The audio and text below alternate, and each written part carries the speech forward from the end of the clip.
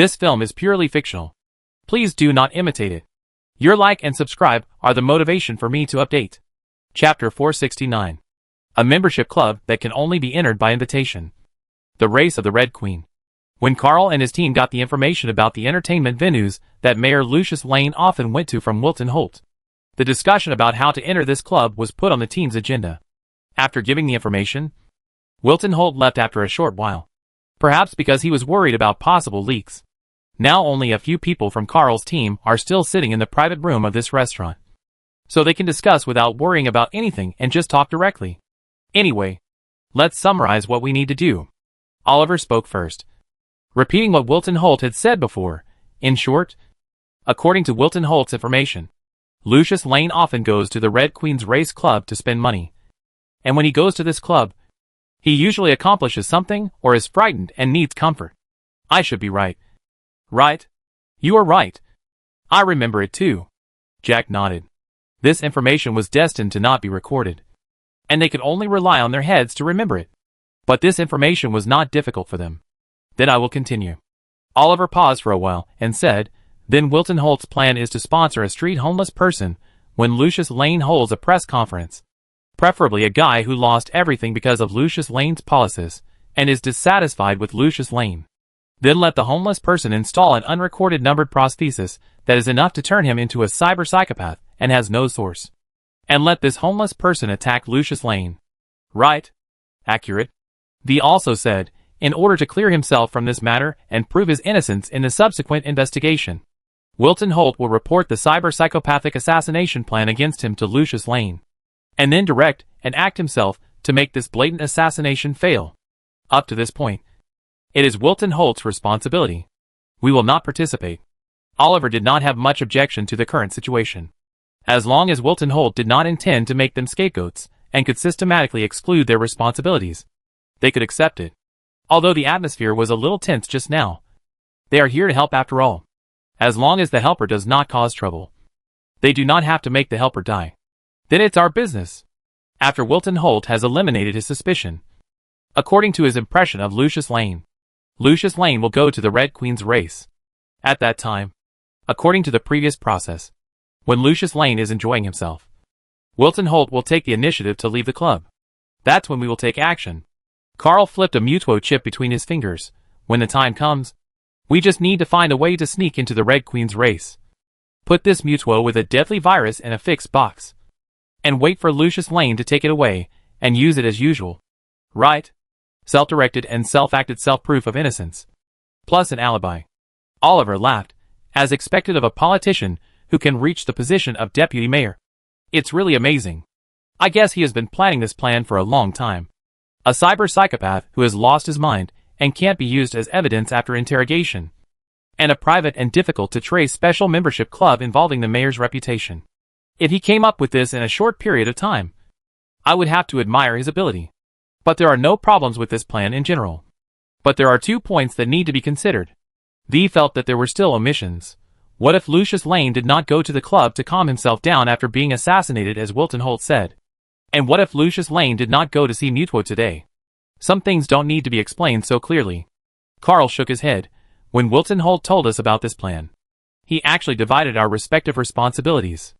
If Lucius Lane did not go to the club according to his plan, it would naturally be his responsibility. He would be responsible for the failure later. And as long as Lucius Lane entered the club, then whether he wants to use Mutuo is our responsibility. Jack said, it's just like doing work. He proposed a good plan, and we agreed. Then we have to share the responsibilities. He is responsible for the execution of the first half, and we are responsible for the execution of the second half. If there is an accident at the press conference, it is his business. But if there is an accident in the club, it is our business. It seems that Carl has warned him just now, and he can distinguish clearly. After hearing what Jack said, V understood. According to the rules of the deliverman, once the goods leave his hands, he will not be held responsible. If the goods are lost when they are delivered, it is naturally the responsibility of the deliverman. However, as long as the deliverman hands the goods to the agreed person, even if that person dies the next second and the goods are stolen, it has nothing to do with the deliverman. The responsibility is clearly divided.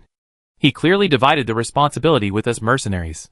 He is afraid that we will cause trouble to him because of the failure of the mission. V glanced at Carl and said something similar to Jack. It seems that Carl's warning is indeed effective. I think it's more the power of Arasaka behind the scenes than my warning. Carl turned his palm and put away Mutuo that was flying between his fingers. This way. Even if he fails, he can give Arasaka an explanation, saying that it's our responsibility. He is smart, but he's really underestimated. Do you think we will fail and prepare in advance? My impression of that fat guy has changed. Oliver pointed his finger at the table. Maybe he can become the next mayor. Maybe? As Carl stretched his body, he spoke lazily. And two people unlocked the back door of the restaurant where they were, and walked straight to the private room where Carl and his friends were. Baby. Come on. Believe me, I've been watching this restaurant for a long time. It's closed today, and no one is here. For the sake of concealment, this kind of restaurant doesn't have cameras installed inside or outside the suite. We can steal the tableware of this high-end restaurant and make a little money. They use good stuff worth hundreds of euros. And we can make a fortune if we steal a few sets. In the shadows, a man with a coxcomb haircut lowered his voice and talked to his female companion. It was not difficult to tell from their words that they were two street guys who wanted to make a small fortune while no one was in the restaurant. Are you really okay? Compared to her daring boyfriend, the woman was obviously still a little worried. Definitely nothing will happen. I've been on the streets for a long time. Have you ever seen me fail? When KK was not famous, I was the best thief on the street. Today, I'd let you see my skills. The coxcomb-haired man said confidently and opened a box. Huh? Looking at the empty box, the coxcomb-haired man seemed to hear the sound of wind blowing by him, which made him look around. Nothing.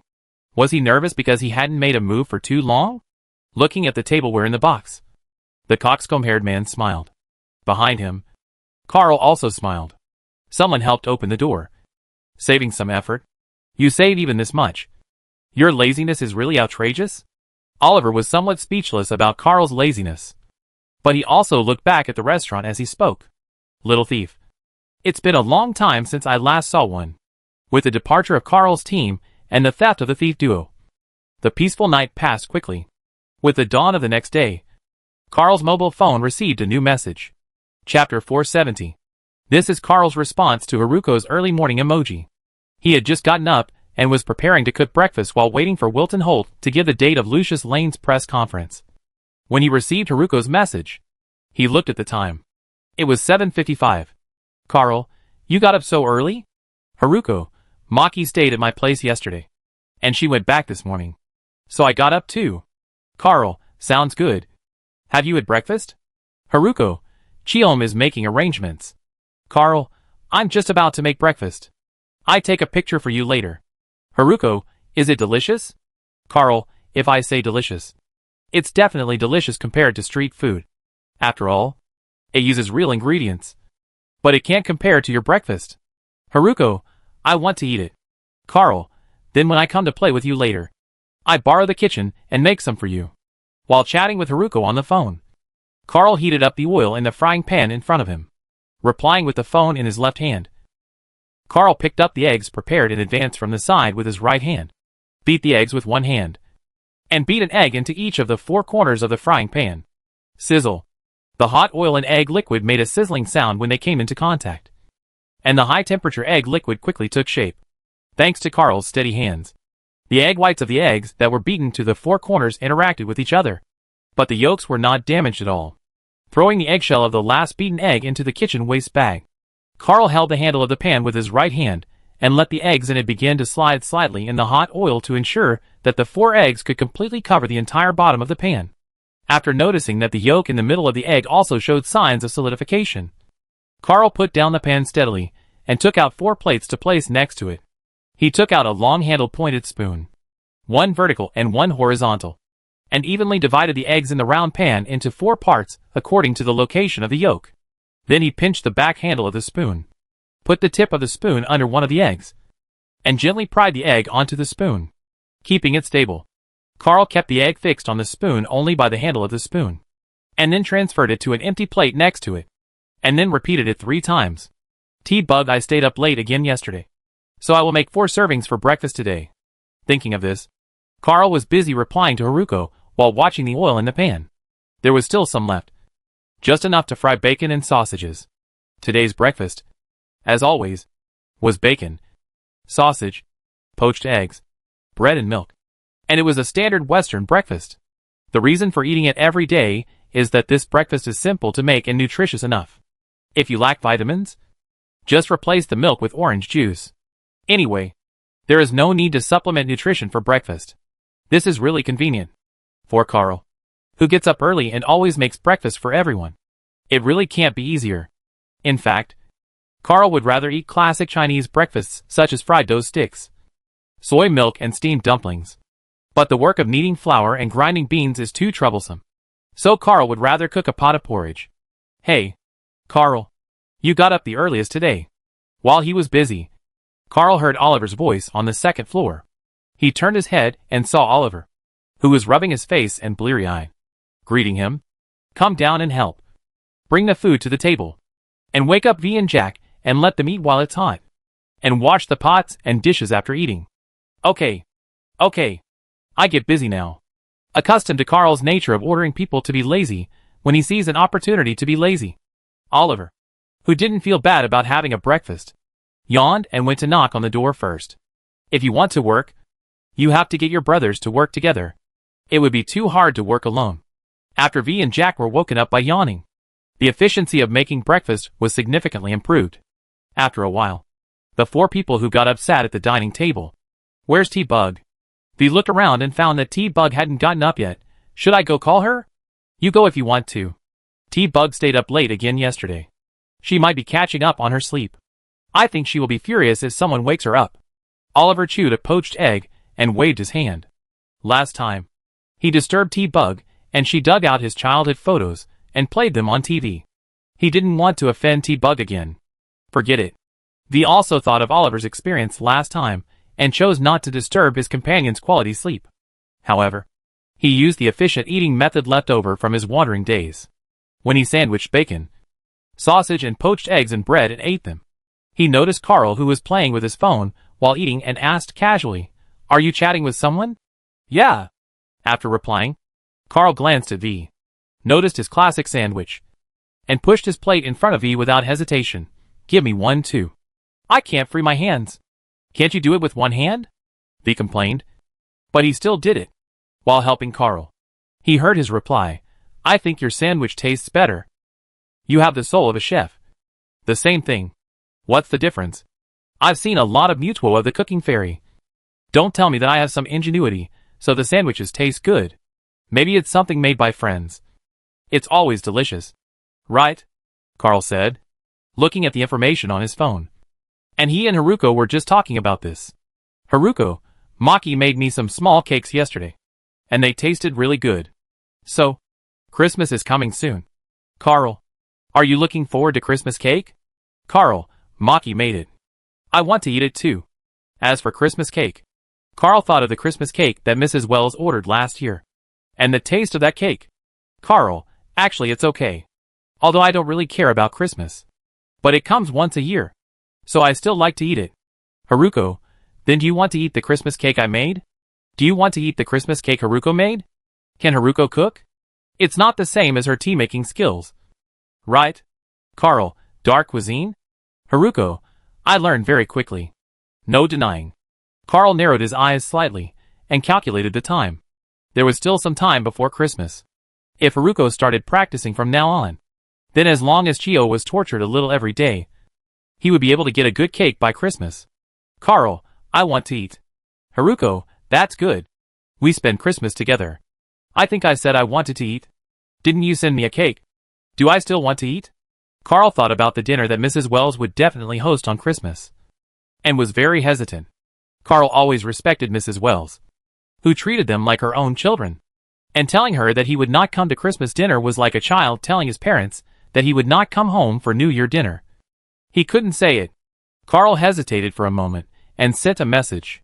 "Carl, Haruko, do you want to spend Christmas with me at the Wild Wolf Bar?" Chapter 471. You should ask Haruko Arasaka to come to the Christmas party. Oliver, who was driving the car, was not surprised to hear what Carl said. He just said the same thing as Jack, who was sitting in the passenger seat. "Then we have to prepare more tableware." I don't know if she can get used to ordinary street food. I don't think there is anything to worry about. V, who was sitting in the back seat, said, Mrs. Wells's dishes are the best I have ever eaten. As long as Mrs. Wells takes action, there will be no problem. Didn't I hear you say that when Carl first arrived in Night City, he couldn't get used to this or that, but he loved to eat Mrs. Wells's fried French fries? Yeah. At that time, he was still holding the French fry bucket at home and refused to let go. I suspect that he had eaten as many French fries as I had eaten in a year. Jack said jokingly, How do you say it? A starving ghost is reincarnated? Nonsense. It's just that the French fries are delicious. I didn't eat them up like a glutton. Carl rolled his eyes. The team members were not surprised that Arasaka Haruko was coming, nor did they show any special attitude towards her. When Carl said that he would invite Arasaka Haruko to come, the other team members just said oh and prepared to prepare an extra set of tableware. If it was a year ago, it would definitely not be like this. After all, at that time, they were just small people in the streets or the Badlands, and they were not familiar with Arasaka Haruko, let alone what this member of the Arasaka family was thinking. But now, Arasaka Nobuyuki had drunk wine and eaten with them. No matter how high Arasaka Haruko's status was, she could not compare with Arasaka Nobuyuki and Arasaka. Moreover, Arasaka Haruko and Carl were friends. Since Carl's friend was coming, it would be better to prepare for the reception. As he spoke, Jack suddenly remembered something. By the way, will the bodyguard lady who has been following us come? If she does, we need to prepare an extra set of tableware. The bar should not be short of this set of tableware. There must be extra. As Oliver spoke, he thought of another point. Will Kenichi Shiro come? Kenichi Shiro is a special person for the team members. In name, everyone can use another Arasaka identity under Kenichi Shiro's name at any time. And they also do the most tasks for Kenichi Shiro in Arasaka. Kenichi Shiro is the most familiar person to the other members of the team in Arasaka. If he is coming, they need to prepare well. I didn't invite them, Carl said honestly. He seems very busy. Let's not bother him. We can ask Mr. Johnson and Andy if they can spare some time this Christmas. Last year, because of Christmas, the entire NCPD was unable to take leave due to the surge in criminals. This year, the streets are much more stable than last year. Maybe they can spare some time to come. Mr. Johnson thinking of Johnson. Jack thought of another person who was about the same age as Johnson, and also thought of the family members. Oh, I almost forgot. Oliver, can your father and sister come with you? And Jed, the one who always sends us meat and drinks with us many times. Will he come? I asked later. But it's a lot of people. Can the Wild Wolf Bar accommodate so many people? Oliver muttered. But V gave a solution. If it doesn't work, just stay at our house. Our house is big enough. Invite Mrs. Wells and Misty in advance and decorate it in the way they like. By the way, I haven't notified old V yet, but I have to notify him. It's good to stay at our house. I tell my mom that. By the way, I don't know if Brown and Man have time. I have to call them to ask. Jack said this, but he was not sure. Brown seems to be protecting Carrie now. I don't know if he can spare the time. Then call Carrie along. He is a nice guy anyway. We often drank and chatted when he was in Night City before. V is the most familiar with Carrie in the team, because he heard Carrie's song in Dogtown. He told Carl about his interest in this area at that time, and later he visited Carrie more often. To him, Carrie is a friend. Since they are friends, then of course it's okay to invite him along. Haha. Celebrity Carrie. My dad? And Mr. Johnson. This party sounds even more awesome than the one at Bao Shiking. Oliver counted the number of people and found that there were quite a lot of people. We ordered a cake, but we have to order a bigger one. Carl shook his head. Let's make it ourselves. I know how to make cakes.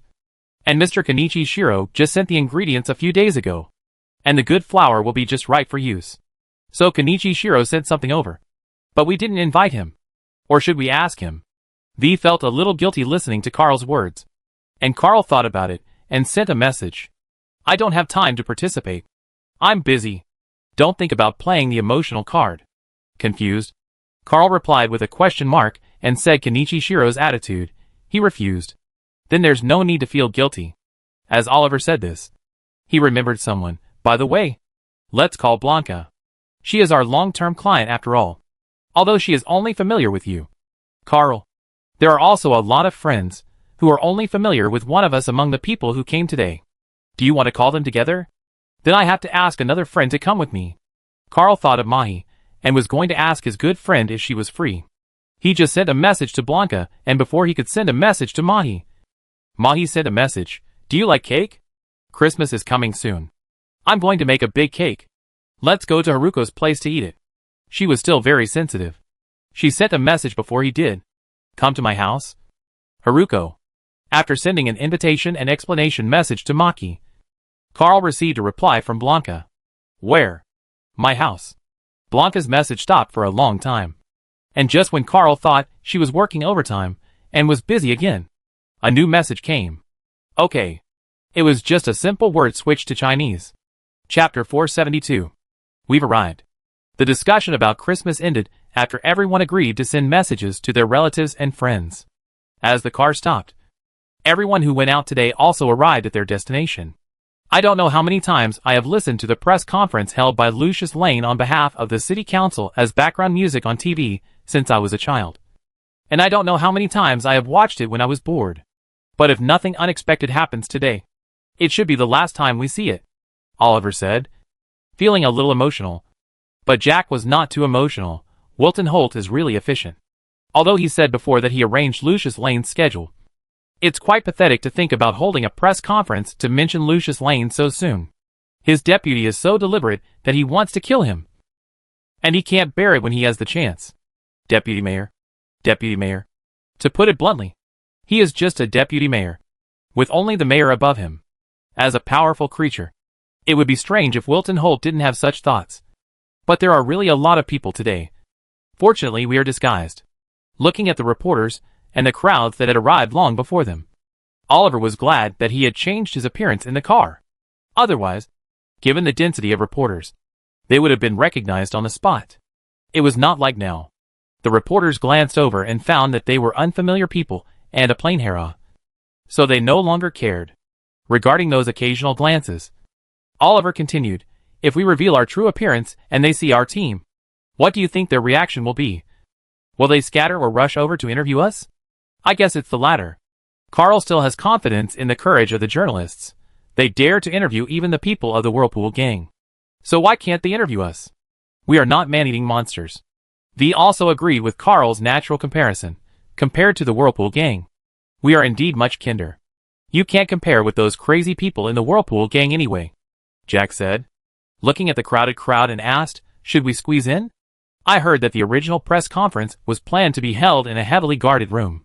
But later it seemed that at the request of Wilton Holt, they used some reason to promote the mayor's appearance and deepen the impression, and moved to a place like the company square.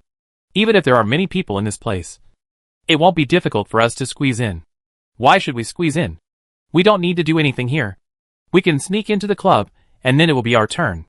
Now we have to see whether Wilton Holt can complete the first half of the plan. Oliver looked left and right, and suddenly saw a familiar person. He signaled to his companion next to him, look, the NCPD people are here too. A lot of people's mental outlook and weapons and equipment are completely different from those around them. Could that be the special operations team led by Andy? They are full of fine equipment, many of which are branded. They seem to be better than the last time I saw them. I also saw the military-grade M179 Achilles.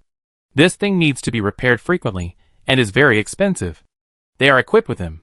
It seems that Mr. Johnson used all the money he embezzled to arm the NCPD. The equipment has been upgraded to a higher level. I think the equipment of the Special Operations team is not much different from the conventional weapons of the terrorist mobile team. Jack stared at their weapons, quite surprised. It's definitely a big difference. But it's definitely much better than the situation in the past, when people on the street with Lexingtons couldn't even break the subcutaneous armor. At least now the gang members still want to rely on the subcutaneous armor to do evil on the streets. A gang member who fights 4 or 5 NCPD officers alone now has more than a dozen bullet holes on his body, and the magazine is empty. Carl continued, NCPD is trained after all, and even has a bunch of regular personnel who graduated from the police academy. They have always been good in skills and combat capabilities. They also know how to cooperate and teamwork better than gang members. In the past, they couldn't be gang members. But it was just the equipment gap. Now the equipment has improved. Not to mention that they can fight like the 6th Street Gang, whose elites are all military-trained gangs. And they can kill their own people when they go crazy. In the past, they relied on the modified hardness of the Vortex Gang. So what's the problem? Street gangs are more restrained now. I haven't seen many people racing and fighting on the streets when I was doing private work recently. We also felt the change in the past. If things got out of hand, the terrorist squad would have to be dispatched. Now it's all handled by the NCPD. So the people above are now very satisfied with the current situation of the NCPD. After all, they have maintained some places in the city center where the company's people are very good.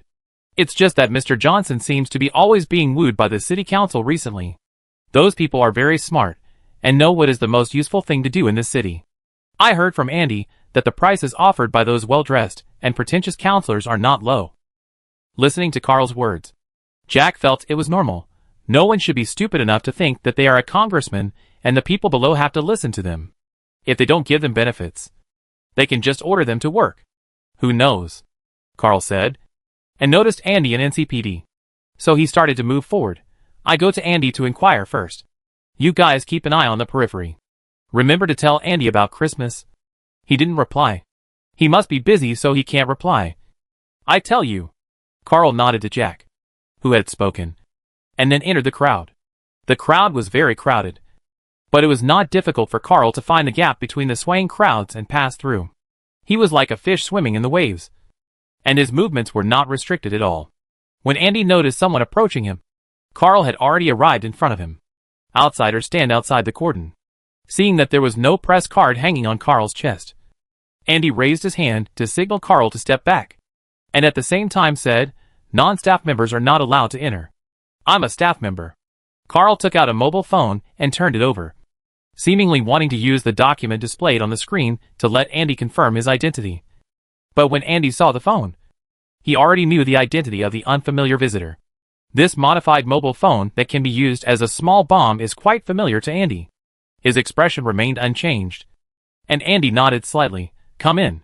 While saying this, Andy turned his head slightly and glanced at Mayor Lucius Lane on the stage behind. Will he be Carl's mission personnel this time? Chapter 473. Ladies and gentlemen, dear friends from the media, today, we stand at this historic moment, witnessing a major decision together.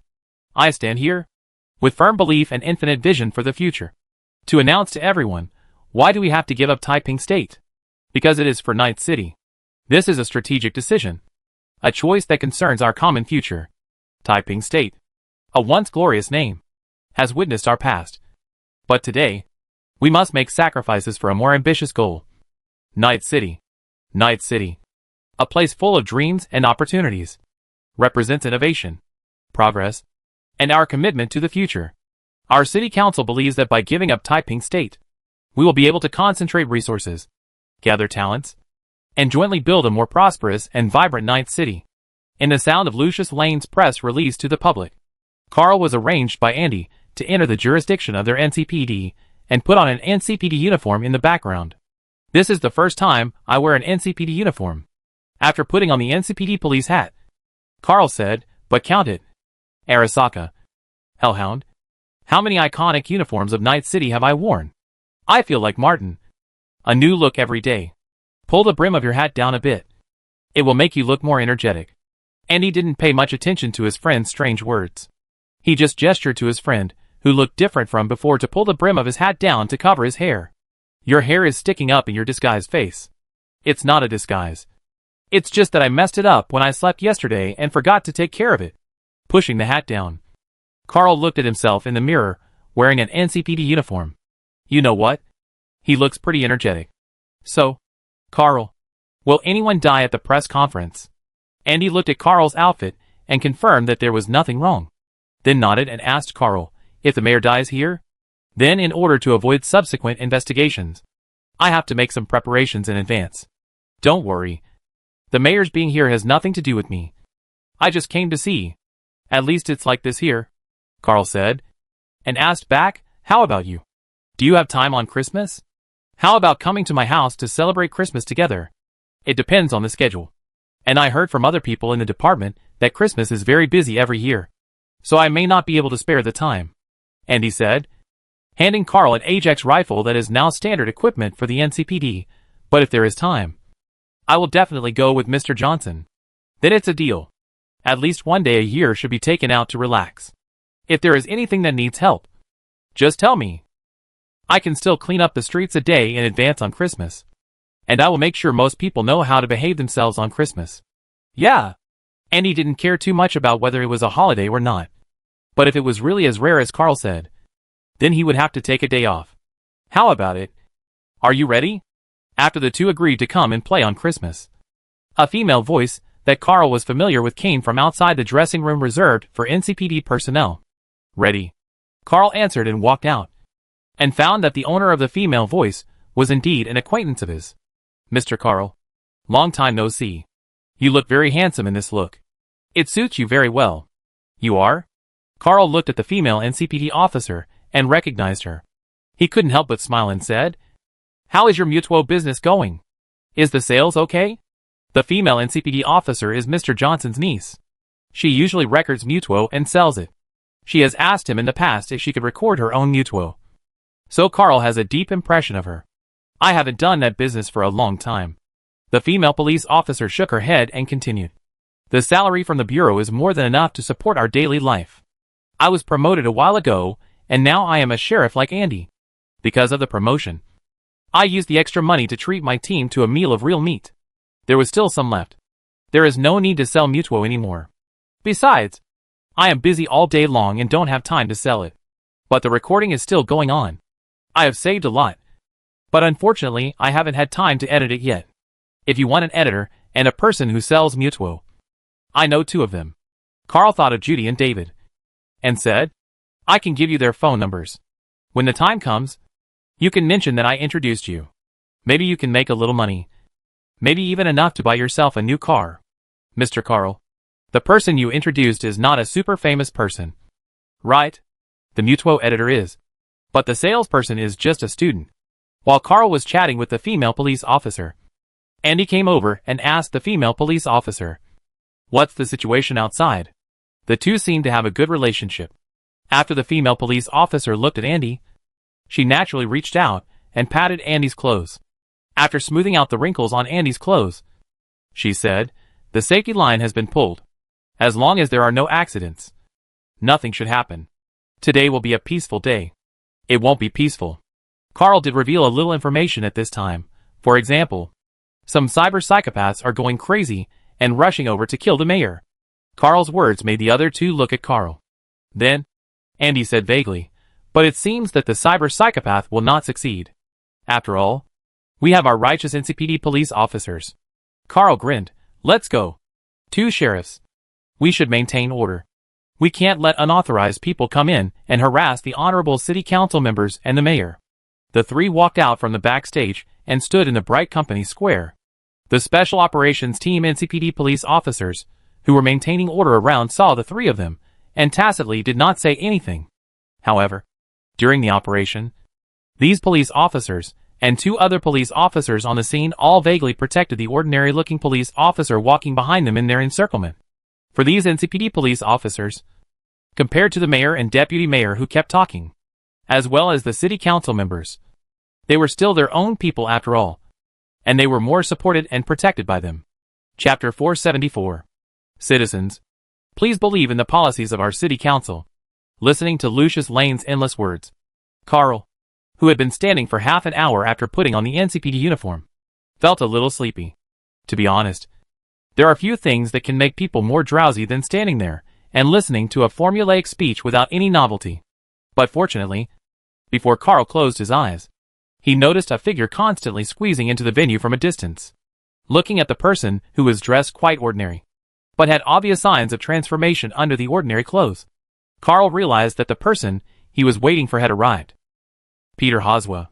When Carl saw the person, he also knew the name of the person by connecting to the NCPD network in the city. He was a citizen of Night City with a very ordinary identity and experience. He had been in prison. After being released from prison, he didn't know what he had experienced in prison. He began to criticize Lucius Lane's policies, calling Lucius Lane just a dog of Arasaka. And all policies were just false promises.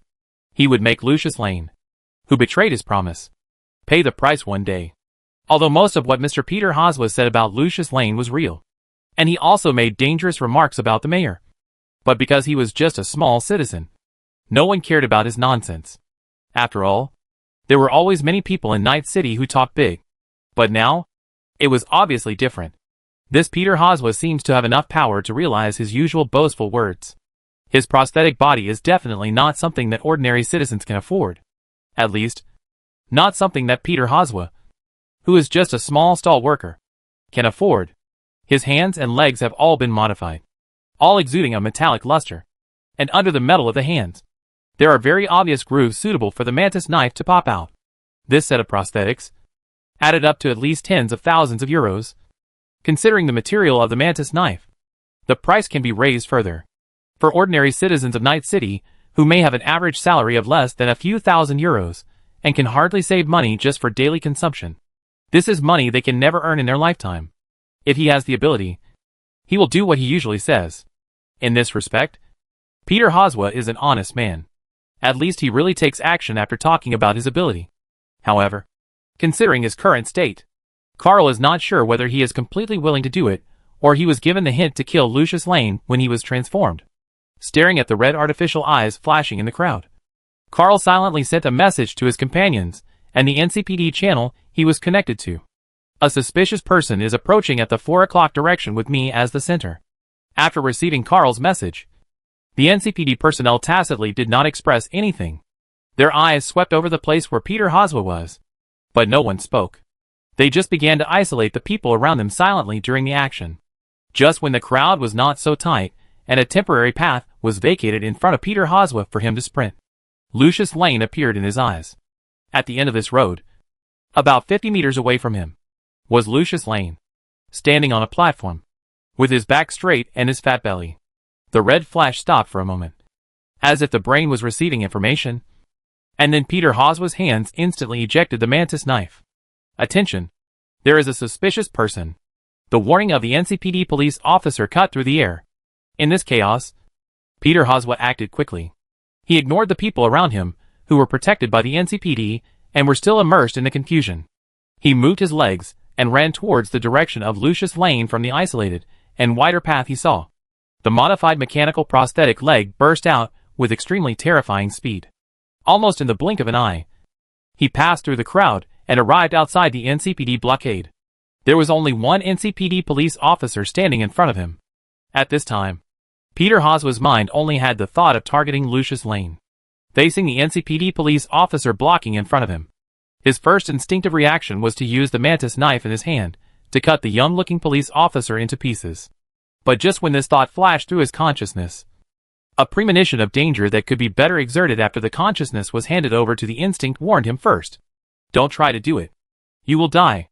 The NCPD officer wearing an ordinary NCPD uniform and holding an Ajax rifle gave Peter Hoswa an extremely terrifying feeling. Even though he was different from before, and had received funding from a mysterious person, and had a well-made body, the feeling that penetrated into his bones at the first sight still reminded him how to make the right choice. With his feet exerting force on the ground, Peter Hoswa flew up, or to be more accurate, jumped up. Carl was amazed, as he watched Peter Hoswa jump nearly 4 meters high and fly past him like a frog. This prosthesis looks really good. Jumping, let alone other things. Carl stood there without stopping Peter Hoswa, who avoided him, and rushed towards the mayor. He looked stunned. He was just a small police officer. How could he stop a crazy cyber psychopath? It would be better to leave that matter to others, such as the current captain of the NCPD Special Operations Team. A certain sheriff, or something like that. Lucius Lane, who was speaking but was interrupted by the sudden commotion, was looking at Peter Hoswa, who was flying towards him with a cold mantis knife in his hand. He was about to frown and seriously look at what happened, and fell into a brief confusion and panic. He was just a politician, not a mercenary who was used to fighting and killing on the streets. It would be too much for him to rely on his fat body to react under the sudden attack of cyber psychosis. Just when Lucius Lane thought he might die here today, he saw a figure coming quickly from the corner of his eye. Lucius Lane had some impression of that figure. It was the police chief of NCPD, Andy. Chapter 475. Andy is now very different from Andy in the past, when he was a mercenary. Before, due to the limitation of wealth, The prostheses he installed on himself were more practical and cost-effective. But now, after the price is no longer an issue, Andy can freely choose the advanced prostheses on the market. He only needs to judge whether the prostheses can improve himself. Perhaps because he fell into despair in the past and was rekindled. The prosthesis Andy feels now is not a burden on him. Or, compared with the pain, the burden brought by the prosthesis that does not involve nerves is so light. Andy stood in front of Lucius Lane, blocking Peter Hoswa's sight.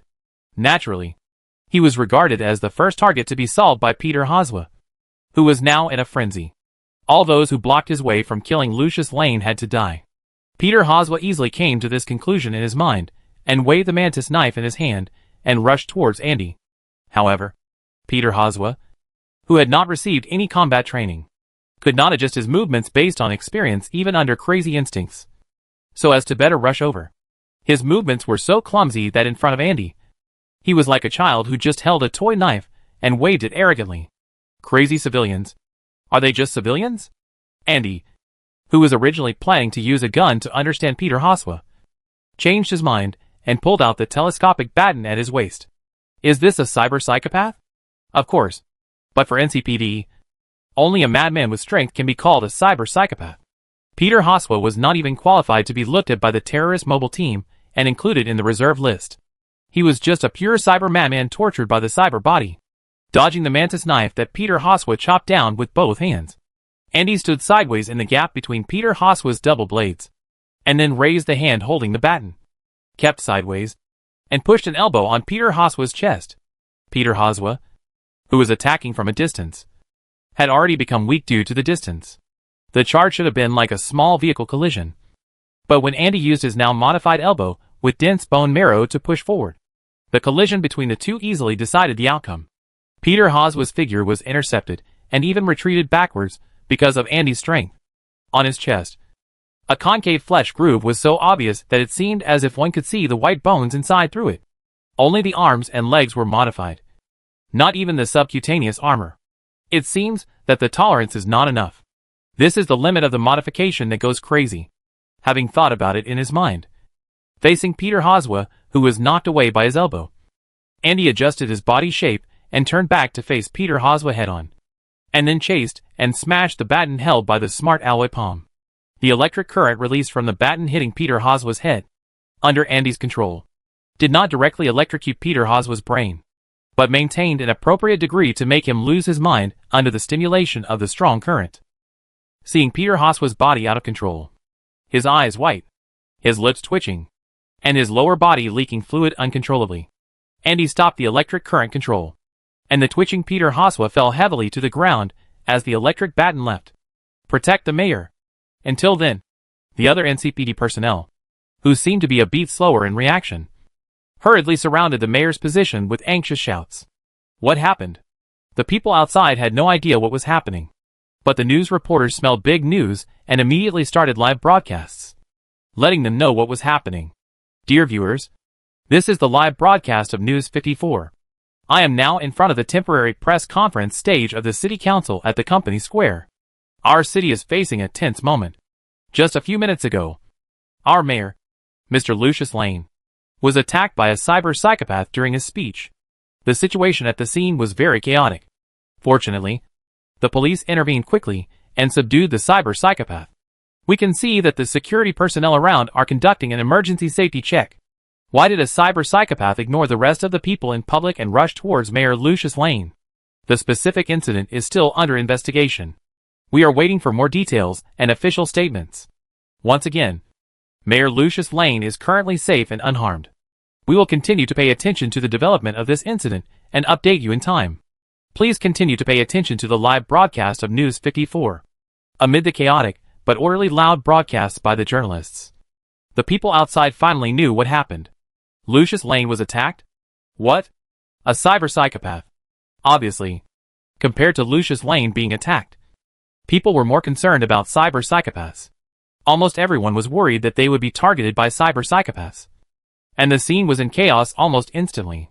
However, with the help of the NCPD's continuous broadcasting and personnel dispatch, not long after the riot began, before the crowd's rationality was greatly invaded, they all knew a piece of news. The cyber psychopath who attacked the mayor has been subdued. Subdued? Is this something the NCPD can do? You told me that the NCPD only took less than half a minute from the beginning to the end of the riot just now to subdue the cyber psychopath. Not even killed, but subdued? This is undoubtedly quite unbelievable for some Night City residents whose inherent impressions have not faded too much. So when Lucius Lane was protected and taken away by security personnel, they squeezed forward desperately with the journalists to see what the situation was like. When they saw the cyber psychopath lying in front of the NCPD officer, everyone was stunned. Mantis blade, prosthetic hands and legs, except for whether the clothes had prosthetics. All the exposed parts of the attacker's body had been modified. In the minds of citizens who have never seen a cyber psychopath, this is already their imagination of a cyber psychopath. NCPD really subdued the cyber psychopath. People's eyes were focused on the NCPD officer who stood alone in front of the cyber psychopath and looked down at the cyber psychopath. Apparently, it was this police officer who solved the cyber psychopath in less than half a minute. There are now such trustworthy NCPD officers in the NCPD. When some reporters who could not find a better report began to tell how NCPD personnel bravely subdued the cyber psychopath, the public remembered this outstanding police officer. And therefore, the impression of NCPD was deepened. NCPD, not all of them are good for nothings. Chapter 476. Investigate for me. Investigate carefully. Find out who is the person who funded that damn civilian. Find him and kill him. When the NCPD police officers were watched by the public, Lucius Lane, who was safely escorted to the backstage, was already furious. Not long after being safely escorted to the backstage, the information about Peter Hoswa was sent to Lucius Lane. Obviously, Lucius Lane could not accept that he almost died at the hands of a cyber psychopath who was obviously funded by someone. This incident will surely ferment as the news reporters report it, and then spread throughout Night City. At that time, his political enemies will definitely use this incident to criticize him. Lucius Ryan can think of dozens of slanders about this, such as not being loved by the citizens, forcing the citizens to become cyber psychopaths, and taking the mayor with him even if he goes crazy. If his political enemies encounter such things, Lucius Ryan will definitely be very happy to see it. He will definitely use this to attack his political enemies, and he is confident that he can use this incident to suppress the opponent's support rate by several percentage points. But it is not so comfortable for him to suffer such things. I had just made a decision to kick Typing State out of Night City, which had increased my approval rating by a few percentage points in the polls. Seeing that the crime rate had dropped by excluding Typing State from the statistics, I was preparing to make further efforts and stop maintaining law and order in the Badlands. When the crime rate dropped, I would announce a significant drop in the city's crime rate to increase my approval rating. But then this happened. Let's not talk about the subsequent events. If someone links this attack to my decision on Typing State, I have to think about what to do next. Lucius Lane was angry when he saw a man who was equally fat, but better than him rushing in. The man was Deputy Mayor Wilton Holt. When he saw Wilton Holt, Lucius Lane's anger seemed to have an outlet. He frowned and stared at his brows. His eyes under his glasses revealed a terrifying cold light. Hot. Lucius Lane suppressed his voice, which sounded neither flat nor dull, but it immediately made Wilton Holt's body tremble. Wilton Holt and Lucius Lane have been partners for many years, and therefore, he knows Lucius Lane's character very well. When Lucius Lane spoke in this tone, he was already quite angry. Lucius, compared to Lucius Lane calling him by his last name. Wilton Holt wanted to use a more intimate way of calling him by his name to calm Lucius Lane's current attitude. You have to take responsibility for this incident. But Lucius Lane's cold words made Wilton Holt's attempt fail. Lucius Lane stared at Wilton Holt and said, "This attack will be announced later because of you. The cyber psychopath is targeting you. And I was just affected because I was standing next to you. Do you understand?" Facing Lucius Lane's gaze, Wilton Holt's mouth moved slightly, and then nodded silently. "I understand. For the sake of your next election support rate, this matter must not be related to you. I will wrong you for a while, and you will know what to do." After Lucius Lane gave a big stick, he did not forget to give a sweet date. When he saw Wilton Holt agreed, his attitude quickly softened. "Don't worry, Wilton. We have been partners for many years.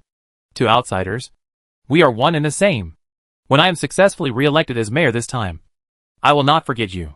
The position of deputy mayor will still be yours, and my term of office is almost over. After my term of office ends, The position of mayor should be left to my close partner. Close partners? Facing Lucius Lane's consolation suite dates. Wilton Holt kept sneering in his heart. If I had been a little slower in my words just now, I would have been greeted with thunderous wrath. At that time, I am afraid that I would have to take the blame even if I didn't want to. It sounds good, but the deputy mayor is the person who is only below the mayor. In fact, everything must be decided by the mayor. What I can be responsible for is just to arrange his eating, drinking, entertainment, and speech schedule. It is still uncertain whether I am really below the mayor or the butler. You still won't forget me, and will leave the position of mayor to me after the term ends. It sounds good. Some time ago, I hoped that something could be done according to my own ideas. But you said directly, I am the mayor, and you are not. Come up. Lucius. You will regret it. Lucius. I have remembered this idea since then. Faced with Wilton Holt's obedience, Lucius Ryan was very satisfied. And then he said, today's press conference seems to have been interrupted, and we have to think about how to deal with this matter next. Lucius. What do you mean? Please drive me to that place. I need to think about the strategy. When people are in a sage moment, they can always think carefully. And Lucius Lane has evolved this into a default habit. Red Queen's running club.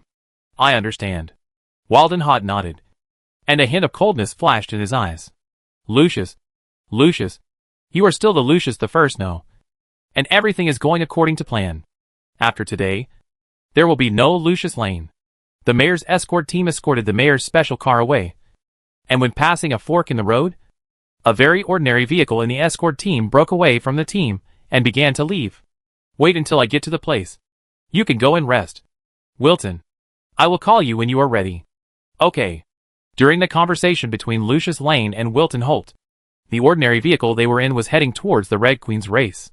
And in the endlessly flowing streets of Night City, a Skyhera that looked very ordinary quietly followed the mayor and the deputy mayor's vehicle from behind. There were 4 noisy people sitting in the vehicle. Damn. Carl. You're right.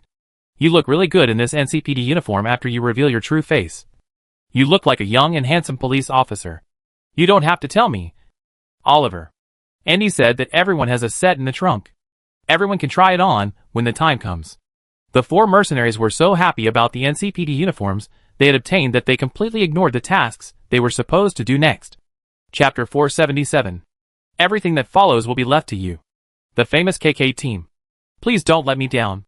Wilton Holt sent Lucius Lane to the place from the hidden entrance, looking at the Red Queen's Race Club, which seemed very quiet in the night. His eyes flickered as he watched Lucius Lane walk inside. But before driving away, he called Lucius Lane again. Lucius. Wilton Holt's voice made his skin browner. And Lucius Lane, who was not so eye-catching in the night, turned his head. He looked at Wilton Holt sitting in the car and found that his expression seemed a little strange, but also seemed very calm. What's wrong? Lucius Lane asked curiously, not quite understanding why his political partner called him at this time. Enjoy it. I will pick you up as soon as possible, Walden Holt replied. And Lucius Lane nodded slightly. You are always on time. I will not forget it. After saying this, Lucius Lane only regarded Wilton Holt's words as a secondary expression of loyalty, turned around and walked into the Red Queen's running club, and never looked back. As Lucius Lane's back disappeared into the darkness, Wilton Holt took a deep breath and exhaled it again. He closed his eyes, then opened them again. Goodbye, Lucius. As if saying goodbye to something. Wilton Holt's words were a little regretful, but his actions were very firm. Buzz, buzz, buzz. The vehicle started, and Wilton Holt turned the vehicle around and left without any hesitation. Next, he had to move in the light to ensure that the camera could capture him and confirm his alibi. According to the plan, everything he needed to do had been perfectly completed, and the next thing was not his business. With Wilton Holt's departure, the Skyhera carrying the mercenaries also stopped 200 meters away from the Red Queen's Racing Club. I watched the situation outside, and the infiltration will be left to you, according to the action plan decided by the matter. Oliver stayed in the Hera car and watched the external situation, while Carl, V and Jack entered the club. Then I leave it all to you. At the last moment, Carl remembered that he had to change his clothes and appearance. So he hurriedly put on a loose coat and nodded to Oliver, and then went to the club with his 2 companions. Under the cover of the night, They moved quickly, flickering in the shadows, and even the light of the street lamps could not reflect their figures. This is also due to the poor infrastructure maintenance of this place. I don't know if it is to ensure the concealment of the personnel of this invitation-based membership club. The surrounding lighting environment is very poor. The overall environment is dark, but it is particularly bright at several unimportant points, ensuring that once people are far away, they can't see clearly who the specific guests entering the club are when they look at the intersection of light and darkness. One of the passages of the club that Lucius Lane entered, in order to avoid any accidents and guests having to leave urgently. The club has many entrances and exits, ensuring that if guests want to enter and leave, they can do it without others knowing. And the verification gates equipped at each entrance can ensure that everyone entering is a member of the club. There are no bodyguards at the entrance of the club like in traditional clubs. There is only a verification door. The way to open this door is to use the verification card owned by the member without recording identity information. Then the door will open. And then the member only needs to go to the fixed box corresponding to the identity card to enjoy it. No one does not mean that you can forcefully invade. Forcibly entering the club will only cause warning sounds to sound in the boxes, with excellent sound insulation throughout the club, according to the information obtained by the KK team from Wilton Holt. Once the alarm sounds, the NCPD personnel will be notified to arrive soon. And one of the NCPD stations is not far from here. Although the arrival of NCPD was not a big deal, the KK team would definitely retreat if something like that happened, and the mission could be declared a failure. So, how do we get in here? Jack looked at the door that was not so clear in the night, and connected with his teammates at home. T-Bug, do you have a way to solve this door? No need to solve it. T-Bug voice sounded in the team channel. This door uses a complex protection process. It will take me a while to crack it, but there is no need to enter through this small door. What do you mean? V was a little puzzled. T-Bug explained, for the privacy of guests. This club has set up many entrances and exits, some of which are emergency exits. Among these exits, several are directly from the private room to the outside. This club says that there is no identity information on the membership card, but in fact, someone has to do the card application and registration. And it was Wilton Holt who helped Lucius Ryan do this. I checked the Super Dream video recorded by Wilton Holt before entering the club and found a good route. The card swiping point on that route is located in the member room. This is probably to ensure that the member himself swipes the card in an emergency. But there is no card swiping point on the path to the club. We can find a place on the road to open a hole and enter the club directly. To put it simply, will it make too much noise if we drill a hole to get in? Jack was a little worried. But T-Bug sent him a bunch of information. I've checked the sound insulation between that place and the club. The building structure they use is a new material that has a good sound absorption effect. As long as we use Carl's single molecule wire, we should be able to cut a path smoothly and reach the place where the internal space should be stored. I understand. Let's do it. Carl nodded, and then followed T-Bug guidance and entered an unmanned house on the street that seemed to be some distance away from the club. After turning over a few messy collapsed shelves in the house, they found the entrance covered by the shelves from the corner. We found the place. Let's act according to the plan. Carl was the first to enter the entrance, and at the same time as he entered the entrance, Lucius Lane, who entered the club, also made a call. There was something unexpected about today's press conference.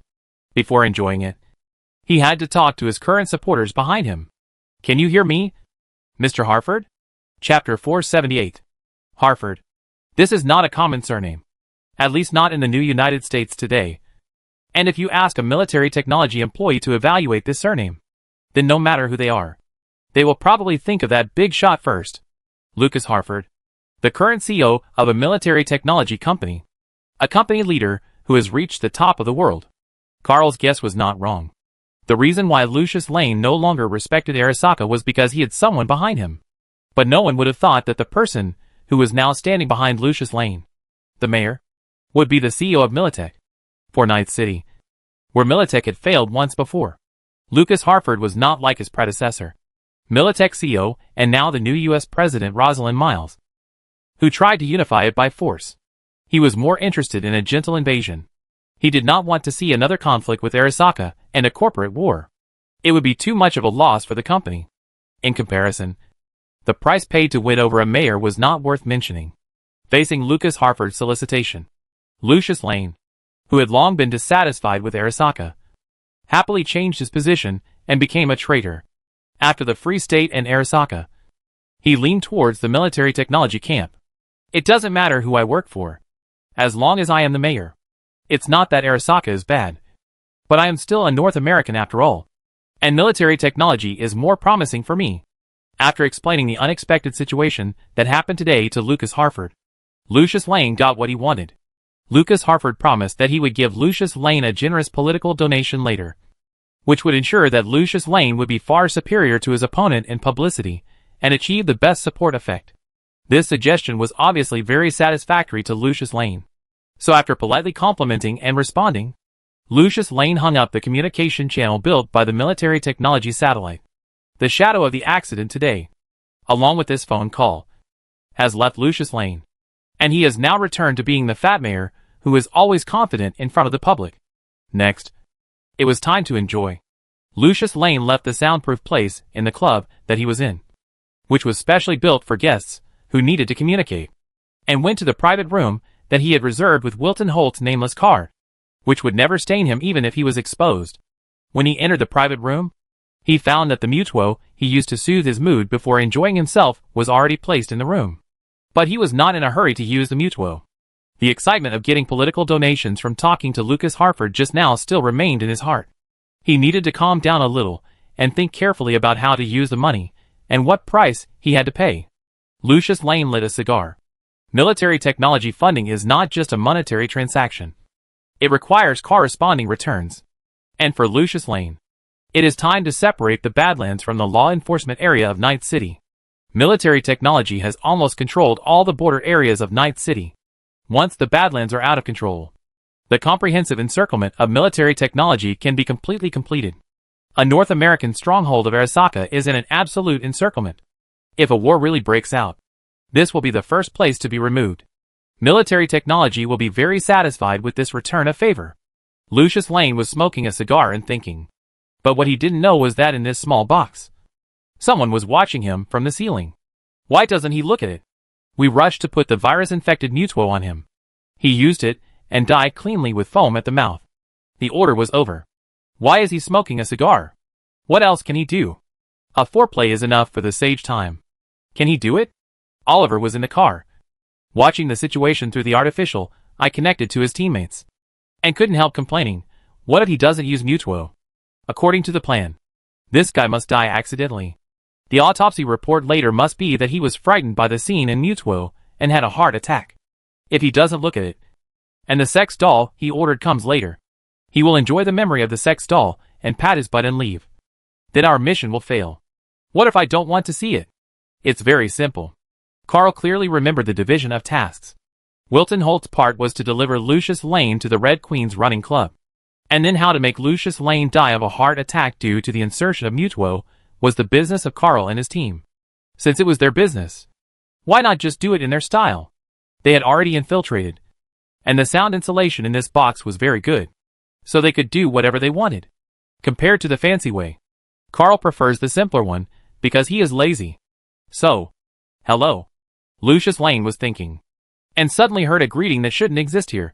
And then, he subconsciously looked in the direction of the voice, but was stunned to find that the lampshade on the ceiling was opened, and a blood-red figure fell down under the reddish light in the box. Who are you? Before this thought came out in his mind, Lucius Lane's other reaction was faster. He immediately used his body to burst out at a speed that was not consistent with his body size, and rushed directly to the seat next to him, where there was an emergency help button. That won't do.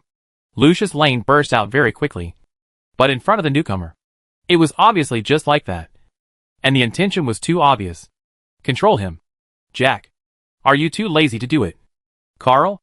Accompanied by the complaint, Lucius Lane found that he didn't know when a strong man was standing next to him, and his hand had already grabbed him.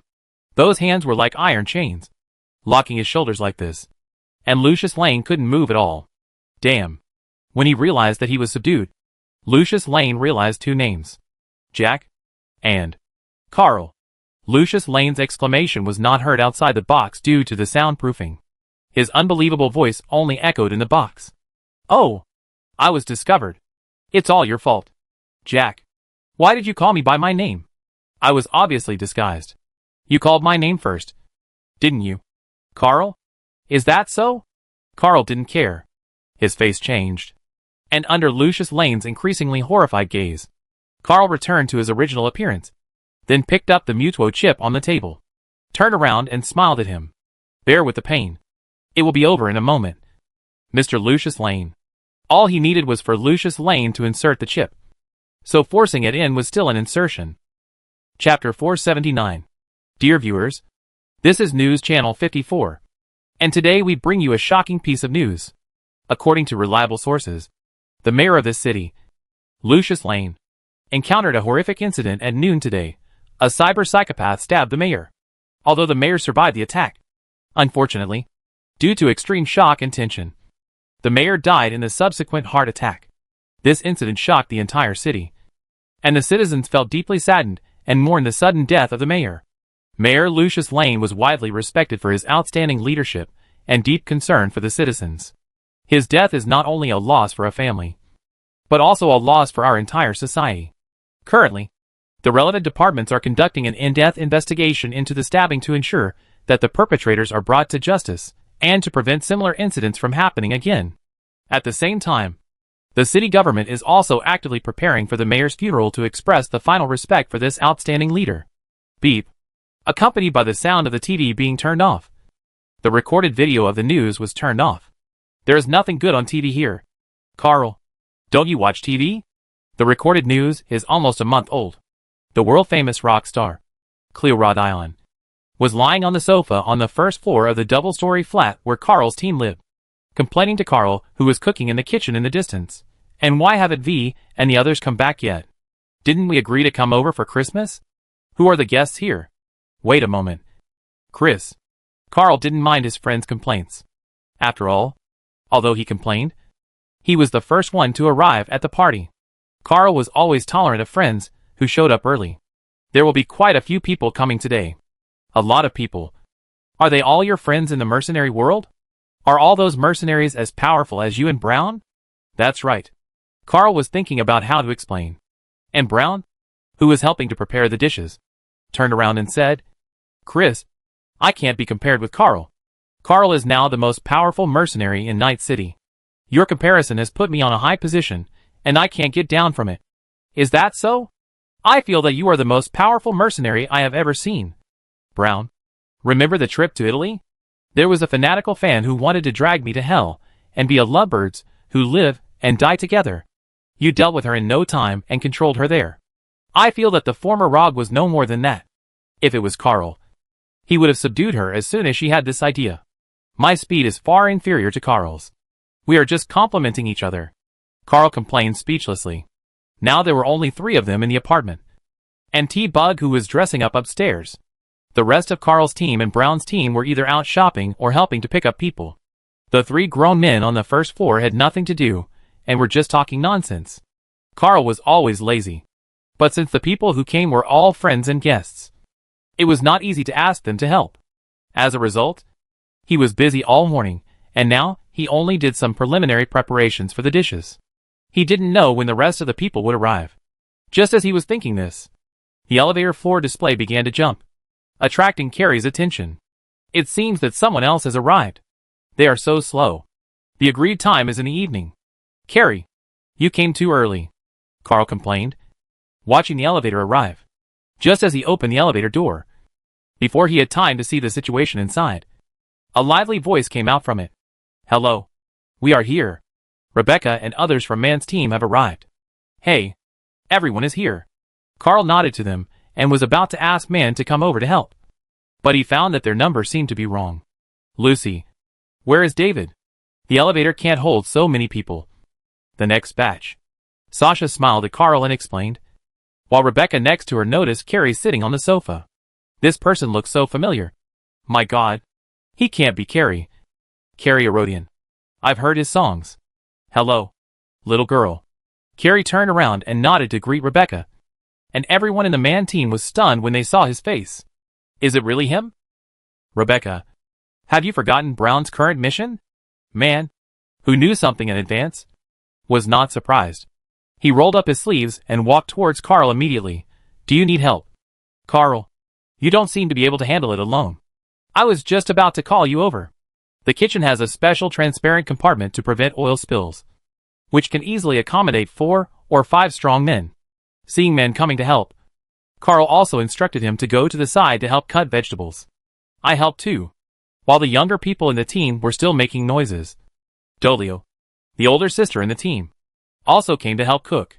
Then you have to take care of the chicken over here. Carl pushed aside his position and let Dolio take charge of this side. When Dolio came over, she found something unusual. All fresh vegetables and real meat. Carl, you guys must have spent a lot of money this time. Fortunately, I spent money on vegetables, but not on meat, thanks to someone's sponsorship. After Carl said something that Dolio didn't quite understand, he watched the elevator arrive. And then David and Lucy, who were in their real appearance, came out. I'm here. Carl. David looked around. Why don't I see Brother Oliver and the others? I went to pick them up, and they'd be here soon. Carl said, I heard that you've made a name for yourself in the city these days. And now you're also a famous mercenary. How are you doing? Compared to Carl and Oliver, you're still far behind. Carrie Herodian. As David was talking, his attention was also drawn to Carrie. As a world-famous rock star, Carrie is definitely the most famous person in the room. No wonder the man team, except for men who knew something in advance, were all shocked. Hey, first meeting, young man. Watching Carrie greet David quite skillfully, as if it was a fan meeting. Carl felt that although Carrie didn't have some common sense about mercenaries, he was really familiar with dealing with similar fan meetings. He is worthy of being a world-class superstar. However, Carl saw that Carrie was amused by Rebecca after just a few words and smiled, and felt that Carrie was still much better than other stars. Compared with ordinary stars, Carrie was more like a person with a celebrity status. Chapter 480. There are so many people here. Victor. Old V, Mrs. Wells, and Misty have arrived. It looks like there are a lot of young people here today. Victor looked around the room, and like the other visitors, his eyes fell on Carrie at first. Oh, it looks like there's a big star here. Sit down, Old V. I'm going to help Carl. Mrs. Wells, please sit down for a while. I've already told you that you don't have to address me so politely now. Misty, you can call me more intimately. Amid Mrs. Wells's slightly complaining voice, Misty walked into the kitchen and greeted Carl. Good afternoon. Carl. Good afternoon. Misty, didn't Jack come to pick you up? Why didn't he come? After he dropped us off, he said he was going to buy more wine, and then drove away immediately. Looks like he's quite busy. Nodding to Misty, Carl pointed to the side. You have to take care of that pot of fried corn chips over there. Jack loves this the most. Leave it to me, Misty said, and suddenly smiled when she passed by Carl. And then said, speaking of which, Carl, I went to do a divination on the way here. Do you want to guess what I predicted? The deliciousness of the food? Carl said speculatively. But Misty just narrowed her eyes and shook her head with a smile. I predicted your luck and found that everyone will have a good day today. And your card, Carl, is a lover. Lover? Carl didn't quite understand Misty's tarot divination. What does it mean? Develop different relationships. Symbolize love, cooperation and choice. In short, you will have an unusual day today. It must be unusual.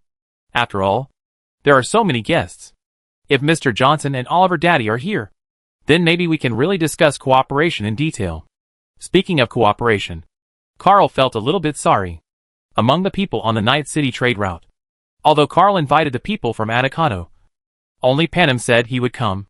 If we really want to talk, it is indeed better to have Mr. Johnson, Oliver Daddy and Thor present. But there is also good news. Jed, Carl and Oliver's friend at the Transportation and Logistics Center will come to visit today. He just happened to have a batch of things to transport to Watson's Little Chinatown. So he came here at the right time. Jed's fried pork chops are a must. Even Kenichi Shiro gave a good review. When he comes, let him fry the pork chops. While thinking in his mind, the elevator, which was particularly busy today, stopped in the large flat again. And then 2 police officers in NCPD uniforms walked out of it, instantly attracting the attention of everyone present. NCPD people are here? In a brief moment of daze, Man and Brown recognized the younger of the 2 police officers. Andy, why are you here in NCPD uniforms? I just dealt with a riot on the street caused by Christmas cake with Mr. Johnson, and came here after it was over. Looking at the familiar people greeting each other, Carey blinked and focused his eyes on the older NCPD police officer. Although he didn't know many people, he still knew this police officer, the deputy director of the NCPD. Last time in Dogtown, Brown, who was a bodyguard, met Johnson because he knew Andy. But Carey, who was singing on the stage at that time, did not meet the deputy director. Today was the first time the two met. Carl and his friends knew a lot of people. Carey's idea reached its peak with the arrival of Oliver's father, the current 6th Street Gang boss, Nottingham Winrio. 6th Street Gang looks like a person of high status. Mercenaries, cyborg doctors, bar owners, NCPD, gang members, and even a rock star like me. There are people from all walks of life here. Even Carey, who is already quite old, feels like he has learned a lot. He feels that no matter who he sees next, he will not be surprised. Hi, Carl. There are so many people. Panem and V, who came to pick her up, also arrived. Panem, who had been excited to greet people as soon as the elevator door opened, looked at the people in the room, and just raised her hand and froze. Facing the eyes focused on her, her face became a little embarrassed. At a glance, there are quite a few people I know. Oliver's father, Jack's mother, and Old Way are all considered elders by V and Carl. It's not good for me to be so casual right after I come. Panem couldn't help but look at V with a questioning look. So there are so many people. You came late. If you came earlier, you wouldn't have to be stared at like this. V responded with his eyes. In fact, he was also surprised that almost everyone had come. Fortunately, it was a large double-story flat, and it was decorated in advance. Otherwise, it really couldn't accommodate so many people. I just don't know when Oliver, who went to pick up his sister, and Jack, who went to buy wine, will come back. After V came back, T-Bug, who had dressed up a little, also showed up on the second floor. I say dressed up, but in fact, she just changed out of the black customer service clothes she usually wore at home and changed into a casual outfit that could be seen by people. However, for T-Bug, who could be considered a homegirl, this was already a very special outfit. Not long after, Jade, whom Carl had been thinking about, also arrived. As soon as she arrived, he grabbed her and started to help in the kitchen. With Jade's help, Carl didn't have much work to do. Originally, I thought I didn't need my friends to help too much. But there were too many people, and I didn't need to work myself. The guests were scattered all over the double-story building, and Carl counted the number of people. There were 7 people in the Brown team plus Carey. 9 people in the Man team including the driver Falco, who was invited by Carl. And then Mrs. Wells, Old Way, Misty, Jade, Panem, Johnson, and Andy. There were already 23 people. And the remaining guests should be Sister Oliver. Carl was thinking while counting the number of people. And it felt like the new year. When there were guests during the new year, it seemed that only this many people could be gathered. If you think about it carefully, the meaning of Christmas in foreign countries is almost the new year. So is this a new year dinner at home? Then this feeling is right. Carl is not opposed to the hustle and bustle. If they are all real family and friends, he is happy to get together like this during the new year. However, there are more guests than just those present. Ding. Because there is nothing to do. Carl, who came out of the kitchen, heard the elevator arrive again. He just walked to the elevator and looked up, and happened to meet the eyes of the person who looked over in the elevator. The person who came was Blanca. Chapter 481. Welcome. Carl smiled and welcomed Blanca. There seemed to be quite a few people. Blanca, dressed in casual clothes, looked past Carl and looked at the scene in the apartment. Although she had expected Carl to invite her to Christmas, it must be like this. However, when the facts were laid out in front of her, she couldn't help but sigh slightly in her heart. It turned out to be like this. Should she be happy that her guess came true? Or should she be sad? Blanca couldn't say what she was thinking, but she knew what she should do. The people who came should be Carl's friends. If so, she couldn't act too strange. Blanca's arrival attracted a lot of people's attention. Obviously, for this woman, who was the first time for most people to meet, many people were curious about her identity. Do you know who this person is? Her clothes seemed to be made of good material. She seems to be a rich person. Pira from Man's team asked Andy, the NCPD police captain he had just gotten to know. And Andy didn't mind his questioning. But he wasn't sure about the identity of this good-looking woman. Judging from her dress, this new guest should be a rich girl. Apart from that, Andy couldn't find any special features. The other person's appearance made Andy unable to find too many features. Not sure. While Andy shook his head, Blanca had already walked out of the elevator, and then naturally handed the things in her hand to Carl. I prepared a little gift. See if you are satisfied with it. Gift? Carl took the box that Blanca handed over, which was obviously decorated and tied with a lace, and asked after hesitating for a while, can I open it now? Merry Christmas. This seemed to mean that she agreed. Carl was also very curious about what the Christmas gift he received from Blanca was. So he opened the gift in front of her. After the exquisite paper box packaging was unpacked layer by layer, what appeared in front of Carl was a book that was carefully wrapped and well placed in a gift box. Books? This is a rare thing. Oh, that's not the case. In Night City, it is not impossible to get books. Although compared with the chips that are now used as information carriers, books are not durable and easy to damage. And the amount of information they store is far less than that of chips. Moreover, the convenience of reading books is not as direct as directly inserting chips. In this era of information explosion, books have gradually become similar to the existence of discs in Carl's era. They have become something that is becoming outdated. Carl was a little surprised. Why did Blanca think of giving him a book? When he looked at the cover of the book, he saw very familiar words. Don Quixote? I like this gift very much. When Carl saw that the book was called Don Quixote, he knew that he was very satisfied with this gift. What could make people happier than a friend who was born in Spain giving him a Spanish cultural treasure? Giving friends the proudest things in their hometown is always the most touching gift. I've thought of it. Blanca looked at Carl's sincere expression of gratitude, smiled slightly, and nodded. I guess you will like it. How could Blanca not understand Carl? She had decided on this gift not long after she decided to attend Carl's party. After giving Carl the gift, and with Carl's welcome, Blanca also entered this double-story flat belonging to Carl's team, which was her first time. At this time, Blanca, who had been focusing on Carl since her arrival, paid a little attention to other people. Just now, I just glanced at it casually and felt that there were a lot of people. After a closer look, there were really many celebrities present. Cleo Rhode, the world superstar, was still the first to attract Blanca's attention. Just like the people who came before were always attracted by Cleo Rhodian's presence. What is a top rock star? Cleo Rhodian's presence can explain it. For this star who grew up listening to his songs when he was a child, Blanca, who knows Carl's social network, was slightly surprised. From what she knew, Cleo Rhodian had some contacts with Carl and his friends, but not many. She had never expected that such a small number of contacts would be enough to invite him to her home for a Christmas party. This was incredible. With Cleo alone, the Christmas party here was enough to rank among the Christmas parties in Night City. Not to mention the other people. Johnson, the deputy director of the NCPD, and Nottingham Winrio, the current boss of the 6th Street Gang. If she counted herself, then the police station where Militech sold weapons, the gang supported by Militech, and the Militech staff were all present. Blanca didn't have many acquaintances in Carl's social circle, and the only people she could talk to were a few people in the team.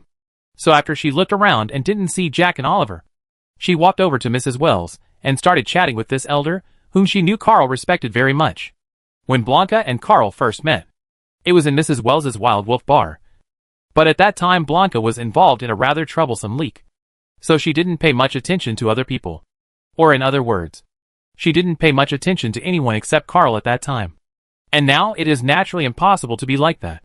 As the saying goes, if you want to have a good relationship with a person, you have to have a good relationship with the people around him. Although Blanca and Carl are friends, if you want to go further, it may be a good choice to play the relationship card with the people around you. Blanca's arrival did not cause too much waves, because she was wearing ordinary clothes. Her identity as a military technology executive was not known to others. In the eyes of others, she was just a rich woman who was Carl's friend. Naturally, there was nothing strange about this. There are so many wealthy women in Night City. It's not surprising that Carl knows one of them. The people present have no status, so there is no need to care too much. Her behavior made some people who came empty-handed without gifts realize that they should bring some gifts when they come to other people's Christmas parties. Among those who realized it late, David was the most upset. Why didn't he think of this kind of thing? He forgot about it and felt very sorry for Carl and the others. However, David's annoyance only lasted for a short time, because soon Oliver and Jack, whom he respected and called brother, also came back. With Oliver, who went to pick up his sister, and Jack, who went to buy wine. There were only 2 guests left that Carl invited. One of them, a girl who might be more qualified as a rich lady, also followed Oliver and Jack. Halala. I'm here. Carl. Maki. Takemura Maki is here. Chapter 482. Halala. What a strange way to say hello. Mahi. Carl naturally went forward to greet his friend. It must be said that Carl always had a strange sense of friendliness towards Mahi. Perhaps Mahi always made him feel the intimacy of his desk mate when he was in school. Carl subconsciously complained about Mahi. What do you think of the way of saying hello I just thought of? It's very interesting. Isn't it? Rather than saying it's interesting, it's very novel. I've never seen it before. Carl responded, looking at Maki, who was obviously dressed up today, wearing a lavender pleated skirt, which matched her purple prosthetic eye very well, and set off her blue ponytail very brightly, and nodded slightly. But your outfit today is quite beautiful, which is very novel. Right. I came here well prepared, and I didn't let the automatic driving go too fast, just in case something was messed up. Oh, I almost forgot. Mashi was laughing and talking when she suddenly remembered something. She turned around and looked behind the elevator where she was, then picked up a huge paper container with both hands. I brought the Christmas cake as promised. It took me a long time to make it. Have you been looking forward to it for a long time? Of course. I've been thinking about trying it for a long time. But there seemed to be a lot of people today. Mashi held the cake with both hands and handed it to Carl. Carl naturally reached out to take it. After Carl took it, Mashi let go of her hands and looked at the scenery in the flat. After counting the number of people, she said, maybe everyone can only get a small piece.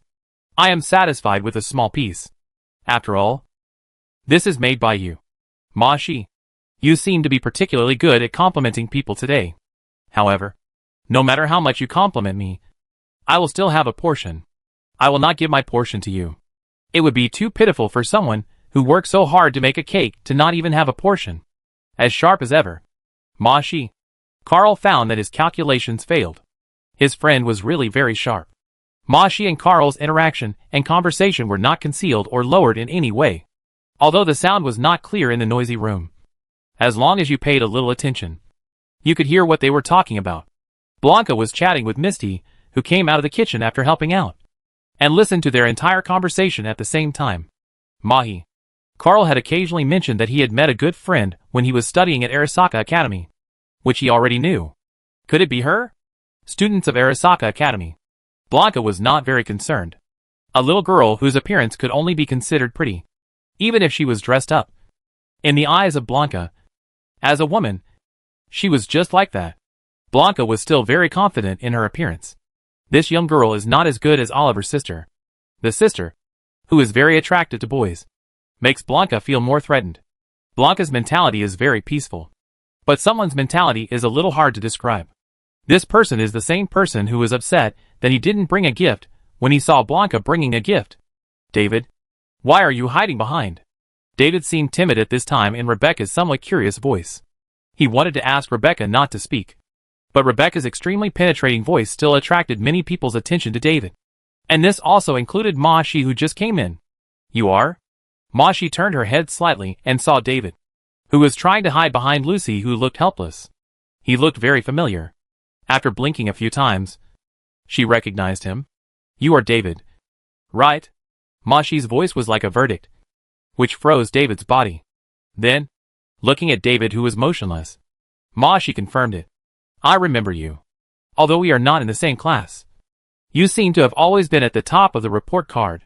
I have an impression of you, Mahi said, and smiled again. I didn't expect to meet a second classmate today. Today. David, who was exposed to Mahi directly, was embarrassed because he thought that they were all acquaintances and friends of Carl. So he came with his real face. The current situation made him feel awkward, as if he was not a good student, and was recognized by an unfamiliar classmate. And this feeling of embarrassment became stronger with Mahi's next words. I thought you were only interested in Mutuo, David. But it turns out you are also friends with Carl. It was even more embarrassing. David really wanted to dig a hole in the floor and crawl into it. She even knew what he did in the academy. It was not scary to be familiar with him. Nor was it scary to be completely unfamiliar with him. The scariest thing was to expose one's true situation in front of someone who knew him a little bit. It was so embarrassing that it was killing me. Looking at David now and Mashi, who seemed to be a little innocent and didn't seem to know how embarrassing her words would make David. Carl put himself in their shoes. If he was in David's current situation, he would also want to cover his face. Thinking carefully, isn't Mashi a little too innocent? As a woman, it's not good to say Mutuo in public. Of course, Mutuo, as an entertainment device, has never been bad. But Mashi obviously knows what Mutuo David is selling. So it's natural to say it in this case. Just when David really wanted to find a hole to crawl into under the amazed and admiring eyes of other people around him who were originally unaware. A voice saved David, who was about to lose face today. That was the prompt. There is a request for a hovercraft to access. Do you want to grant permission to dock? The resounding prompt made the guests in the large flat more or less stunned. At this time, is there anyone else coming by hovercraft? This is really a big name. There are many people present, including a rock star, the deputy director of the NCPD, the boss of the 6th Street gang, and a rich lady. None of them came by hovercraft. And I don't know who came. Oh, it seems that the last guest has arrived. In Carl's very ordinary voice, he took out his mobile phone and operated it a few times, releasing the authority. Then, under the gaze of everyone through the bulletproof glass, a floating car slowly approached the building. The floating car was the model of the floating car that every car lover present recognized at a glance. Although it has been modified, and although this model has only been launched recently, this car is really too iconic. Rumor has it that only people with bank account balances close to infinity are qualified to ride in a real luxury car. Rayfield Holy Sword. Chapter 483. The Holy Sword of Rayfield. My goodness. That is not something that ordinary people can afford. Man had taken off his sunglasses unconsciously, staring at the hovercraft that was parked on the roof, and was amazed. To be honest, even if man sold himself 100 times, he would never be able to afford this kind of hovercraft. What big shot is coming again? As a small shot in the transportation and logistics center, Jed has seen too many big shots in the party today. He is now calm and feels that no matter who he meets, he will not be surprised. Could it be that they had met last time, when it seemed that it was Mr. Kenichi Shiro, Carl's boss, who came? Jed still had a deep impression of that person. Jed glanced at Johnson. Back then, the four of them had solved a case together. 3 of the 4 people in that case were present. So it didn't seem strange that the last person was Kenichi Shiro. Compared to Jed, who was guessing who was coming, Blanca had already frowned deeply. She had a rather strange premonition, which was quite bad. Even terrible. Her heartbeat seemed to speed up. But this speed up seemed to remind her of something. Haruko is here too. She's so slow. In the muttering of Maki, that was not heard clearly by the people around. Everyone felt the sound of the hovercraft stopping on the roof. And then in the night, 2 people slowly walked down the glass stairs connecting the ground floor and the roof on the outer platform. The 2 people walked one after the other, and the person walking behind was like the shadow of the person in front, because the person walking in front was so conspicuous, as if her appearance was enough to steal everyone's attention. And it was indeed so. Almost everyone ignored the person walking behind the 2 figures, and focused their attention on the person in front, because the appearance of the other person was no less than a thunderclap for most of the people present. Man and Brown opened their mouths wide. They were familiar with that face. Although they had never expected to meet here. That was more than a year ago. In the hospital. Because Carl was receiving treatment at the time. And they had met briefly when the other party issued an order to compensate Carl. However, even if they had not met in the hospital that time, Man and Brown could recognize who that person was. That face has long been known to everyone through television and various video materials. Blanca was the most shocked person among all the people. She had heard about the mission that Carl was involved with this person. But she had never thought that the other person was actually a friend that Carl could invite to his home for Christmas. This was different from Blanca. who was difficult to identify after taking off the military technology clothes. Even if the other person did not have any Arasaka logo on her body. As long as that face appeared there. As long as the other person stood there. Her words and deeds were the standard of Arasaka. And even more so. Represented Arasaka. No one would fail to recognize her. Arasaka. As an executive of the military technology company that is Arasaka's mortal enemy.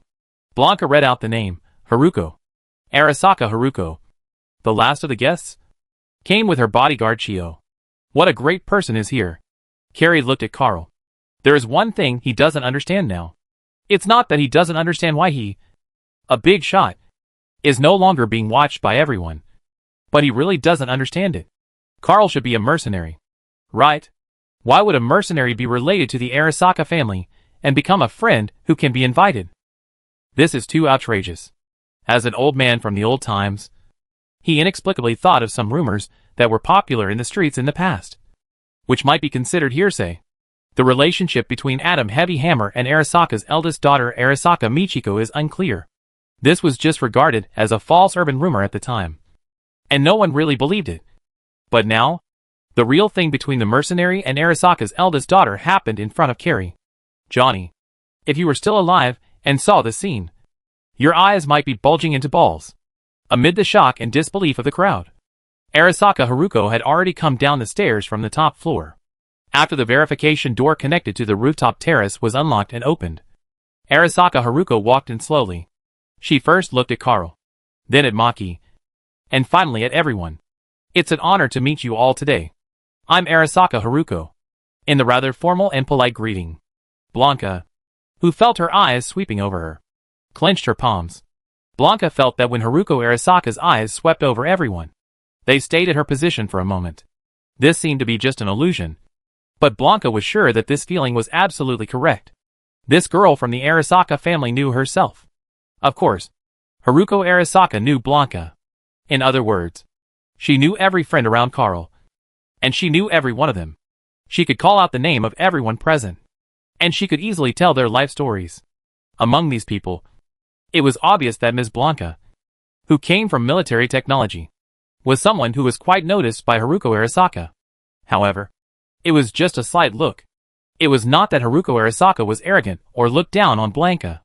As long as she was Carl's friend, Haruko Arasaka was willing to treat her with a gentle attitude. It was just that if Blanca wanted to use the company's tricks to deal with her, she was just a high-level figure in military technology, and nothing in front of Haruko Arasaka. If Haruko Arasaka was dissatisfied with Blanca in Arasaka, it would only take a word. It would also only take a word in military technology. When facing Haruko's polite greeting, everyone present actually didn't know how to respond to this Arasaka lady. They didn't know what attitude they should use. It seemed wrong to respond to her greetings in a normal way without taking her identity seriously. But it was even more wrong to take her identity seriously. After struggling, this little embarrassment was resolved in Maki's voice. Haruko, you are the only one missing for the cake. In Maki's very natural voice. Everyone realized that on the largest specially prepared dining table on the flat, Carl and Maki had already opened the super large Christmas cake and were ready to start cutting it. In the kitchen, the chefs who were busy before also came out with dishes. You must be Haruko. Right? I heard Carl mention you. Please find a seat. If you don't mind, you can sit next to me. Mrs. Wells held Carl's favorite French fries. I hope you can get used to what I cook. I heard Carl talk about you. Mrs. Wells? He said your French fries are delicious. Haruko politely nodded to Mrs. Wells. After signaling Chio to find a seat, she sat next to Mrs. Wells, and also next to Blanca. Chapter 484. Misty sat on Mrs. Wells' right, while Haruko and Blanca sat on her left. However, the two people on the left did not seem to be dissatisfied with their seats. Rather, they could see each other better when they sat next to each other. Blanca looked at Haruko Arasaka. How could she describe her impression of Haruko Arasaka in real life? If she had to use a word, it would be stereotyped impression. Unlike Haruko Arasaka's mother, Michiko Arasaka, who had an overly advanced and unusual fashion sense and appearance, Haruko Arasaka's dress was in line with the stereotyped impression of a family lady. Rules, elegant and dignified. It seems that because of the Western-style Christmas party today, Arasaka Haruko did not wear the cherry blossom-colored kimono that she often wore. which seemed to never change in Carl's complaints, but wore a tailored dress. The color of the dress was relatively soft, white with pink edges, and it also looked like a cherry blossom. Her eyes were bright and energetic. Her eyelashes were long and curled, and her eyes were clear. Looking down, her nose was delicate, her lips were full, and her face seemed to be lightly made up, with light eyeshadow and natural blush, giving people a very healthy and energetic feeling. With that mixed race, Oriental face, it looked like she had a unique euphemistic beauty. Although she didn't seem to have been dressed up carefully, she gave people a special attraction at first glance. Just like when you look at the moon, you will always be intoxicated by the sunlight it reflects. Even as a woman, when Blanca looked at Haruko Arasaka carefully, she had to admit that perhaps in terms of the attractiveness of a young lady, Haruko Arasaka was too strong, giving people a feeling that a young lady should be like this and should look like her. Although she was originally the eldest daughter of the Arasaka family, Blanca put her other hand where Haruko couldn't see and clenched it again. Was it because she felt a little dissatisfied with the appearance and dress? Or because she thought that the other party was from Arasaka? Blanca knew very well that it was neither of them. There was only one reason why she clenched her hand. She felt a threat. A threat that was extremely important to herself. Blanca noticed Haruko's gaze just now, and the gaze she gave to Carl was so gentle and natural. This feeling always reminds Blanca of what she saw through the cracks in the attic when she was a child. When the children outside were enjoying the sunshine as a matter of course, bathing in the warm sunshine as a matter of course, the shadow of Blanca's childhood once again shrouded her heart. She had been in the darkness for too long, and had gotten used to it for too long. She thought she would always be with the darkness. But she walked out of the darkness after growing up, and then got used to the sunshine. At this time, if she had to go back to the darkness of her youth and be locked up in the dark attic again, watching someone bathing in the sun, someone enjoying their own sunshine, then she absolutely could not accept it. Nothing should be taken for granted, and no one should be taken for granted. The attic has been torn apart, and the sun has shone on her. So even if she dies, she must die in the sun. Blanca no longer cares about Arasaka Haruko. Today's meeting is a good thing. If it weren't for today's meeting, she might not know how long it would take for her to realize this threat. And she didn't know how long it would take for her to think of desperately chasing. And then further distance, the distance that seemed out of reach and could not be chased for a lifetime. It's not too late now. Is it not too late now? Of course it's not too late. Blanca thought of a person. That person was none other than Lucas Harford, who became the CEO of military technology after Rosalind Miles. He was considered the spiritual successor of Rosalind Miles in military technology. But everyone knew the dirty things between the new America led by Rosalind Miles and military technology. The reason why this originally integrated support has become the current situation is that Rosalind Miles was forced to step down. And the person who drove her out at that time was Lucas Harford, who was regarded as her spiritual successor. There is one thing about military technology that is better than Arasaka. That is, the CEO of Arasaka can only be someone from the Arasaka family. While military technology does not have so many rules, Arasaka climbs fast. But no matter how capable a person is, he can only become a loyal dog of the Arasaka family in the end. While as long as military technology climbs to the end, the position of chief is waiting for anyone. The struggle is so cruel that even Rosalind Miles, who had become the CEO in the past, could be driven out. Haruko, and this Ms. Blanca, your cake. When Mahi handed over the cake, Blanca smiled at her. Thank you, Ms. Mahi. As she said that, she took the small piece of Christmas cake cut by Carl. On the small plate, the red jam on the creamy white Christmas cake was so conspicuous. Blanca turned her head and looked at Haruko Arasaka. Ms. Haruko Arasaka. Hearing her voice, Haruko Arasaka turned her head and looked at her. Nice to meet you. I'm Blanca, Carl's friend. Blanca emphasized the word friend very deeply, and Haruko heard the meaning behind her words. Friend? Haruko felt many emotions flashing through her heart. Was it contempt? Or a little bit of dissatisfaction? Neither. Haruko finally summed up her feelings. What she was feeling was vigilance. Haruko heard the meaning. So she responded, Nice to meet you, Ms. Blanca. As it happens, I'm also Carl's friend. She said this naturally, without any emphasis on her voice. But the heaviness of her words had already weighed deeply on Blanca's heart, because she had already admitted it. She was also Carl's friend. And she was also the one with the intention. Haruko and Blanca did not talk to each other again. Sometimes, one sentence is enough to express the meaning of both parties. Today is a good time. Then don't think too much. Wow. Maki. The cake you made is really delicious. Make some for me next time. If you beg me, I will make it for you. I beg you. Alas, you are really shameless. As a boy, you should have some dignity. Can it be eaten? On the other side, Maki and Carl, who were sharing the 2 pieces of cake left after cutting, were complaining to each other. Chapter 485. The mayoral election will begin soon.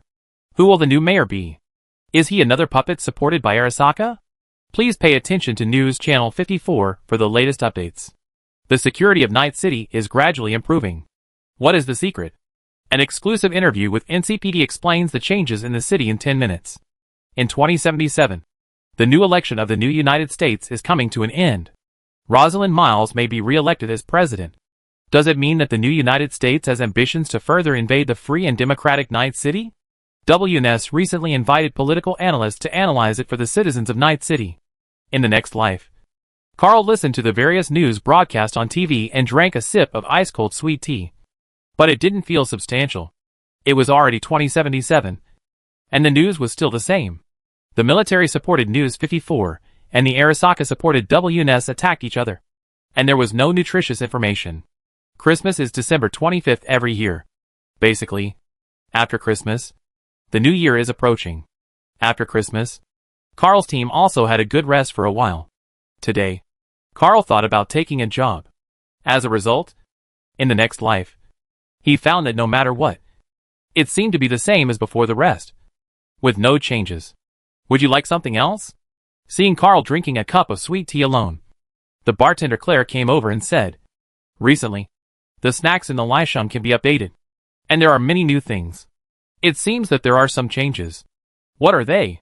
Fried onion rings, fried chicken nuggets, etc. I remember that chicken is illegal. Carl complained. Is Rog starting to ignore the laws of Night City now? It's still synthetic chicken in name.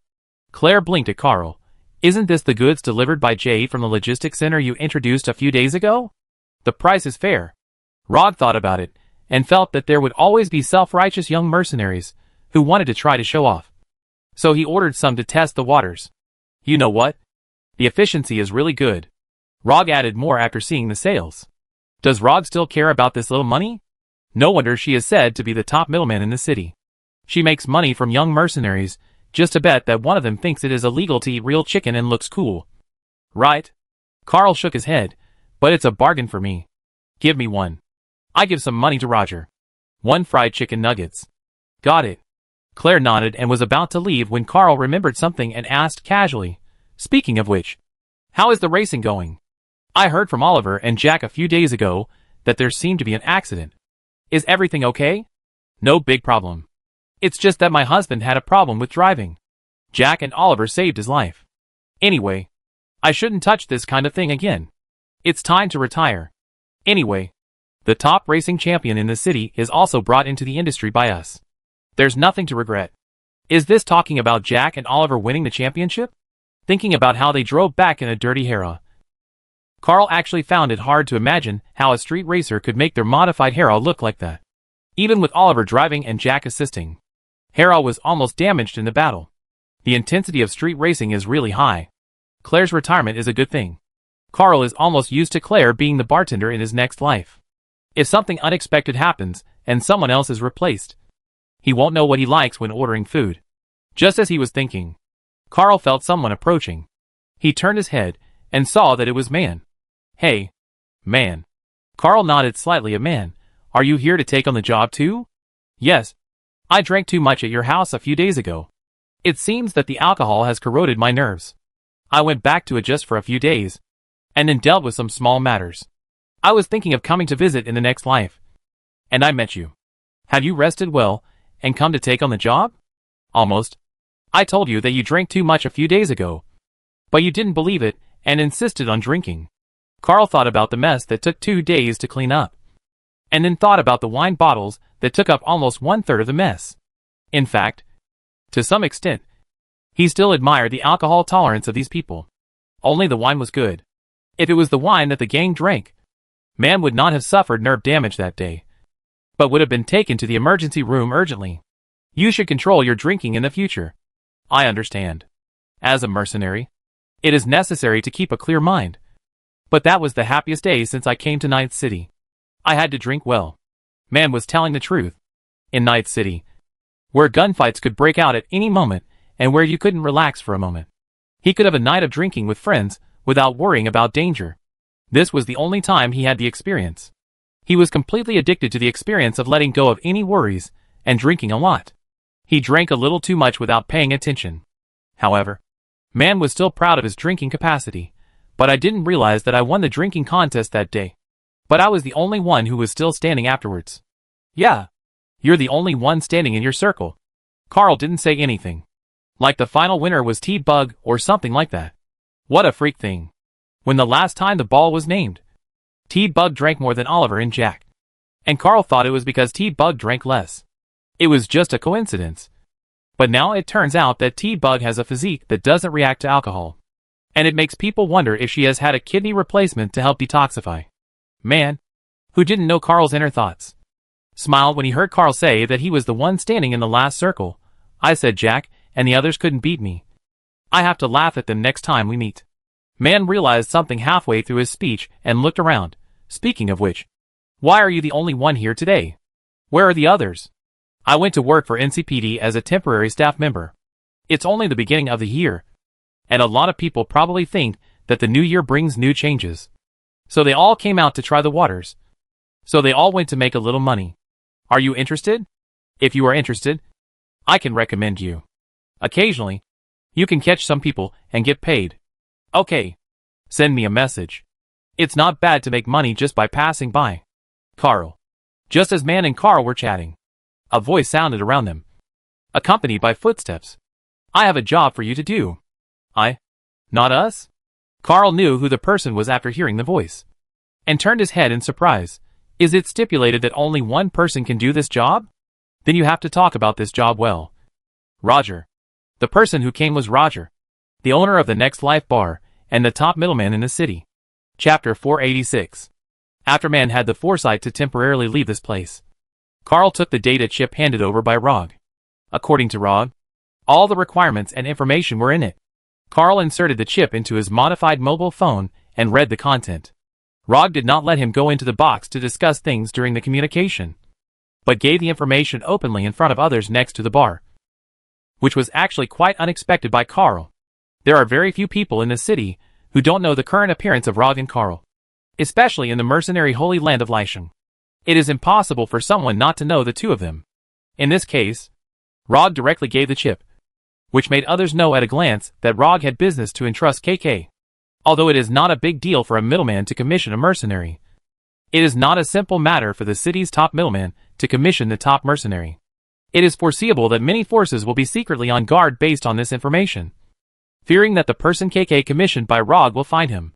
After Carl inserted the chip and took a quick look at the task, he understood why Rog commissioned it so openly.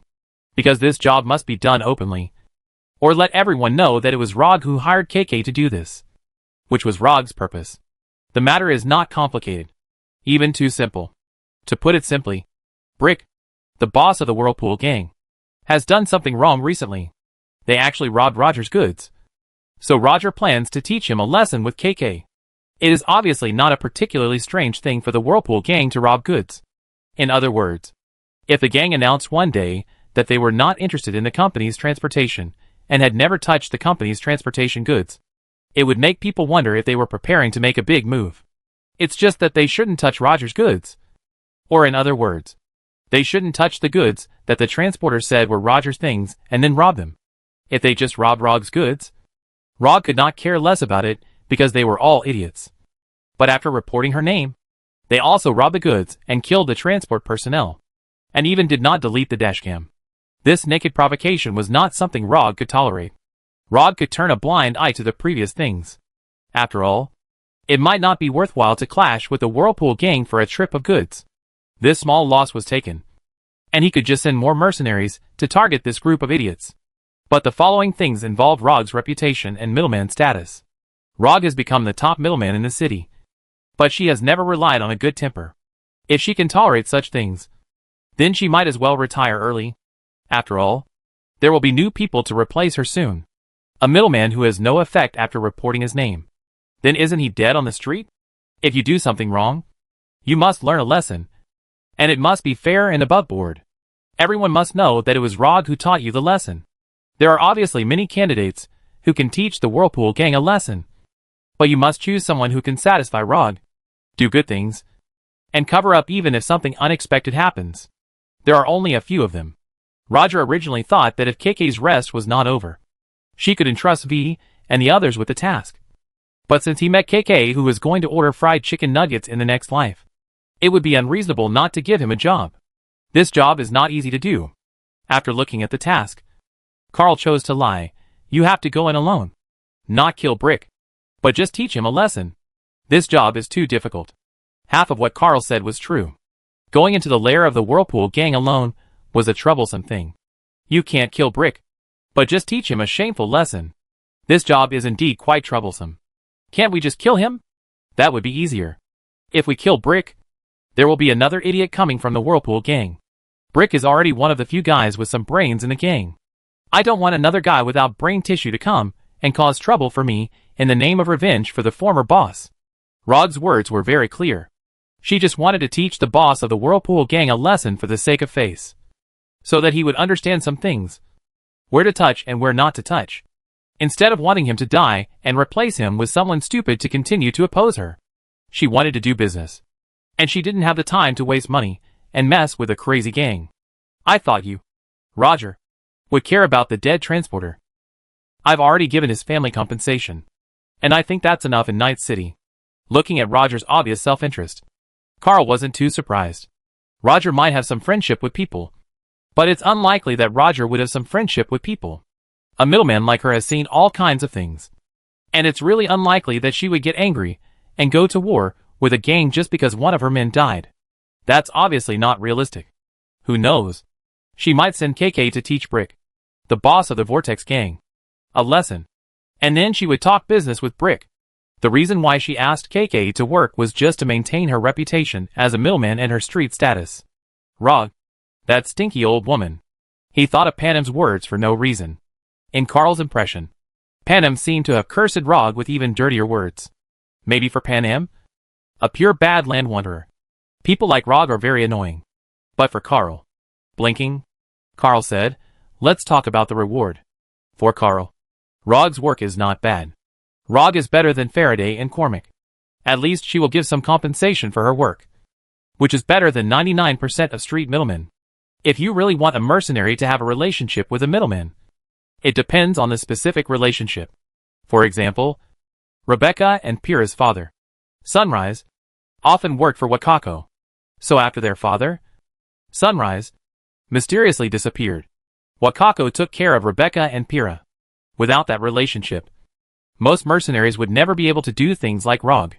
In response to Carl's suggestion to talk about compensation, Rog asked, do you need a life insurance policy? You pay me the money. And if something unexpected happens, I will give you compensation for your friend. Don't do business like this. Roger, are you short of money recently? You've got a new menu and insurance business. Carl was a little speechless. But he still asked, how much is the insurance? For you? 10,000. If there's an accident, I pay 100,000. I'm not an idiot. 1 to 10. Only idiots will insure. Chapter 487. It has been a long time since Carl has done private work. Recently, he either works with teammates or at least pulls one of them to form a partner team to solve more troublesome things. This kind of single-handed execution and single-handed work, suddenly having to do it again after joining a team, is really not easy to get used to. Carl doesn't know if he feels bored when he does private work alone. But seeing him send messages to the team channel every once in a while when he is working, either reporting the situation or complaining about the task, maybe he is quite happy even if he performs tasks alone? How does that saying go? Even if you are doing a hard job, as long as you have a friend to chat with you, you will feel that you can continue doing this hard job. But for Carl, one person's work is one person's work. But? T-Bug, can you help me find the current base of the Whirlpool gang? If possible. Find me a copy of their base structure diagram. I have received a private job from ROG that needs to be done by one person. I have to trouble Brick, the boss of the Whirlpool gang. T-Bug, who was called down to eat, listened to Carl's words, looked at the meal in front of him, which seemed to be more abundant than before, and understood something. Rolled his eyes. You are using these things to bribe me for help. Well, it's not time. Some things need to be prepared in advance. Okay. Cook a good meal later. I can help. But you can't be too impatient. Can I give it to you tomorrow morning? What are you saying? I'm not the kind of person who will kill someone in the evening if someone provokes me in the morning. I don't believe in holding grudges overnight. This is just a private job. There is no problem tomorrow morning. Then you will go and kill people tomorrow? During the team dinner, Oliver, who was listening, raised his fork. Do you need my help? I'm free tomorrow anyway. I can cover you from a distance. That's not necessary. Go find Brick and teach him a lesson. Don't kill anyone. Don't kill anyone. Oliver understood. Then be careful. So why did Roger think of causing trouble for the Whirlpool gang? Jack was puzzled. She shouldn't have anything to do with the Whirlpool gang. Right? The Vortex gang robbed Rogue's goods after the courier reported Rogue's name. No wonder.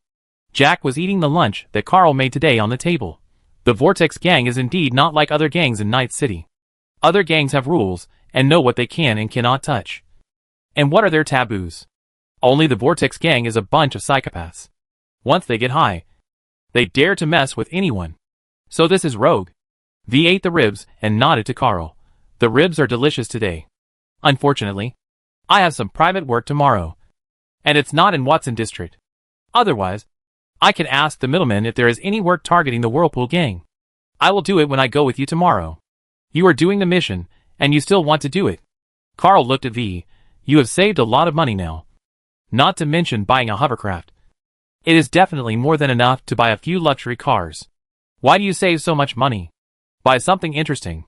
I see you and Panem are dating, and you spend a lot of money. Panem doesn't care about that.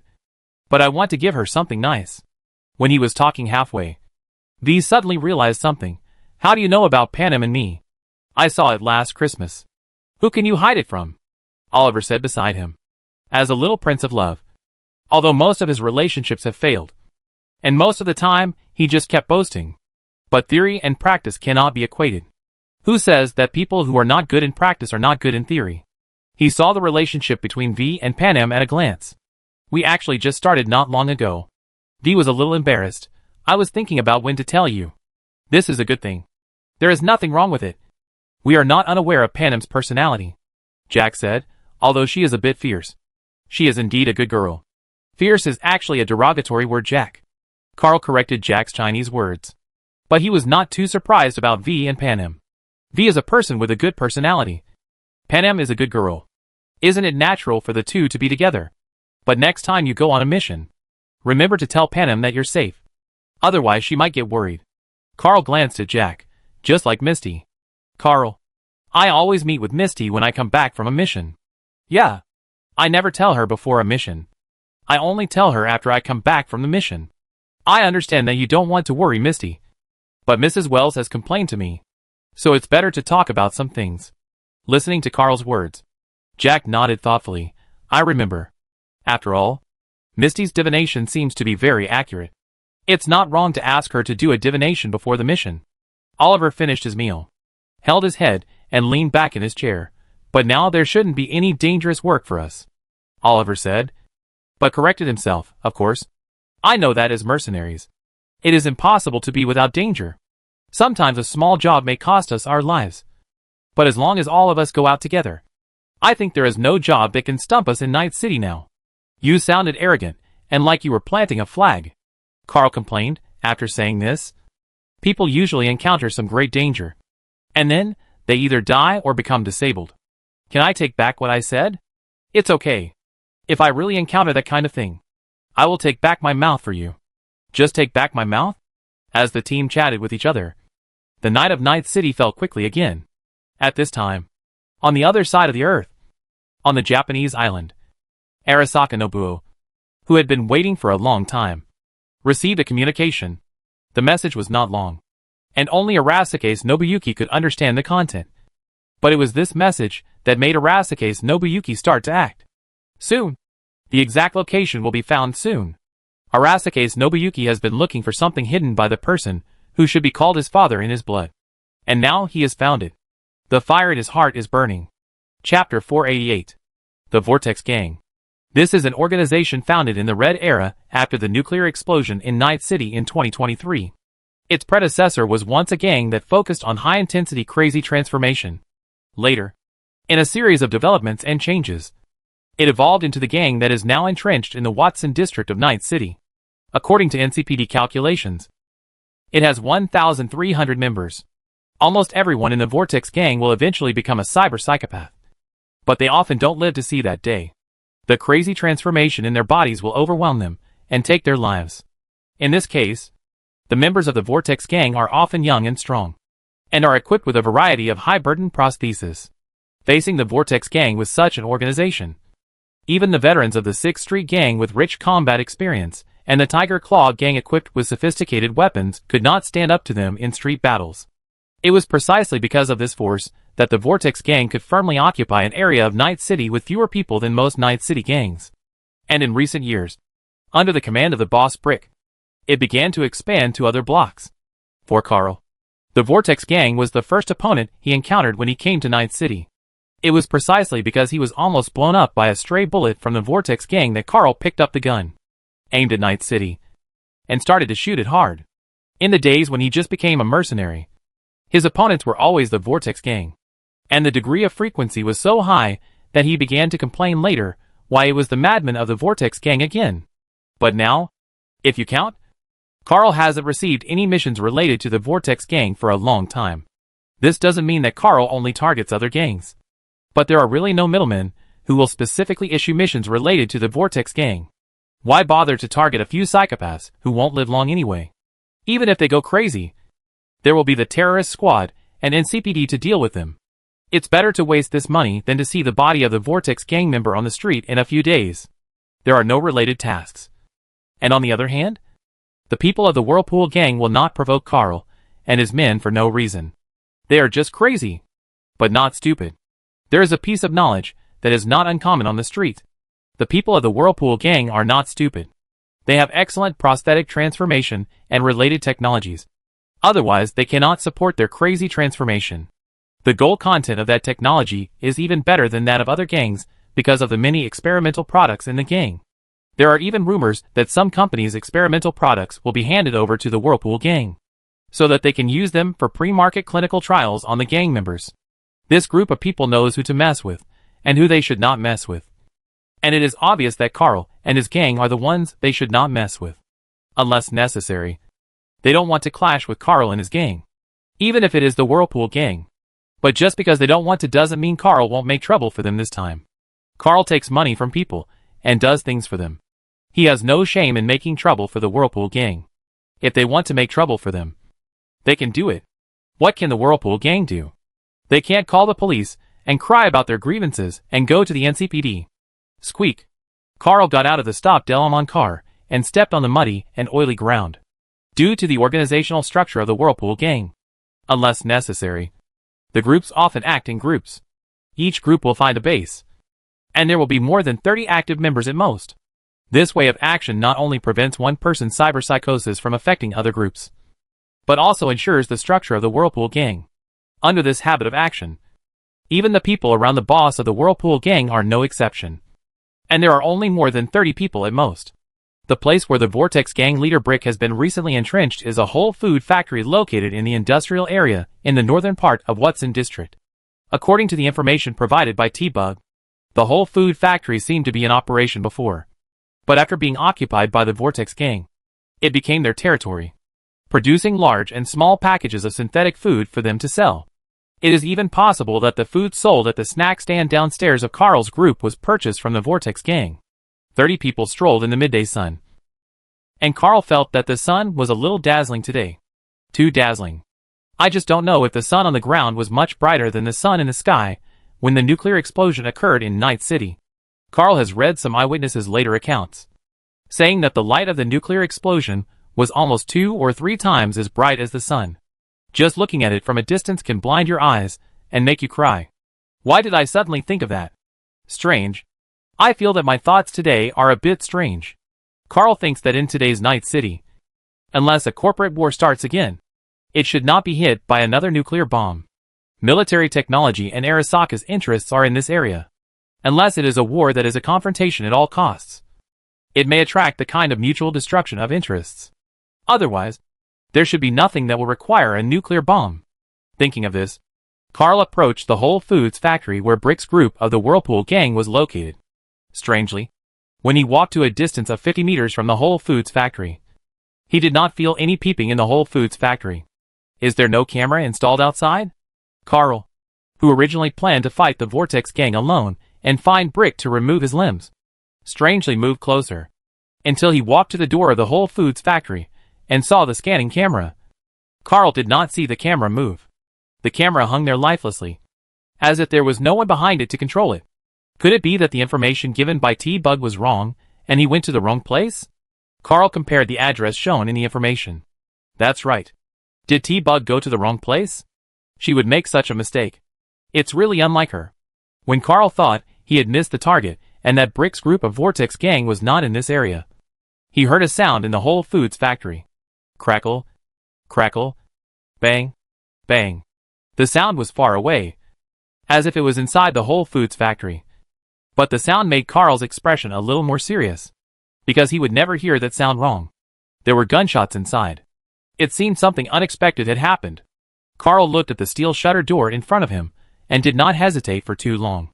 The single molecular line passed by, and a rectangular gap appeared. At the same time, the defense machine gun that was automatically activated behind the shutter door sensed the intrusion and pointed the gun at Carl. Click. Buzz. The gun muzzle that had just been raised was automatically retracted the next second. The takeover was completed. Carl walked forward as if he was walking in the street. Let me see what's going on. Chapter 489.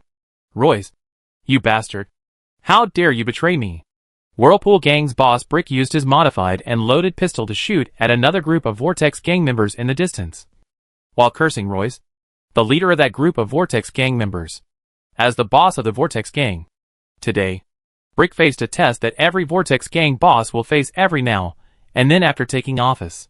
The people under him wanted to take office, and planned to make room for him, the boss.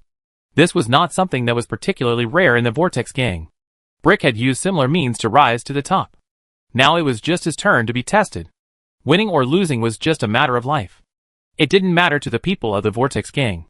But what Brick found hard to accept was that the person who betrayed him was Royce. Royce was a special person in the Vortex gang. This was not only because of the fashionable and fiery LED optical device on his face, but also because of his eccentric personality. As a member of the Vortex gang who is widely believed to suffer from mental illness, his mood is changeable. He may be talking business with you calmly in the last second, and he may pull out a gun and make a hole in your head in the next second just because he thinks it's fun. If the madmen of other Vortex gangs at least have some predictable crazy patterns, you know when to stay away from them. Then Royce is a dangerous person who seems to be able to talk normally, but you can never predict when he will suddenly go crazy. When dealing with such a person, even if you are on guard and carefully prepared, you may not be able to get away safely.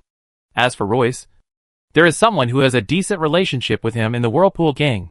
This person is none other than Brick, the boss of the Whirlpool gang.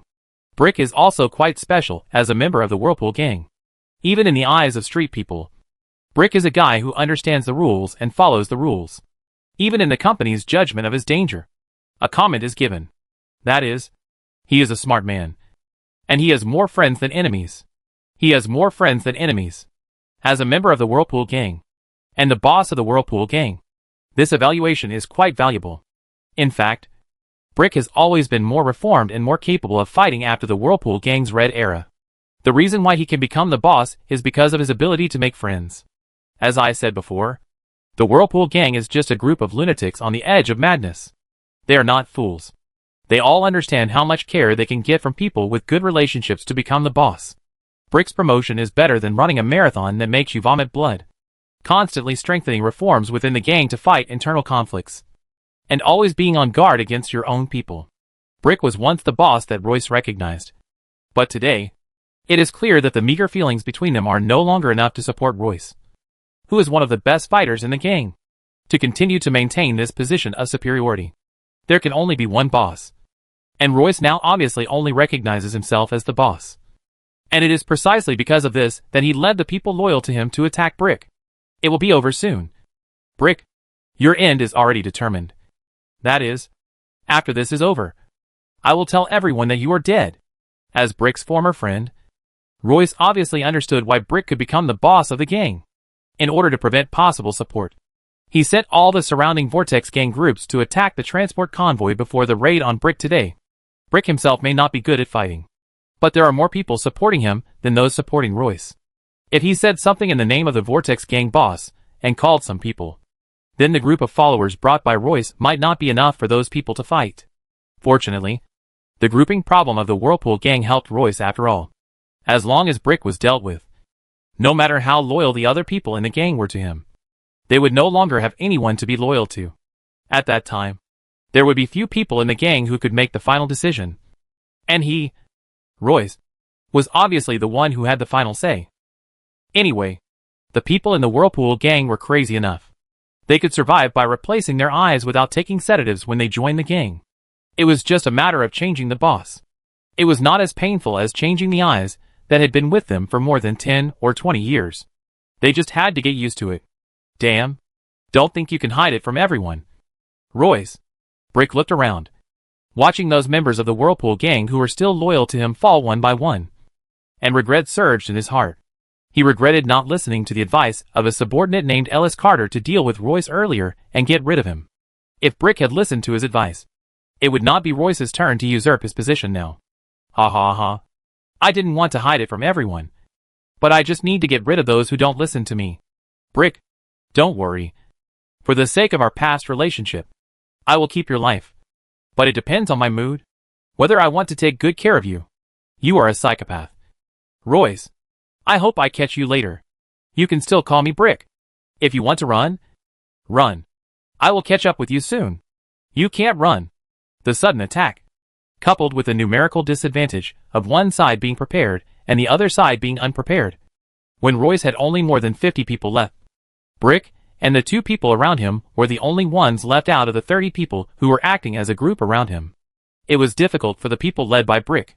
After a third of them were killed by the sudden surprise attack, they could still replace almost the same number of people with more than 20 people under the 80 people led by Royce. They were definitely the elites of the Whirlpool gang. But no matter how elite they were, and how willing they were to risk their lives for Brick, now, 3 against 50, the leader of the other side was still Brick, who was one of the best fighters in the gang, and the ending was already doomed. Ah! Brick screamed and tried to struggle, but his limbs were broken. At the same time, the Vortex gang hackers hacked into and shut down his prosthesis, and he was brought to Royce, and all the members of the Vortex gang around him were gone, all lying on the ground. After taking a deep breath in the air filled with the smell of blood, gunpowder, and synthetic meat, Royce looked at Brick with a ferocious expression on his face. It's over. Brick, are you done?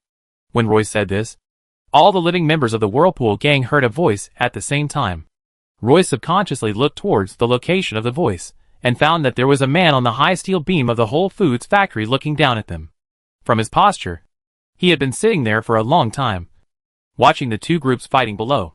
This man's face was not unfamiliar, but his identity was not a member of the Whirlpool gang. If it was reasonable, the Whirlpool gang should take action immediately and kill this person who appeared at the scene of the power grab. But the other party was reasonable. KK. Royce almost spit out this name from his teeth. Chapter 490. Royce's voice, which was almost squeezed out from his teeth, was not loud. But even if they didn't hear his voice clearly, the Vortex gang present could recognize who that person was when they looked at that face. What should we call him? Killer Star? This title seems to have been given to a man named V recently. He has killed many more people than KK in one-on-one missions. Monster? His degree of transformation is not particularly high. It is obvious that the part of his body that belongs to human flesh and blood is obvious, compared with a mechanical block like Adam's hammer. It seems that the description of monster is not very suitable for him. So what should we call him? It seems that there is only the word that is widely circulated and comes with some taboo-level super dreams. Cyber psychopath. Even if every gang member knows that his transformation is not high, they will subconsciously think of this word after knowing his deeds. Or in their view, only crazy people can behave like KK Gang. And only real cyber psychopaths dare to confront the terrorist mobile team, Adam Heavy Hammer, and other cyber psychopaths. In short, even for the Vortex Gang, KK is a lunatic above them. They just have the potential to become cyber psychopaths. Maybe they won't live to that point. But KK is a living cyber psychopath. No one wants to see a cyber psychopath. But he just sits there and watches them. And they can't avoid it. Take a closer look. Your Vortex Gang pattern decoration is really cool. Carl looked around at the Vortex Gang patterns in the surrounding factory, jumped down from the steel beam more than 9 meters high, and landed on the ground easily. At the same time, he was surrounded by the Whirlpool Gang. It's a pity that the corners of the pattern are a bit noisy. I feel that the person who painted it should be of average level, Carl commented in a relaxed tone. If he completely ignored the blood and corpses around him, his attitude would be like visiting a gallery. Royce didn't care about Carl's words at all. He just stared at Carl and asked a question that all the Whirlpool Gang members were curious about. What are you doing here? While talking, the Whirlpool Gang members around him had slowly raised their weapons. Obviously, facing Carl, they didn't dare to be careless at all. But they were also unwilling to take action before Carl showed clear hostility. Whoever takes action, whether or not he can get rid of KK is another matter. But the one who takes action first will definitely be killed by KK. When KK first became famous in the mercenary world, he stepped on the Whirlpool Gang to rise. Did the Whirlpool Gang never think of revenge? Or did they not think of getting rid of KK? It was because no one had the courage to do so after seeing KK's battle. The Whirlpool Gang present now was also among those who lacked courage. And it was precisely because of this that, at this time of internal changes, which should have been kept secret, Roy still asked what Carl was doing here. I'm looking for Brick. Carl pointed at Brick, who was pinned to the ground and looked shocked. He obviously didn't expect that he would be involved. I received a commission. You people from the Whirlpool Gang touched something that shouldn't be touched. The client didn't seem to ask for concealment. You touched Roger's things. Roger hired me to teach Brick, the boss of the Whirlpool Gang, a lesson. However, as he spoke, Carl's eyes fell on Royce. Brick's current situation seems to make him unable to be the boss. The next boss of the Whirlpool Gang should be you. So I should be here to teach you a lesson. Royce, we touched Roger's things. So Roger hired KK to teach our boss a lesson? After hearing this, the other members of the Whirlpool Gang had not yet reacted. But Royce instantly realized why this happened. In order to raid Brick, the surrounding Whirlpool Gang groups were sent by Royce to attack the transport convoy. And it was obvious that the group of people sent to attack made a mistake and touched Roger's things. Rog's face was destroyed. So Roger hired KK to save his face, which obviously makes sense. But the current situation has become complicated because of Roger's employment. If this happened yesterday, or even before Royce launched the raid this morning, Royce would be happy to see it. After all, Brick was the boss at the time.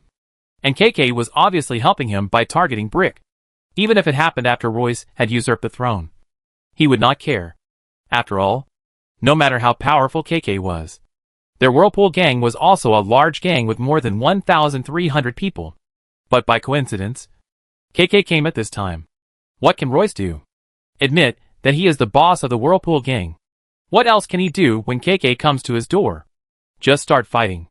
If he doesn't admit that he is the boss of the Whirlpool Gang, his subordinates are watching him. In this case, he has already knocked Brick to the ground. But he still denies that he is the boss. What will others say if the news gets out? Royce is a coward. A coward without balls. He doesn't even dare to admit that he is the boss of the Whirlpool Gang in front of KK. That's how Royce's life will be. He can roll up his bedding and roll out of Night City in disgrace. There are cowards and timid people in the Whirlpool Gang. But they must not be the boss.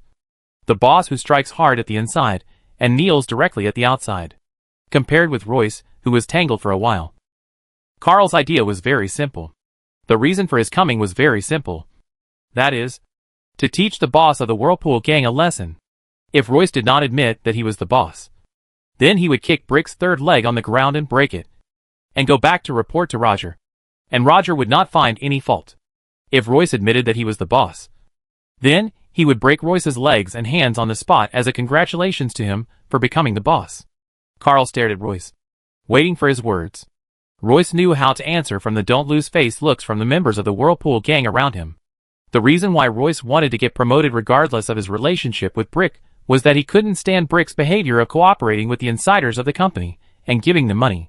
In other words, Royce hated to compromise with others. It's not that you can't cooperate with the company, but the other party has to give money and things.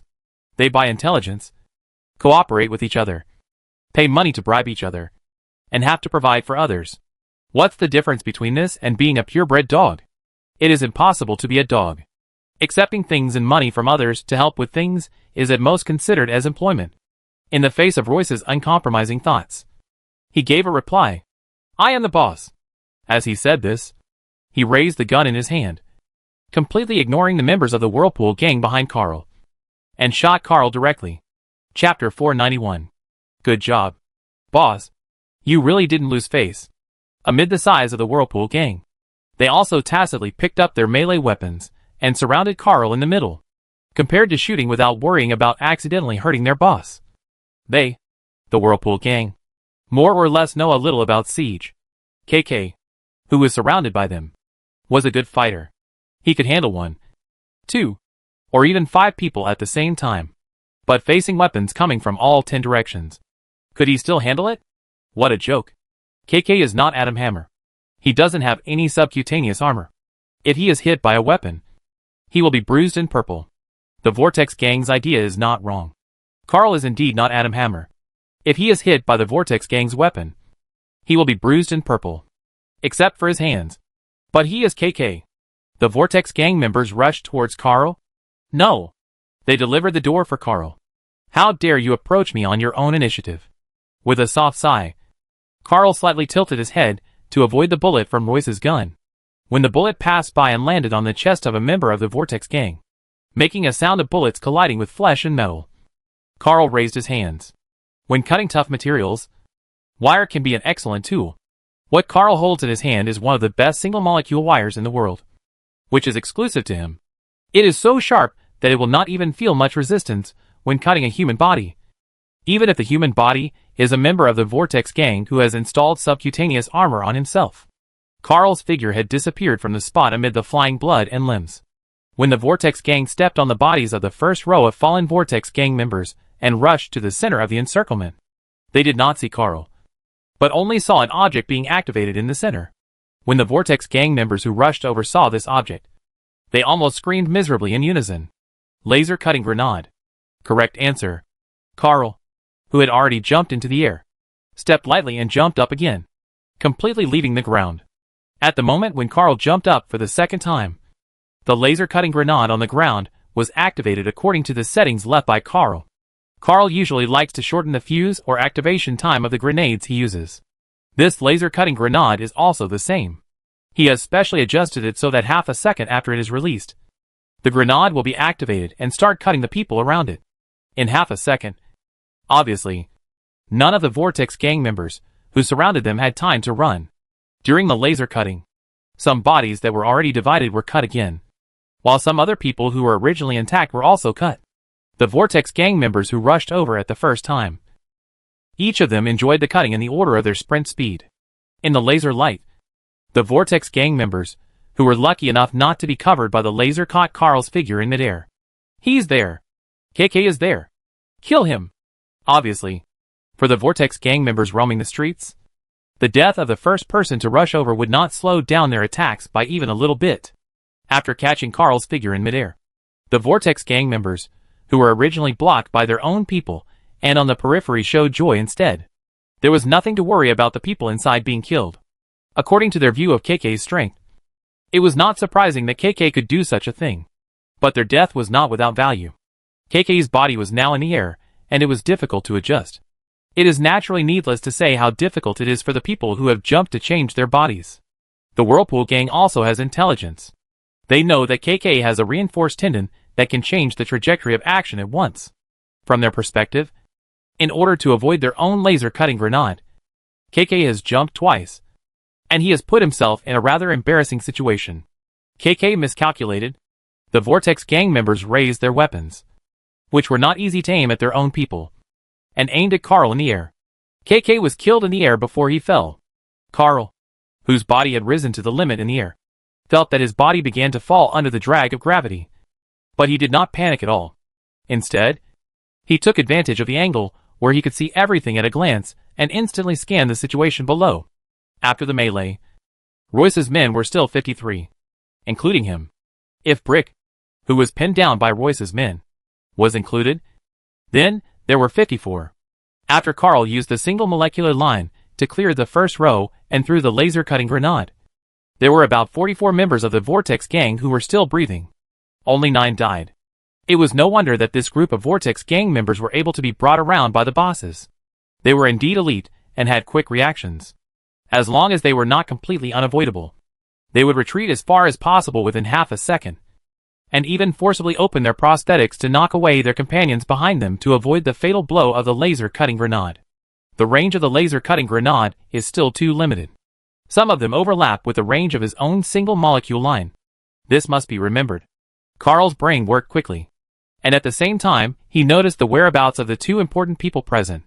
Brick, who was held down by Royce's men, was taken out by Royce's men at the beginning of the battle. Obviously, Royce was indeed prepared to treat this former friend and boss well later, and did not intend to kill him now. So he and the Vortex gang members around him were lucky enough to avoid the attack of the laser-cutting grenade. Carl found that Royce's figure had already swept to the back at this time. Obviously, he began to retreat rapidly after firing the first shot. Want to run?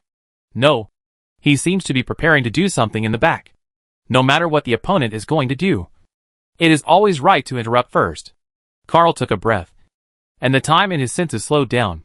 In the slowly passing time, Carl ignored the bullets flying at him, which were as dense as mosquitoes around the lampshade in the countryside, and raised his palm slightly to the side. His hand touched a steel beam in the interior of the factory.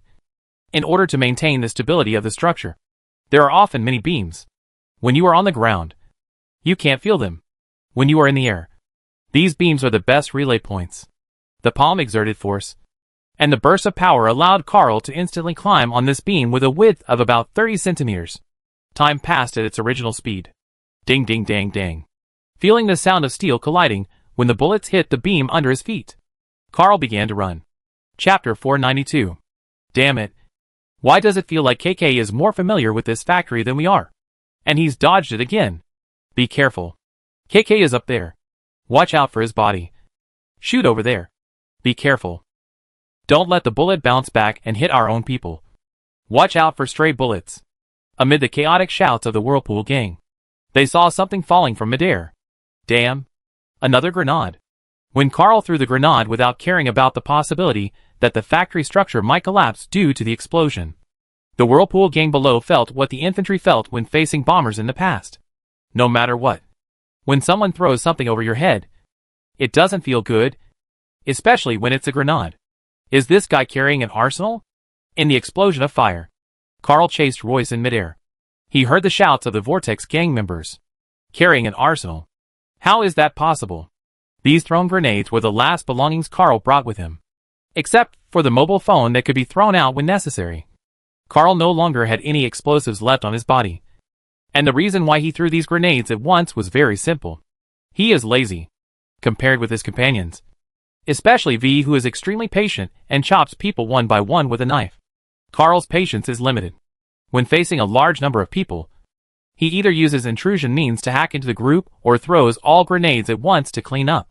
It is too tiring to search and solve them one by one, which is not suitable for him, as long as they are not idle and have to stand in front of him.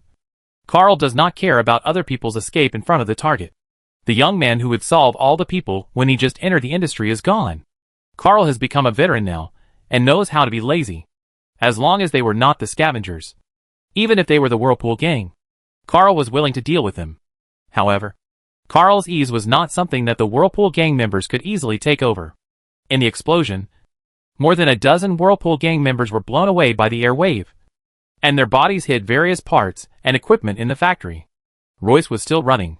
He had already felt the explosion behind him and the screams of his own people. But those sounds could not change his expression at all. None of the people who have made it to the current position in the Whirlpool gang are merciful. The death of their subordinates is nothing. What is more important now is to get to that thing as soon as possible. I originally brought it with me because I thought I would use it against Brick. But because the raid went smoothly, I didn't use it and left it there. Now facing KK. It is a good way to deal with him. The core is connected. When Royce rushed to the thing he had placed behind him and turned around to lie on it to complete the connection, he found that KK was standing less than 10 meters away from him. Looking at him. It's just an exoskeleton. I thought it was something else. As Carl's eyes scanned Royce, information about Royce and the exoskeleton connected to him kept flashing. Simon Randall. Criminal history. Centaur. In an instant, Carl knew Royce's real name. His criminal history that was considered a great achievement in the Vortex gang. And the model of the exoskeleton.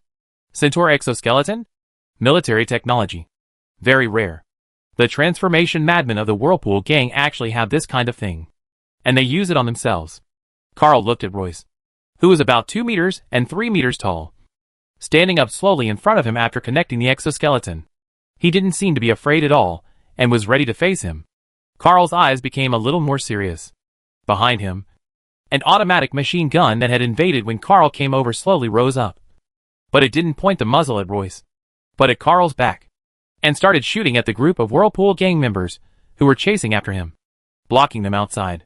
Under normal circumstances, I don't bother to argue with others.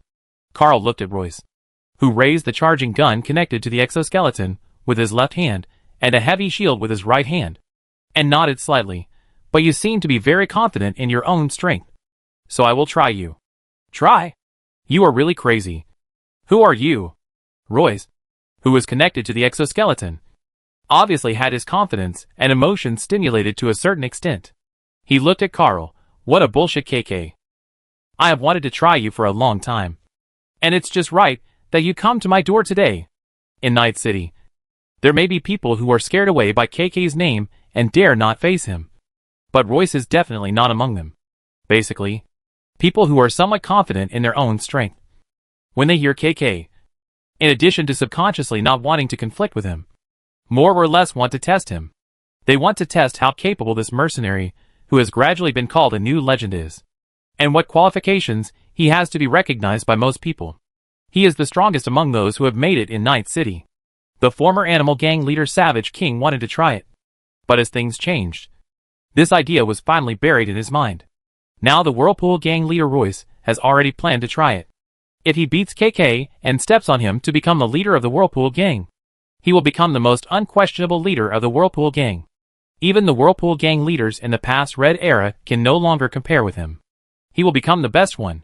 The charging gun in Royce's hand has begun to charge. Under the powerful energy of the exoskeleton, he only charges for less than a second and then directly shoots a block-shaped, hot red energy block. Carl dodged the obvious action of raising the gun to shoot. And then after dodging, Carl realized that Royce's target was not him. Bang! When the automatic machine gun behind him and the entrance were destroyed and collapsed, Carl judged the level of the attack. It was enough to crush ordinary vehicles directly. This weapon performance reminded Carl of the technical rifle. I don't know if the principle of this exoskeleton is similar. Judging from the charging performance, it may be able to shoot continuously. Royce's shot was obviously intentional. And seeing that he destroyed the automatic cannon and the entrance that the Vortex gang members could enter, that is to say, one-on-one, it won't be long before the Vortex gang members break through the collapsed door and come in. It seems that Royce is quite confident and plans to get rid of him in this short time. And then when his men come over, they will witness his victory. This is indeed something that will definitely establish his reputation as a boss. I think as long as he succeeds, he can sit firmly in his position. But I am just as confident. It didn't take long. But it was enough. Carl opened his hand slightly, and a pistol slipped from his sleeve into his hands. The gun was called Kenshin. In addition to being the name of a famous daimyo in the Japanese Warring States period, this name also has another symbol just by looking at the meaning of the words: humility and honesty. But Carl prefers another interpretation: humility and confidence. Chapter 493. The charging gun connected to the exoskeleton emitted a scorching light. Facing the dazzling light in the dim factory building, Carl turned the Kenshin in his palm and finally held it tightly in his palm. No signal was needed to start the war. The moment the light suddenly became dazzling, Carl fired the Kenshin in his hand. for bullets were fired in an instant, and each one was aimed at Royce's body embedded in the exoskeleton. Royce's body has undergone a certain degree of prosthetic transformation, and has sufficient protection against ordinary firearms. But when facing Kenshin, that little defense is still not enough. Not all members of the Whirlpool gang will be equipped with heavy armor that can resist attacks from technical weapons. This bulky modification is rare even within the Whirlpool gang. After all, armor will increase weight, and in battle, a step slower may mean facing the fate of explosions and laser cutting. Armor is always targeted to be perfect in resisting impact and cutting. The required transformation may be enough to turn them into half-atom hammer. Obviously, Royce is just a relatively innocent member of the Whirlpool gang. He still cares about becoming the gang leader. He has not reached the level of the Whirlpool gang extremists, who want to immediately turn themselves into cyber psychopaths like Adam Hammer. Therefore, his protective ability is not enough to resist Kenshin's bullets. However, Royce naturally knows that he is the biggest weakness of this exoskeleton body, and he has been prepared for this. When Kenshin's bullet came over, Royce's exoskeleton left hand had already raised a special material shield to block in front of him. Ding! The tungsten bullet hit the shield in Royce's hand, making only a slightly weird sound before sliding away. It was obvious that the material used for the shield was not ordinary, and the impact caused by the bullet could not make Royce's exoskeleton arm feel the slightest vibration. Obviously, Kenshin, who was shooting quickly, had no ability to penetrate the shield raised by Royce without proper charging time. But what Carl cares more about is Royce's speed. Have you installed the reflection plugin? For a group of modification madmen, it's not a particularly strange thing. However, raising the shield to block the safety of the body, the vision blocked for a moment is enough for him to do many things. He rushed forward, and when Royce put down the shield and tried to find Carl's trace, Carl had already appeared in front of him. Royce's artificial eyes flashed wildly, and the vision of many artificial eyes helped him instantly lock and capture Carl's slightly blurry figure. Without hesitation, he adjusted the angle of the shield in his left hand, and released the trigger of the charging gun with his right finger, aiming the gun at Carl, who was rushing over. A bright red burning light instantly burst out from the charging gun, and the back power tank connected to Royce's exoskeleton continuously supplied energy to the gun, allowing the charging gun in his hand to shoot out a continuous beam of light. The beam swept towards Carl as Royce's exoskeleton arm swung. But how could the beam that needed to adjust the angle with the arm catch up with Carl? Too slow. Carl, who originally thought that Royce could bring him some fun and wanted to see what this heavy-duty exoskeleton could do, was disappointed. With this performance, it can only be used as a turret in street fights, and it may be greeted by a rocket launcher bot in Dogtown at any time. Is this the only ability of the Vortex gang? When the light beam swept through the figure captured by Royce's artificial eye, Carl was no longer there.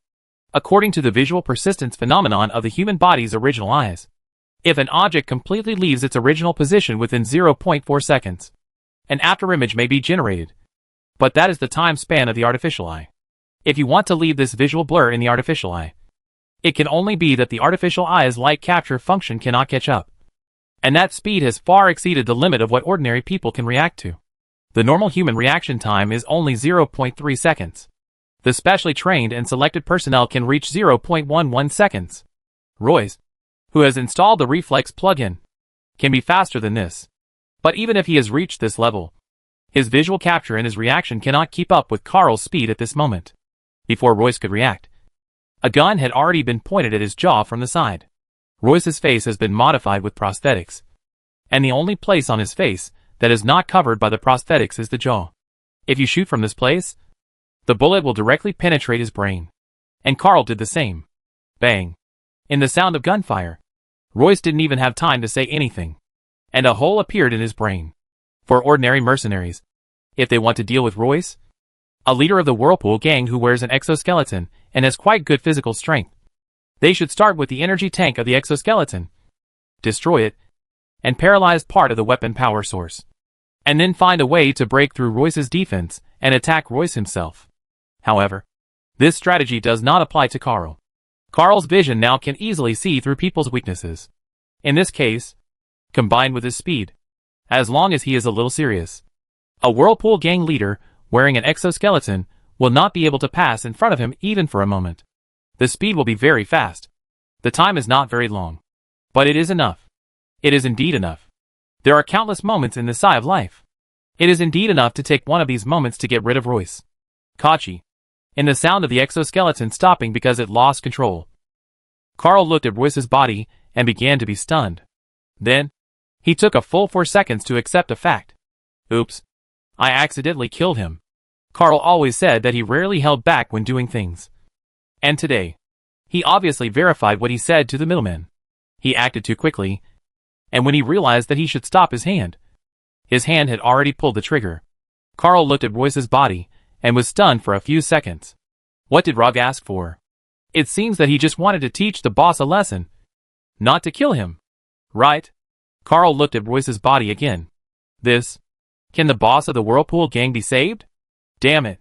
Seeing him wearing an exoskeleton and pretending to challenge me to a duel, I was a little excited for a while.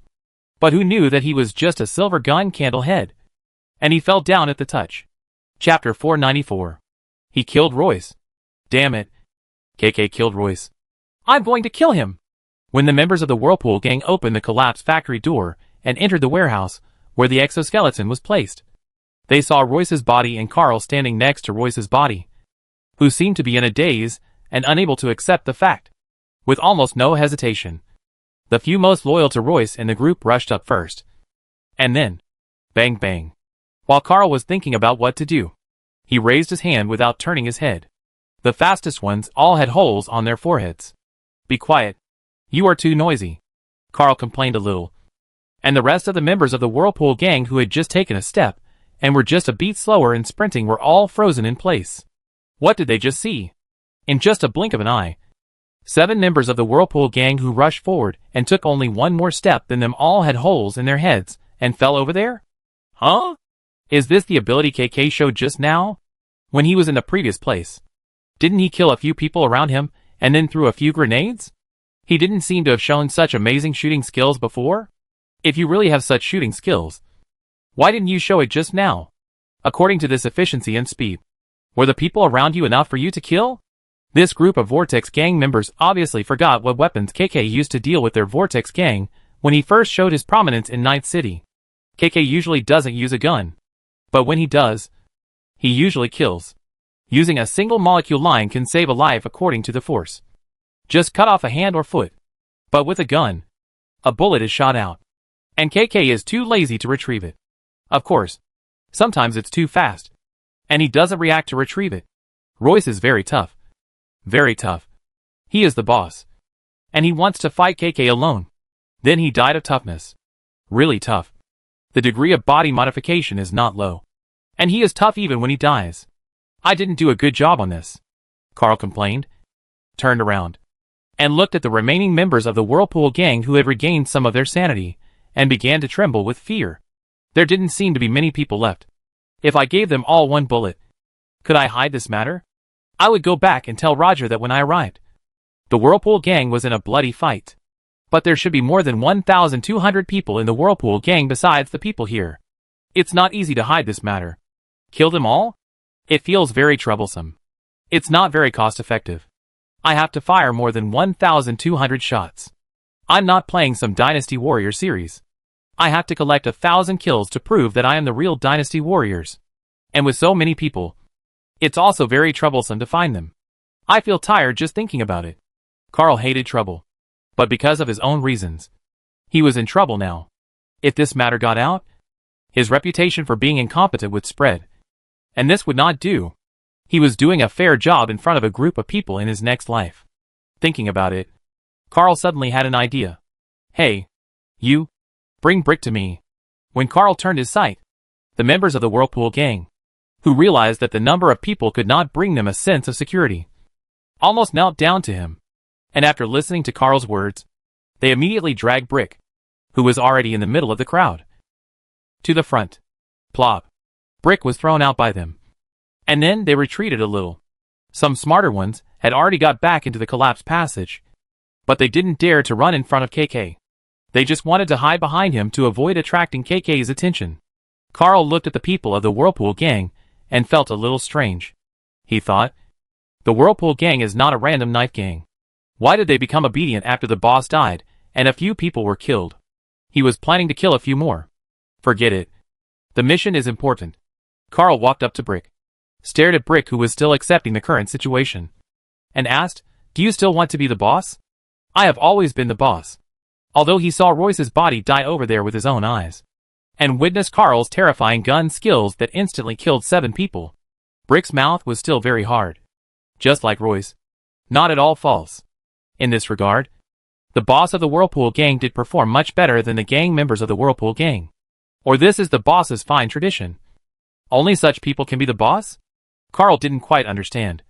But since Brick admitted that he was the boss, it would be easy to deal with if he didn't agree with Royce's promotion. He pointed to the group of Vortex gang members behind him. "Will they recognize you?" "They have to recognize you even if they don't want to. Royce is dead, and my people are coming soon. They can either kill me and die in my hands, or kneel down and beg me to spare their lives. I'm not a madman like Royce, who put people in the microwave and fried them. They can still beg me for a chance." Oh! I don't know if it was Brick's illusion, but he seemed to feel that Carl's eyes lit up. "So you are the boss of the Whirlpool Gang?" "I told you. I have always been the boss." "Well, that doesn't count." Carl smiled. "Let me explain it again. Your people moved something they shouldn't have moved. I was hired to teach you a lesson. The boss has to take responsibility for what the subordinates do. Do you have any objection to this? It's probably Royce who did it. But since you got rid of Royce, you can put as many flowers on my head as you want. I didn't intend to kill anyone." Facing Brick's surprised look, Carl said sincerely, "I really didn't intend to kill." "Not intend to kill?" Brick looked at Royce, whose brains were all flowing out, then looked back at the bodies on the ground, swallowed his saliva, and stared at Carl. Now he was completely sure of a rumor in Night City. "You are really a lunatic, KK. You are talking nonsense." Carl, who was inexplicably and wrongly accused, felt a little unhappy, but considering the mission, he still reminded, "By the way, bear with it. Hold on for a bit." Before Brick could react, he saw Carl kicking him. Crack. Brick's leg, which was already broken by Royce's men, was now fractured a second time. "Ah! Fuck. What the hell are you doing? Kill him faster. I told you." "Mission. You are such a fool. Why don't you listen to me?" Carl was a little speechless. Are all the people in the Whirlpool Gang brainless? Why don't they listen to me? Looking at the things coming out of their heads, it doesn't look like their heads have been changed. Okay. Mission accomplished. Send a message. Carl took out his phone and controlled it. Took a photo of Brick, and sent a thumbs up gesture to Rod. Then helped Brick up and patted the dust off his body. "By the way, I have a curious question for you now." Carl smiled and pointed at the exoskeleton where Royce was lying. "You seem to have robbed a lot of military technology goods recently. Do you have any new stuff? Let me see it. It feels very interesting." One moment, he kicked my already lame leg, and the next second, he helped me up and patted the dust off my body, pretending to be familiar with me and asking me something. "Right? Are you crazy? Speak politely." "Mr. Brick, I'm very normal." Chapter 495. I owe you a favor. KK. After receiving treatment from his subordinates, who had rejoined him, Brick forced himself to support his body and said to Carl, "I will not forget what happened this time." "Forget it. I don't have a good impression of you." "The people of the Whirlpool Gang." Carl glanced at Brick. "If we meet on the street later, I will kill you if you are my opponent." "Then I have to remember this time too." Brick gritted his teeth, injected himself with painkillers, and actually leaned against the wall with his leg and arm broken into 2 pieces. "In the future, where you are, I will definitely make our people from the Whirlpool Gang stay away. If there is anything I can help with, just let me know. Just don't be crazy and cause trouble in places where I can see you." Carl knew the nature of the Whirlpool Gang. Brick was the boss, but he couldn't completely control the Whirlpool Gang members, who would go crazy at any time. Just like Royce, he could only control certain people at best. But it was always a good thing to reduce the number of people he encountered with the Whirlpool Gang. "We rarely go to the little Chinatown where you are." Brick's face, which was originally pale due to pain, turned into a numb and itchy feeling with the injection of painkillers, which made him speak more fluently. "What? Is there anything you like? Take whatever you want. This is free. Just consider it as a reward for saving my life. You owe me one." "But it turns out that you don't mean your life? You killed Royce, which helped me solve the internal rebellion. So this counts as one. And my life is another reward." The many artificial eyes on Brick's face flickered. I remember that Roger assigned you this job. And I also remember that you saved my life. I don't really understand the thoughts of you psychopaths. Carl shook his head. He really didn't like the people of the Whirlpool gang. But he could talk to that bastard Adam Heavy Hammer. So it was okay for him to talk to the Whirlpool gang. If we only count the mechanical content, Adam's hammer is much higher than the people of the Whirlpool gang. And the degree of insanity is also higher. Carl looked around. The place where he and Brick were now was almost the plunder warehouse of the Whirlpool gang in this all-foods factory base. There were a lot of things stored in it that they looted to sell and use for themselves. There were actually quite a lot of things. But there was no exoskeleton. Carl originally thought that Royce's exoskeleton was a product here. Now that he thinks about it, it should be something Royce brought from his own base. However, even in Brick's place, it was all military technology goods. Recently, the Whirlpool gang did rob a lot of military technology transport vehicles. But speaking of it, the fact that the Vortex gang robbed the transport vehicle of military technology was a little secret. If Blanca, who was in military technology, hadn't mentioned it to Carl accidentally during a chat, Carl wouldn't have associated it with the military technology Centaur exoskeleton worn by Royce. I remember that it seemed that Meredith Stout, Blanca's subordinate who Carl had met once, was betrayed during this transportation and lost several batches of goods.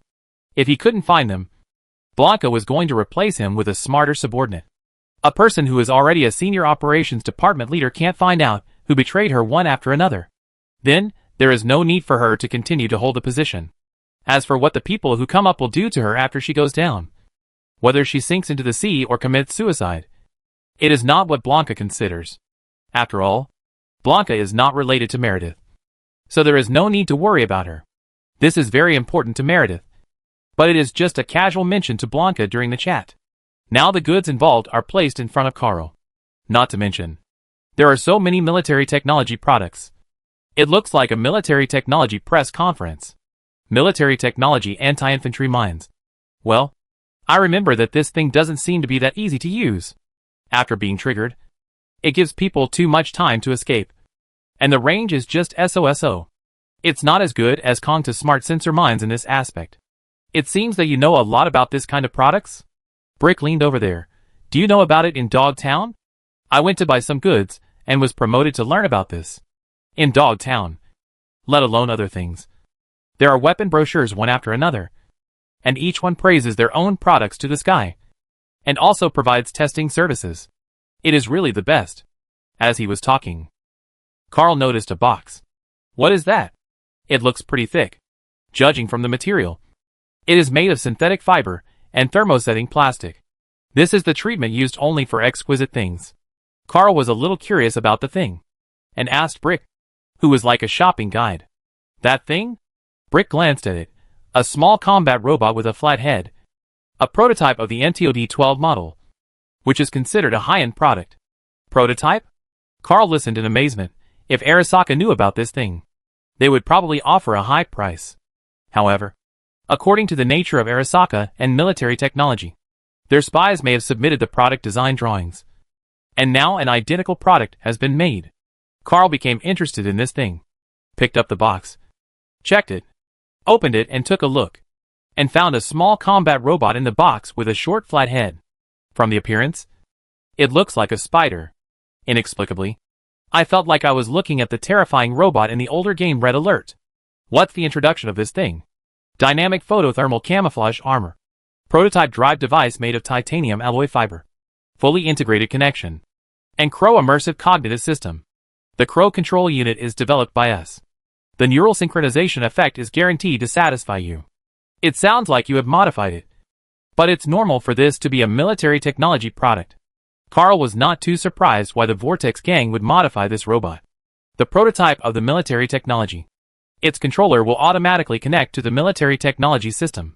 If it is not modified, it will simply be a loud announcement to the military technology that the lost goods are here. As an old gang, the Vortex gang will not make such a small mistake. When Carl saw this thing, he made a decision. Since you are going to pay me, I will take it. Carl thought that he also had a mechanical bionic dog Chio at home. According to the love of the team members, they would definitely like it if he brought a spider robot back. I said I owe you. Just take it. Brick shrugged his shoulders indifferently. Just be careful of the military technology people coming to your door. They are chasing this batch of goods now. And they may find you. Be careful of the military technology people coming to your door? Carl nodded to Brick's kind reminder. I will pay attention. Chapter 496. Why do you think I like this, Carl? T-Bug showed a little resistance to the short flat head that Carl brought back. It looks too weird. Hey, don't you like it? Carl was a little surprised that T-Bug would like this kind of thing. I thought you like robots. I just like things that are easy to use. Easy for me to assist. And have a decent appearance. Not this. T-Bug glanced at the other 3 male players, who were surrounding the crew cutter, but they might really like it. You can ask them about their attitude. This thing is really awesome. After virus testing and inserting the chip, he connected the crew cutter and used the control system to control the crew cutter to move, while sharing the crew cutter's senses. He exclaimed, so this is how it feels like when T-Bug controls the ball. The feeling of moving is so amazing. T-Bug, are you really not going to come and see it? If there's nothing to use, I think I'd be interested. But who would use that thing if there's a ball? T-Bug still refused. She looked at her companions who were yelling and making the flat-headed guy run around the house, and said calmly, don't mess up the house. I'm going upstairs. Are you leaving now? T-Bug? Don't you want to take a look?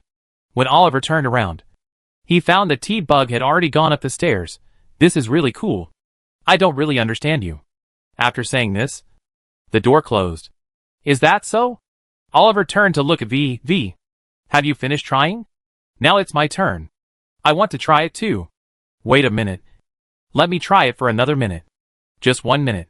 You've been trying for a long time. In the voices of Oliver and V, Jack was probably quite steady because he was the oldest. He didn't rush to play the second one, but turned to look at Carl. Carl, what are you going to do with this short flat head? Modify it and use it as our equipment? I didn't think too much about it. I just felt it was okay. So I took it back. Carl said, if you want to use it, you can. Just don't do it in front of the military technology people. The goods that were just lost by the military technology are really not easy to use directly. Just after Jack finished speaking, Carl saw that the mobile phone next to him lit up. He picked it up and saw that it was a message from the network monitor in Typing's. Mr. KK, if your team is free recently, please come within 3 days. The matter we agreed on earlier has reached a critical juncture. Looking at this message, Carl sat up slightly on the sofa. Network monitoring had booked a job for Carl and his team not long ago. The reward was 300,000 euros for the access warehouse of network monitoring. At that time, the time had not come yet. So network monitoring only booked it and hoped that Carl and his team would not leave Night City in the near future. Otherwise it would be difficult to contact them. At that time, Carl agreed and also explained that he had no plans to leave Night City in the near future. Now, the network monitor sent a message. According to the network monitor, the mission was to attack the top leaders of the Voodoo Gang, and the raid was to be carried out in secret. The Animal Gang would make too much noise when they took action. So he thought about entrusting the KK team to assist when he was ready. From the information, he was ready. Carl put the information in the team channel so that T-Bug, who had just returned to the room, could see it. He called a few companions who were playing with the crew cut and explained his situation. Network monitoring.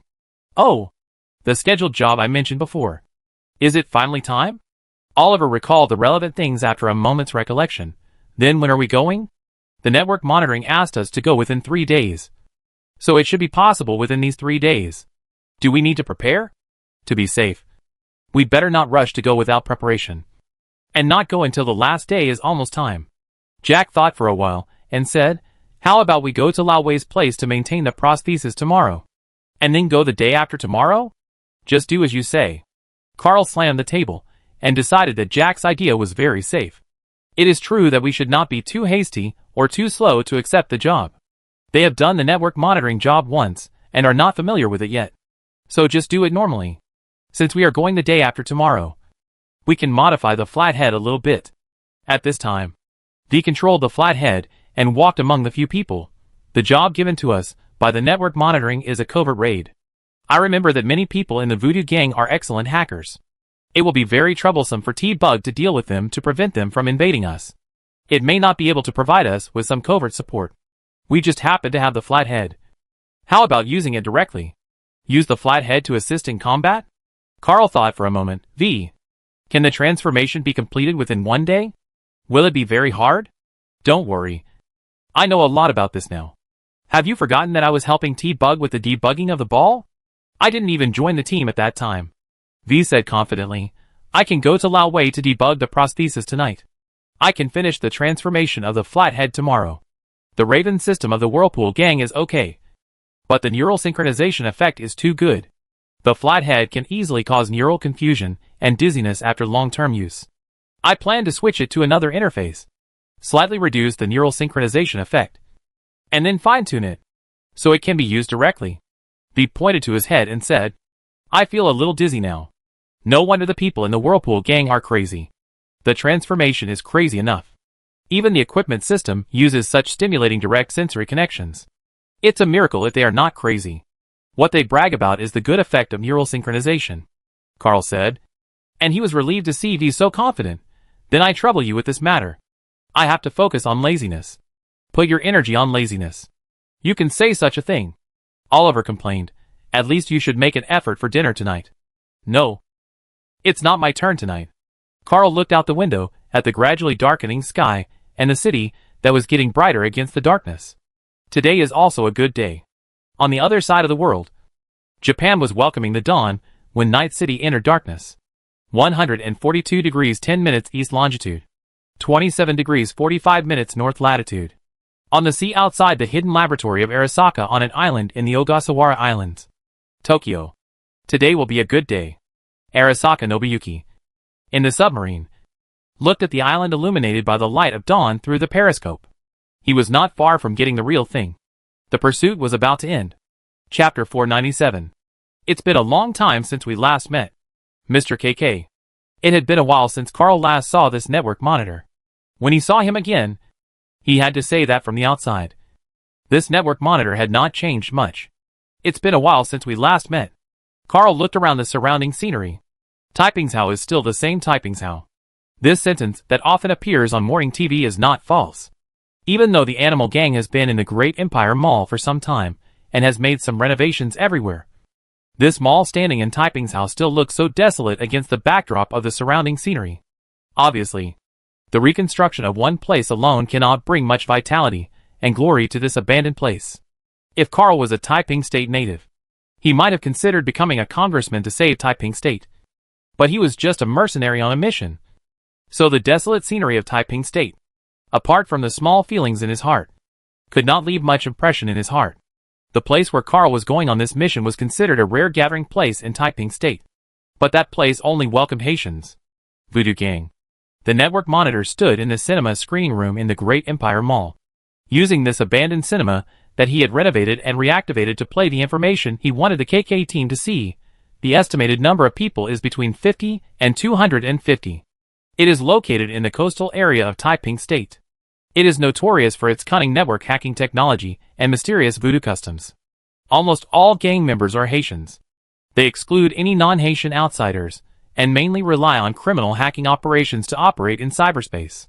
I think you are all very clear about this information. Not bad. Jack folded his hands and said, Go ask people on the street. You can probably find one person who just arrived and doesn't know much out of 10. Heh. The network monitor didn't care too much and continued to play the video material. In short, they are a group of dangerous people who are involved in the Black Wall visit and try to explore the future world. Their main territory now is a Haitian living area in Taiping State. If you want to do something to them in reality, you have to consider how to find their hands and feet in the gathering place where Haitians are the majority and outsiders are excluded. As he spoke, the network monitor waved his hands a few times, and the things projected on the movie flickered. And soon a bird's eye view appeared. This place is. V looked at it for a few times.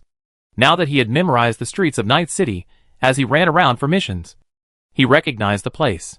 The quiet Bible church on Sloane Street? Oliver also had some impression of that place. I seem to have heard someone mention it. Isn't that a Christian church? Where is the voodoo gang that believes in voodoo? Voodoo, also known as Vodou, is a religion that originated in West Africa and later spread in Haiti, with the triangular trade in the 16th century and the trafficking of black slaves. The form is a bit like a mixture of ancestor worship animism, and spiritualism. In terms of doctrine, it is not completely different from Christianity, but it is definitely not related at all. A Christian place is a gathering place for voodoo gangs. It sounds absurd. Are those voodoo believers going to cross themselves and praise the Catholics for sending their ancestors to this foreign land? Oliver's speech, which obviously showed that he had little faith, was explained by Jack. That's just from the outside. I had the opportunity to see it once. From the outside, it was a fairly standard Christian church, but the decoration inside was completely different from the appearance. If you didn't know it was a church, you might think you were in a nightclub. The style inside looked very strange, with dim light and occasional bright lights. There was a black-skinned spokesperson standing on the stage in the middle, surrounded by a group of people. He was talking about doctrine on the stage, looking like a singing stripper. There was obviously some irony in Jack's words. Jack believed in Catholicism, which was integrated with the local culture of Mexico. It was obviously impossible for him to have any good feelings towards the voodoo gang. I don't have any impression of this aspect, but I do know a little about the reason why voodoo does this. It seems to be due to racial prejudice and discrimination. Voodoo is considered a cult by the mainstream view, which is probably similar to Jack's attitude towards them. So they learn to disguise themselves and package the appearance of the doctrine into the Catholic set, and then implement their doctrine inside. Now it seems that the building is probably of the same type. Carl also added a sentence. And with the KK team talking one after another, the general situation had been analyzed without even the network monitor saying anything, which made the network monitor, who was used to hiring people who were not smart and had to tell him how to do everything, stunned for a moment. He forgot that the KK team was not an animal gang. For the KK team, rewards and intelligence were very important. And at certain moments, as long as the former was important enough, the latter KK team could fully exert its own initiative. And now it was this initiative that was demonstrated in front of the network monitor. No wonder, according to the information I found, when the team's mission completion rate is 100%, the employer's favorable comment rate is 100%. That's why. It's really worry-free. So, Carl summarized, that church is a gathering place for Haitians, or people who believe in voodoo. The voodoo gang members are all there. We need to act secretly and find trouble with the voodoo gang leaders. But we don't know where the voodoo gang's secret base is. So we have to start from that church? That's about it. Mr. KK, you have made a good analysis. I don't need to anything. The network monitor said, we know the general location of the voodoo gang members, but they have been hiding the real hiding place of their senior members very well. They are very vigilant in cyberspace. I have not been able to find their traces yet, so I can only carry out physical attacks. If we want to find their senior members in reality, we must act secretly and carry out physical attacks before they escape. It is obviously not possible to rely on the animal gang, so I can only ask Mr. KK to assist. Okay, I understand this job. Carl nodded. In short, find the traces, go to the door, and kill them before they escape. It's easy. Chapter 498. After confirming the mission reward, what to do, and where to start, Carl ignored the client, the network monitor, and began to discuss internally. This is not to say that he looked down on the assistance of the network monitor. The help of a network monitor on the internet is obviously very great. However, since the KK team has accepted the mission and the reward is rich, there is obviously no reason to let the client do it together. They can handle this kind of thing themselves, and the client only needs to wait for good news. If they were working before the network monitoring was hired, and they were still working after being hired, then wouldn't it be a waste of time to hire them? Carl judged others by himself. If he could be lazy, he would definitely be lazy. It's not a good thing for a mercenary to get a big reward and still let the employer work. This will not be well received. So, how should we start? Oliver said, there are a lot of Haitians in that church, and there must be a lot of voodoo gangs among them. But we can't just grab someone and ask him if he is a member of the voodoo gang. Should we try to count the personnel of the NCPD police station? But in the situation in Taiping State, it is estimated that the members of the voodoo gang cannot be counted. I do have an idea. As a hacker in the team channel, T-Bug, who had not spoken before, spoke up. Do you know that the voodoo gang has a tradition of mercenaries? I've only heard that they often hire mercenaries to work for their gang because they have few people. Are you talking about this tradition? T-Bug? Jack has obviously heard something about it, if it's this. I know. But because it involves the relationship between Typing State and the Voodoo Gang. I have never taken on this kind of work. Footcloth. T-Bug said a word that was unfamiliar to the other team members. Footcloth? Oliver frowned as he listened. I always feel that there must be something bad behind this. This is the adjective that the Voodoo Gang uses to describe the mercenaries they hire. T-Bug said, due to the number of people, the Voodoo Gang will hire external mercenaries to help them do private work. And in order to keep it secret, they will often get rid of them later. In the name of that group of mercenaries. This word is often used to refer to those working mercenaries, meaning disposable. Dirty work waste. Do you throw away the footcloth after using it once? They are really extravagant. Carl obviously paid attention to something strange again. But his mind was very quick. After understanding the meaning of this word, and what it meant to the Voodoo Gang, Carl instantly understood T-Bug's plan. The reason why T-Bug brought this up was because, T-Bug? Do you mean that we can pretend to be mercenaries working for them? Contact them? And then find out about their secret base? I think this should be much better than going to the church to find a needle in a haystack. The most likely thing to exhaust a person, and the most likely to harm a person is not engaging in physical activity for a long time. The Voodoo Gang is used to using others to make plans and let others do the work. It is always their turn to be used in this way. Is this another famous quote from Aristotle? Oliver said sarcastically, it sounds like he is describing you. T-Bug? Who doesn't exercise every day? I have the habit of using sports equipment to exercise for an hour every day to keep my body active.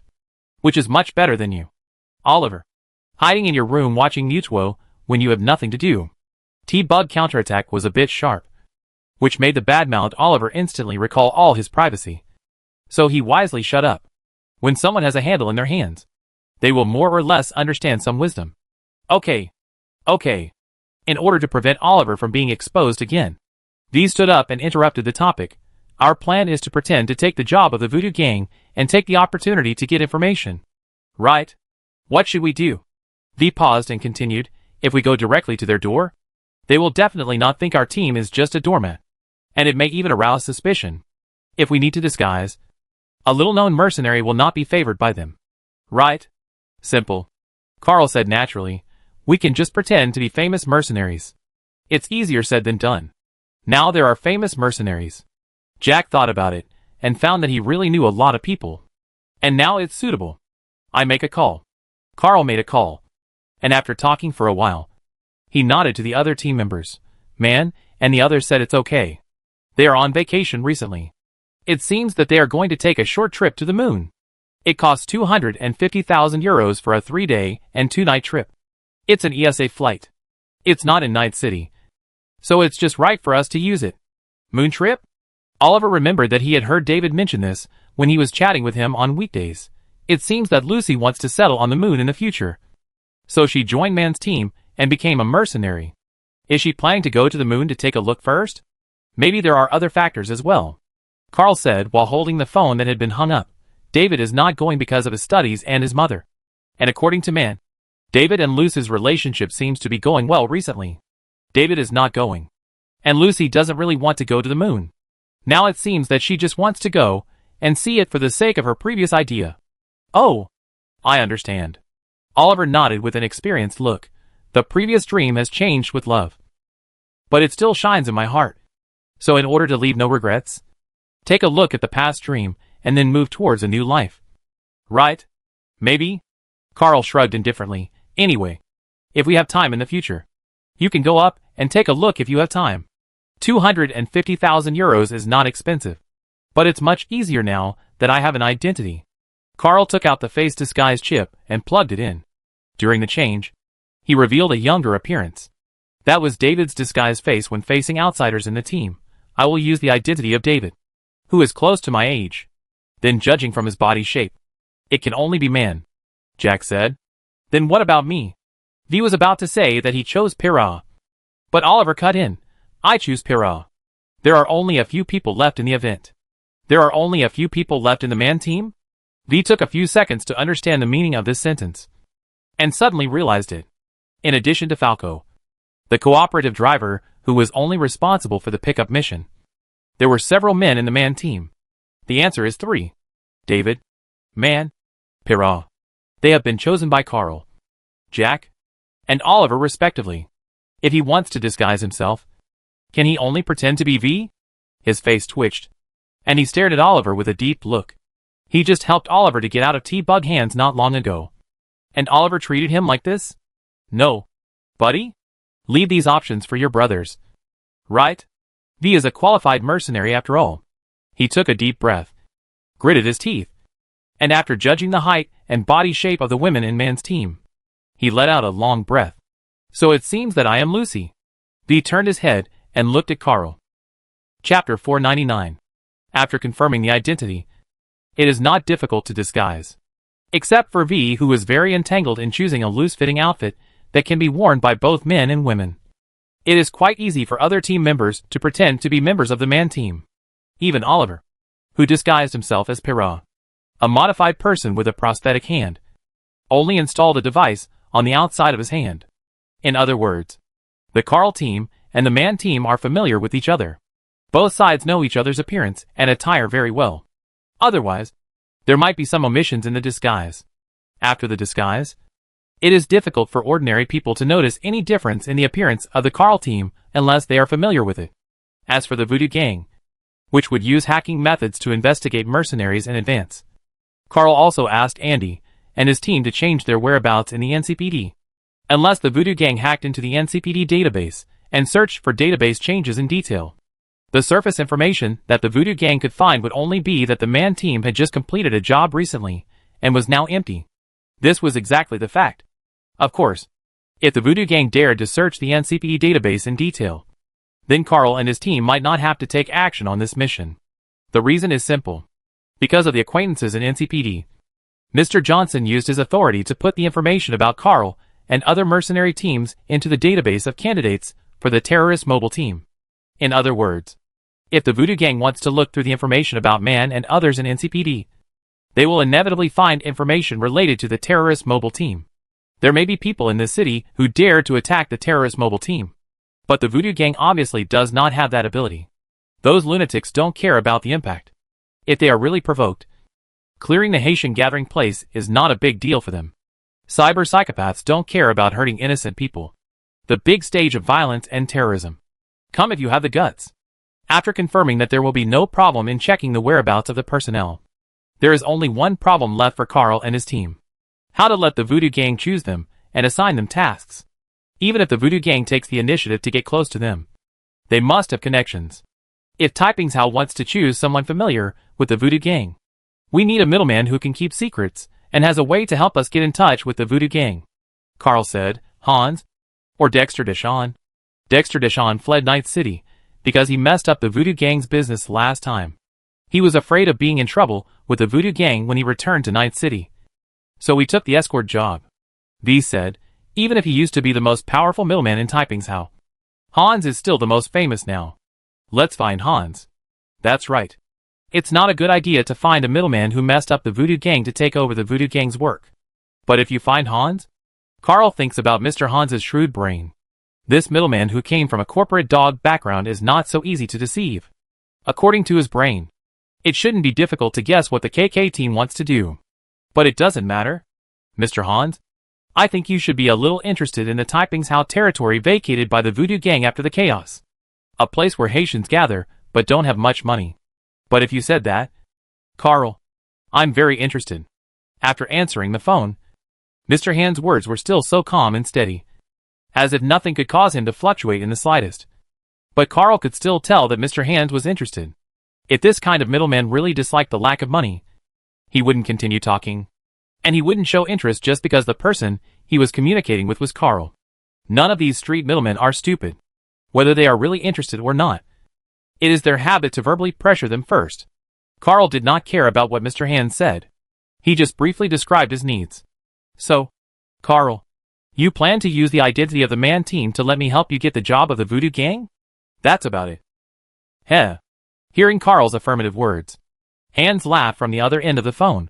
Mem and Bridget is not someone who is easy to negotiate with. If this job is leaked, I will be in big trouble with the Voodoo Gang. KK, you really put me in trouble. There will be no more Voodoo Gang. Carl's reply was very bland. So bland that Mr. Hand's words, which were originally intended to raise the price, were interrupted before he could continue. If there are still some voodoo gang left after this job, I will clean them up myself and finish them off. The task given to Carl by the network monitor is to target the boss of the voodoo gang, which is no problem. But whether to clean up the voodoo gang after completing the task is up to the KK team themselves. The voodoo gang is a gang with 50 to 250 official members. This number is not large. It is not difficult to get rid of them all. The deceased Mayor Lucius Lane gave up Taiping State. But there are many ambitious people in this place. Even for the NCPD, this is a place to station additional personnel and store secret items. In this place, the existence of the voodoo gang is like maggots on a wound. Before dealing with the wound, they must be dealt with first. Carl doesn't mind taking action. Listening to Carl's calm words, Hans was silent for a long time. Obviously, he didn't expect KK to say such words. But perhaps such words are what KK should say. Then it seems that I have no reason to refuse. Hans regained his composure and said with a smile, I will find a way to help you matchmake. I am very satisfied with this benefit. The departure of the voodoo gang can indeed bring me a lot of benefits. But, in the end, Hans still made a request. I need any voodoo gang member who knows that I am a matchmaker. Obviously, Hans still values his reputation. And Carl's answer to this request is, I will guarantee you. Mr. Hans' efficiency is indeed very good. Carl received the news that night. You are lucky. I was thinking of doing something that the voodoo gang could not handle, so that they would have to hire outsiders to help. As a result, they just happen to need a footcloth. I recommend you to go there. Tomorrow morning at 7 o'clock. The Quiet Bible Church on Sloane Street. There, the contact person will be waiting for you. Chapter 500. After all the twists and turns, we finally came to this meditation Bible hall.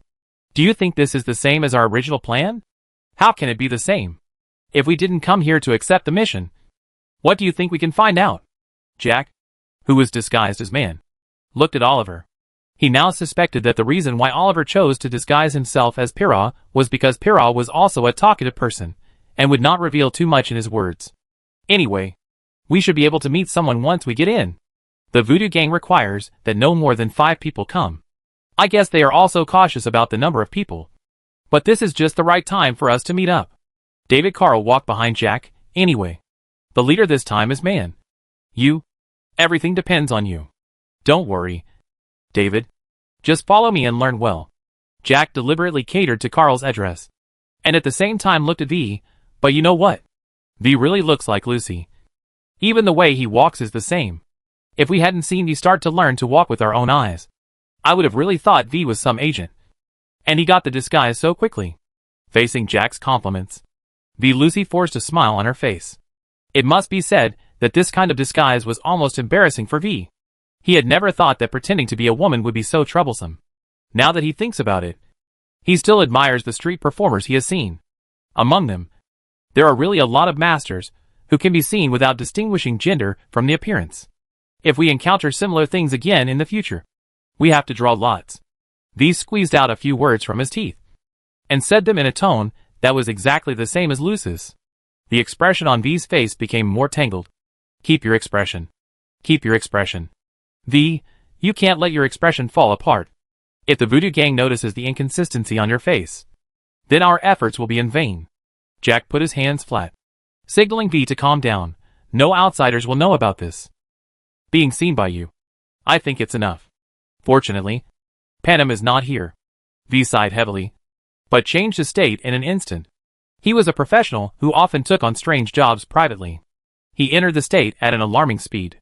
After V maintained Lucy's cold face to outsiders, it was really the case from the outside. Let's go. The contact person should be waiting for us. Let's go. Jack took a step. Let's be an actor.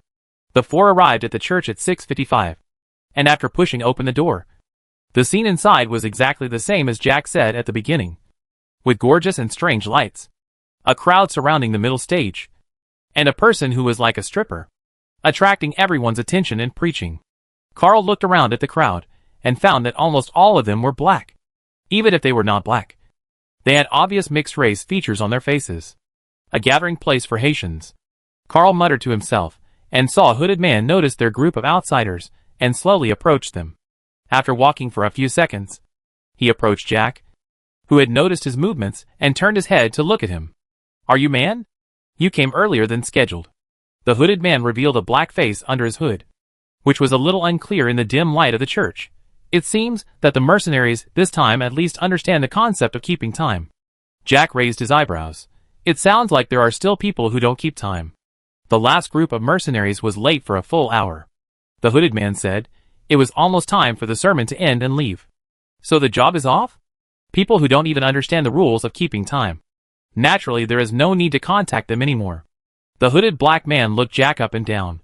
"We only need mercenaries who are capable and know the rules. Then we will deal with these mercenaries who are capable and know the rules later." "Right," Jack thought to himself. But the expression on his face was as if he had no idea about the situation behind the voodoo gang. "Then you are the contact person. Where should we talk?" As he said, Jack looked around at the crowd around him. "Right here? Go out the same way from the door. Go down 50 meters. Turn right and 10 meters. There is a butcher shop there. The next person will wait for you there. Just tell him you want to see Placid. He will talk to you." How cautious. First to the church, then to the butcher's shop. "I don't think the butcher's shop is the end." "Right?" Jack asked tentatively. But he was greeted with a dull look from the hooded black man, who then walked back into the crowd to listen to the sermon, obviously not planning to communicate with Jack and the others. It's so complicated to take a job, and there are so many requirements. Even if we don't know that the voodoo gang will treat the mercenaries as doormats after the mercenaries complete the mission, I won't take their jobs. It feels like a kind of mysterious smell. This is not superstitious. It's just a little troublesome. "Jack, you are too prejudiced," Carl said in the channel, "but it is indeed cautious. It seems that it is not easy to find out where their secret base is. Just watch and go." Jack stopped talking, but followed the words of the hooded black man and left the voodoo church first. From his pace, it is obvious that he is tired of staying in this place. It is impossible for Catholics to get used to the voodoo territory. After the rest of the team followed Jack out of the church, the hooded black man who was still listening to the sermon turned around, looked at their backs, and sent a message. The identities were confirmed to be the group of people from Man's team. 4 of them came, namely the Captain Man, members David, Pyrrha and Lucy. The rest of the team members were probably on standby as required. They had already gone. I understand. In the butcher shop where Jack and his team were asked to go, a black man with dreadlocks slowly put down his phone. The sturdy man was wearing a leather jacket with a red sweatshirt underneath. His chest, which could not be covered by the sweatshirt, showed very strong and thick muscles, from which the traces of heavy subcutaneous armor could be clearly seen. Beside him, on the chopping board, there was a sharp knife, and next to the knife was bloody and slaughtered meat that exuded a fishy smell. Chapter 501. Roland's Butcher Shop. Jack looked at the name of the butcher's shop in front of him, memorized it, moved the iron door, and walked into the shop. As soon as he entered the shop, a smell of plastic mixed with fishy smell entered Jack's nose. But the smell did not change Jack's expression. For a synthetic butcher shop, this smell is quite normal. For Jack, who loves meat, this smell is much better than the sour smell of some shops. Jack looked around, his eyes wandering between the shelves full of synthetic meat. The meat was neatly packed in plastic bags, revealing a ruddy red color. And in the middle of the ruddy color, a black man wearing a greasy white peaked hat and a shiny sweatshirt stood at the counter. "Is he Placid?" Looking at the black man who was also looking at him, Jack walked up to him and said, "I'm looking for Placid." "Placid?" When the black man heard Jack say this name, his face was calm, and he raised his hand and pointed at the camera next to him. "Look over there." Jack looked in the direction of his finger, and the camera turned around and started scanning him. Verification scan? Jack thought to himself, feeling a little surprised by the voodoo gang's vigilance. The people in the church must have informed the people in the butcher's shop. Even at such a short distance, they still need to verify again? It seems that it is not so easy for us to find out their secrets. Jack said in the team channel, "These Haitians are quite careful. The more vigilant they are, the more serious it is for them to have their secrets exposed. In other words, they are really being attacked by reality." Carl saw clearly, maybe a group of 6th Street gang members would be enough to clean them all up. That's not the case. There are also people in the 6th Street gang who are just making a living but have no skills. Such as me in the past. Oliver said, at least they have to be well equipped. specializing in assaults, and equipped with a full set of military technology equipment. I feel that your skills in the 6th Street Gang were already quite good in the past. There are many capable people. While each person was verifying, the team chatted for a while, and after the blue light camera scanned the whole process, the black clerk nodded. That's right. It's you. Go in. Placid is waiting for you in the back. Sure enough, this person is not Placid. They have changed 2 meeting places and verified once, so they had the opportunity to meet. Jack continued to lead the way to the right side of the butcher's shop, and after pushing open the door and walking into the dim corridor, Jack suddenly became energetic. He smelled a smell. That smell was very familiar. It was the smell of blood. This was not the kind of blood that was emitted by synthetic meat and also emitted a smell of plastic, but the smell of blood that had just flowed out and was spreading in the air. Jack walked into the storage room at the back, and at this time, he also understood the source of the bloody smell he smelled. A black man was processing a chicken on the slaughter table, and the bloody smell that Jack smelled was the blood flowing out of the chicken. Placid? Jack said, and the black man turned his head, holding a knife in his hand. The black man with the knife looked Jack up and down before he said, Man? It's me. Jack's response made the black man nod. It seems that the person is right. After saying this, he introduced himself. I am Placid. So you are another contact person? Jack said, the church people asked me to find you. To be honest, it's too troublesome to take your job. You've been going around in circles. When will you officially give me the job? Give me a definite answer. Otherwise it will be dark if we keep going around like this. Placid did not respond to Jack's teasing. He just glanced at the other people who came in with Jack with a calm look, and then looked at them one by one as if he was confirming their identities. Finally, his eyes returned to Jack. Follow me. As he said this, he left the chicken on the slaughter table and dialed the communication next to the slaughter table. Someone go to the back kitchen to continue processing the meat, and then put it in the freezer. It will be used in a few days. After saying this, he wiped his hands on the cloth next to the slaughter table and walked towards the rolling door next to it. He looked so cold. Did he not want to make friends? Oliver complained about this guy's performance. Why are you so arrogant? You think there is no need to talk to someone who will die sooner or later. V watched Placid open the rolling door and walk outside, and asked in the channel, What do you mean? Follow me, Jack said, and followed him. After following Placid around Typing's house, they walked into a gathering place. There are more people holding guns. Carl looked around, and the proportion of blacks has obviously increased. Is this the core area where Haitians gather? It may also be an organization formed by the people in the neighborhood to protect their safety. You know, just like the 6th Street Gang. Oliver also looked around, but I saw similar tattoos on their exposed arms or shoulders. Those tattoos look weird. Is there any special reason? The pattern of voodoo is not very clear. But one thing is certain. That is, we have reached the core of the voodoo gang, and we are ready to see the world. Carl said this, but he had already remembered every gunman in his mind. If they are members of the voodoo gang, then they have to clean up after encountering something. The team followed Placid all the way up and finally stopped at a balcony.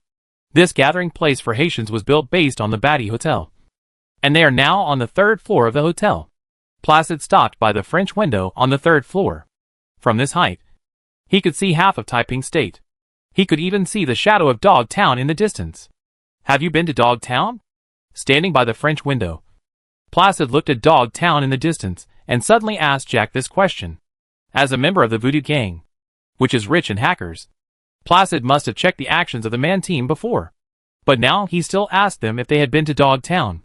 Is this related to Dog Town? Jack looked in the direction of Dog Town and answered, I've been there for a while. What's wrong? We need you to go there to deal with someone. Placid looked back at Jack. His name is Slide. Chapter 502. Slide? Hearing this name, Jack repeated, I have never heard of this person. You will know him later. He is a traitor in our gang.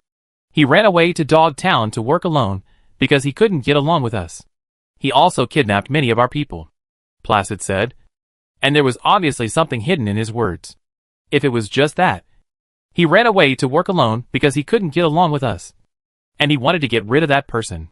If that was the case, then there would be nothing strange. But if it involved outsiders, then it would be different.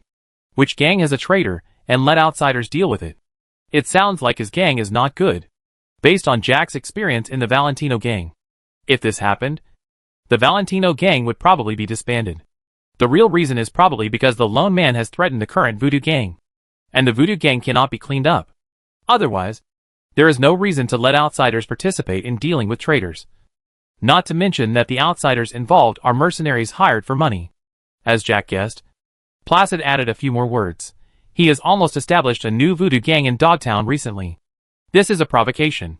We originally planned to let him go, but now there is no reason to spare his life. If you don't spare his life, you can solve it yourself. Why are you bragging in front of us mercenaries? Perhaps because the real purpose of this time was not to take the job. Oliver kept complaining in the channel. But fortunately, he was originally playing the more energetic person Pyrrha, so his face was not exposed. Without noticing the silent sneer on Oliver's face, Placid continued, "We want you to go to Dogtown to get rid of Slide. I send you the address.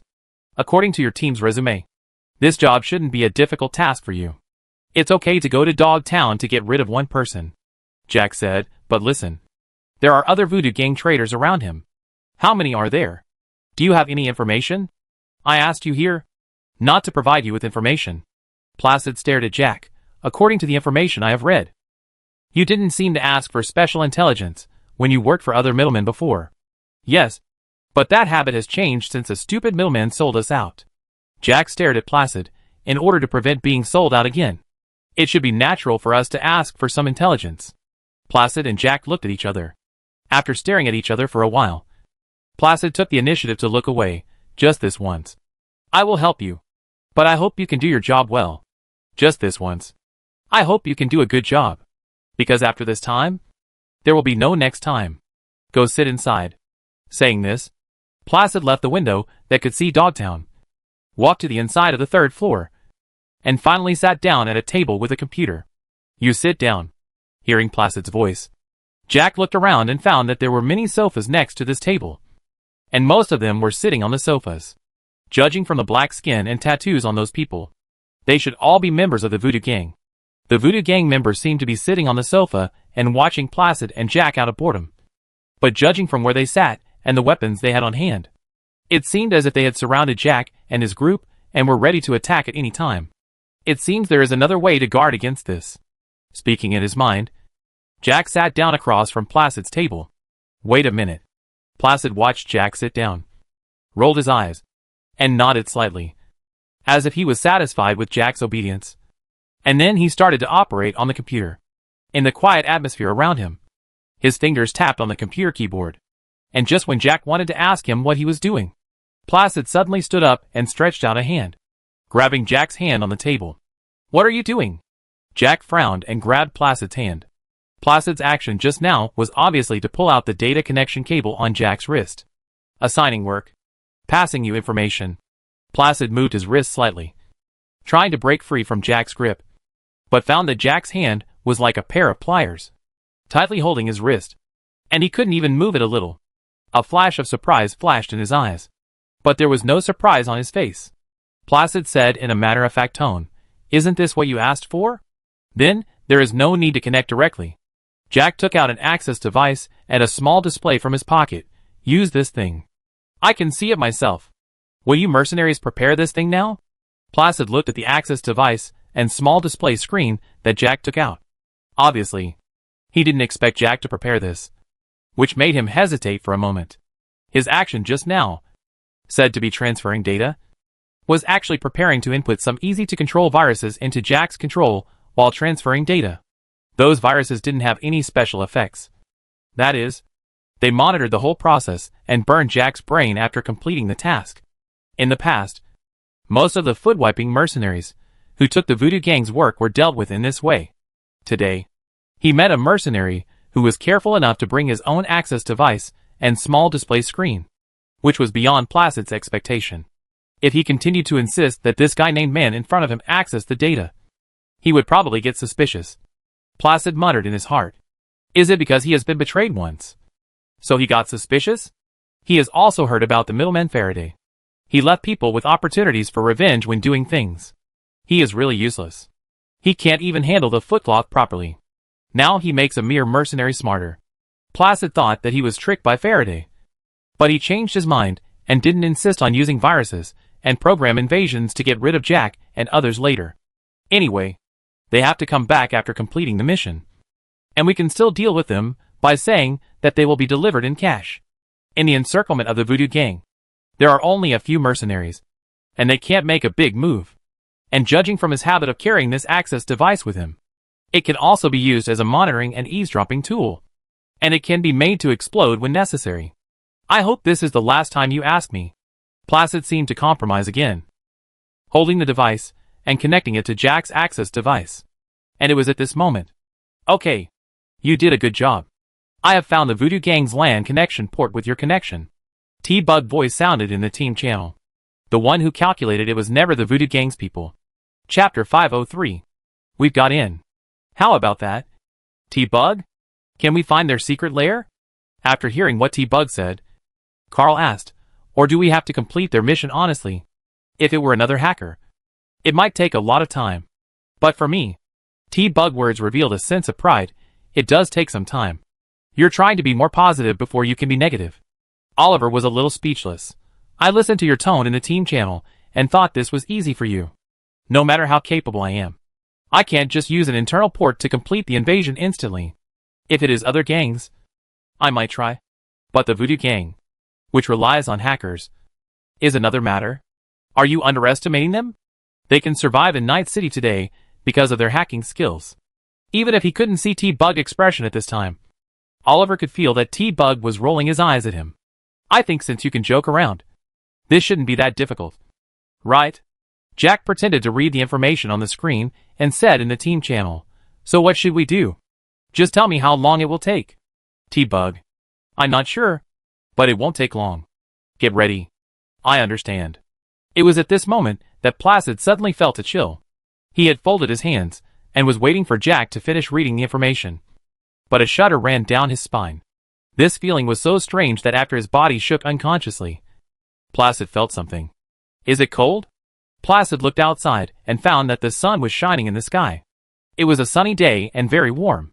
Strange. Placid turned his head and looked at the man team again, and his brows suddenly frowned. I don't know if it was his illusion, but he always felt that the team in front of him suddenly became different. If the team in front of him gave him a feeling of looseness before, then at this moment, when he looked at the team again, all he felt was tight and dangerous. Obviously, their positions did not change. Their expressions were still the same as before, and they were still the same people. But a thorny feeling still enveloped Placid's heart. His heartbeat inexplicably accelerated a few points, as if his body's instinct was reminding him. What was he reminding him of? They were just a group of foot wipers. Only 4 of them came, and all around him were his own people. Why did he feel apprehensive? Placid has always been considered a very reckless and brainless guy in the Voodoo Gang. The leader of the Voodoo Gang, Bridget, even described him as a beast. In an organization based on hacker members, a reckless guy like Placid, who would not participate in the core secrets of the gang, could sit in a position almost equivalent to the second in command. The reason is very simple. Placid is one of the few members of the Voodoo Gang who is very capable. Members like him bear the rare frontal combat power of the Voodoo Gang. Even in the confrontation with the Animal Gang, he is the person guarding the most core position. And it was this most capable person in the Voodoo Gang who felt the danger he perceived because of his stupidity and wildness. Time passed by minute, and with each passing minute, Placid felt a stronger sense of inexplicable danger. Just as Placid was about to find a reason to vent his strange feeling and ask these foot-wiping mercenaries whether they had finished reading the things. Under his gaze, David, the youngest member of the man team, changed his face, because the speed of change was too fast. Almost in an instant, Placid could not see clearly for a while, and subconsciously thought he was dazzled.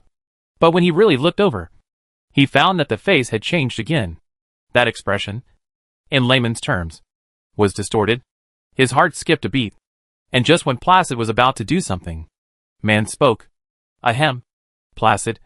Right? Hearing the voice, Placid looked back at man, only to find that he had stood up, and his face began to flicker. What is this? At this moment, the Voodoo Gang members, who had been watching the negotiation go smoothly and were somewhat relaxed, had already made a sound of surprise and fear. In their sight, The faces of the 4 members of Man's team who arrived were flickering and changing. In the flash of light, if the artificial eye had not reported an error, they would have thought that they were skipping frames. In the panic of the Voodoo Gang members, the flickering of the faces quickly stopped. And then 4 strange but extremely familiar faces appeared in front of them. At the same time as the faces appeared, Jack finished the second half of what Placid heard from Man. Placid, we have decided not to accept your work this time. Don't take our job? Compared to such insignificant matters, the 4 faces in front of him obviously occupied Placid's mind more. So much so that when he saw David's face, which had flickered first, disappear and who appeared, he was stunned for a moment. Who is this person? The moment he saw the face clearly, even Placid's head understood one thing. They were calculated. They fell into the trap. These are hired foot-wiping mercenaries. What a joke. Even the vulgar and terrifying Black Super Dream didn't dare to shoot such a scene. Carl listened to the exclamations around him, and his expression didn't change at all. He just felt that the people around him were a little noisy, which disturbed him from listening to T-Bug in the team channel. I have tracked the place, and the location has been determined. It's really like this data fortress. If they didn't let me in, I couldn't get in even if I broke through the head. But since it's exposed, it's just tracking it, which is not difficult. In the intelligence shared by T-Bug, the team members saw the location address. That place is below the Jingxin Bible Church on Sloane Street in Taiping State, which is the first stop that Carl and his team just came to. A church where Haitians gather. Who would have thought that the underground where the most people are concentrated is the real secret hiding place of the Voodoo Gang? The most dangerous place is the safest place. Right? Think about it. Even the United Intelligence Agency agents in the new United States opened a bar above the hiding place. This gang of people hides in the same way. But this is convenient for Carl and his team. They don't have to go far. They can solve it quickly. And they can also prevent their people from running away. KK! On the side of Carl, Placid has already started his Sion Weston, activated the combat stimulant, and rushed towards Carl. Chapter 504.